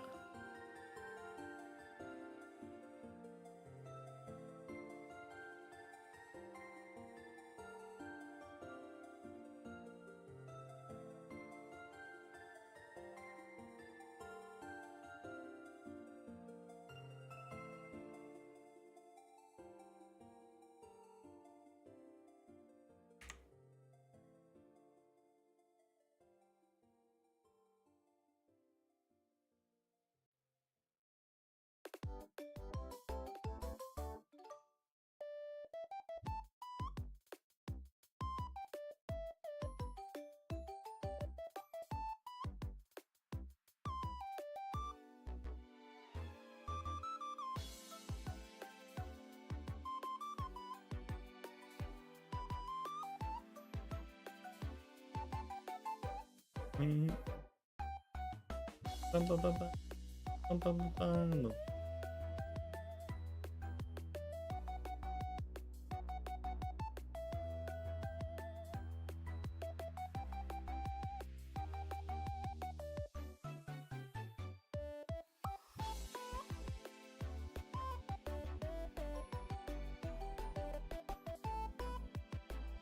Ugh.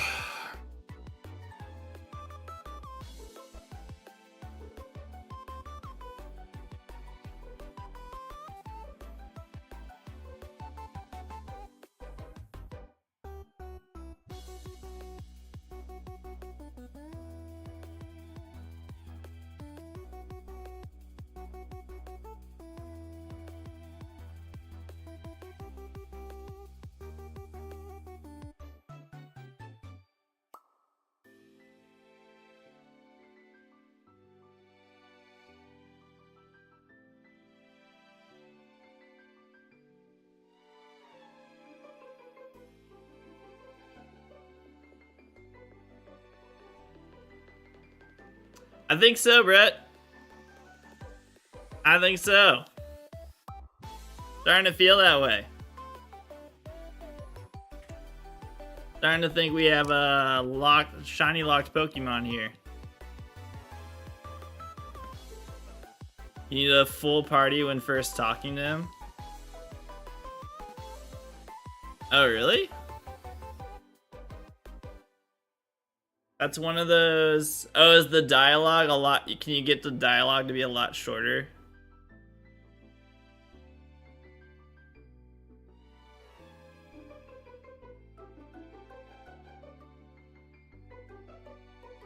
Oh, you have to fight him. That's right. Your Finneon shiny locked too? Hooray! All the Pokemon are shiny locked. I forgot it's a fight, and then he gives you Tyrogue.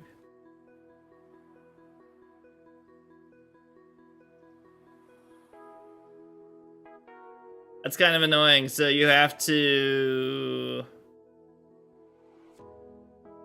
battle him, then you have to leave, and then you have to go find him again.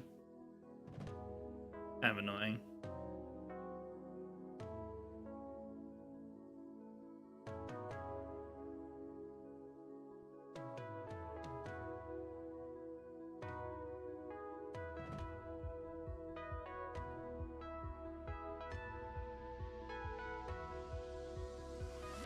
Well, I just saw him to the future. Yeah. I also see his vids on Shuckle and Kenya. Nice. Always love when there's someone who just is interested in doing shiny hunting these Pokemon and just gathers all that information. Alright. Last encounters. Oh yeah, Andratini, that's right. Good one. Last encounters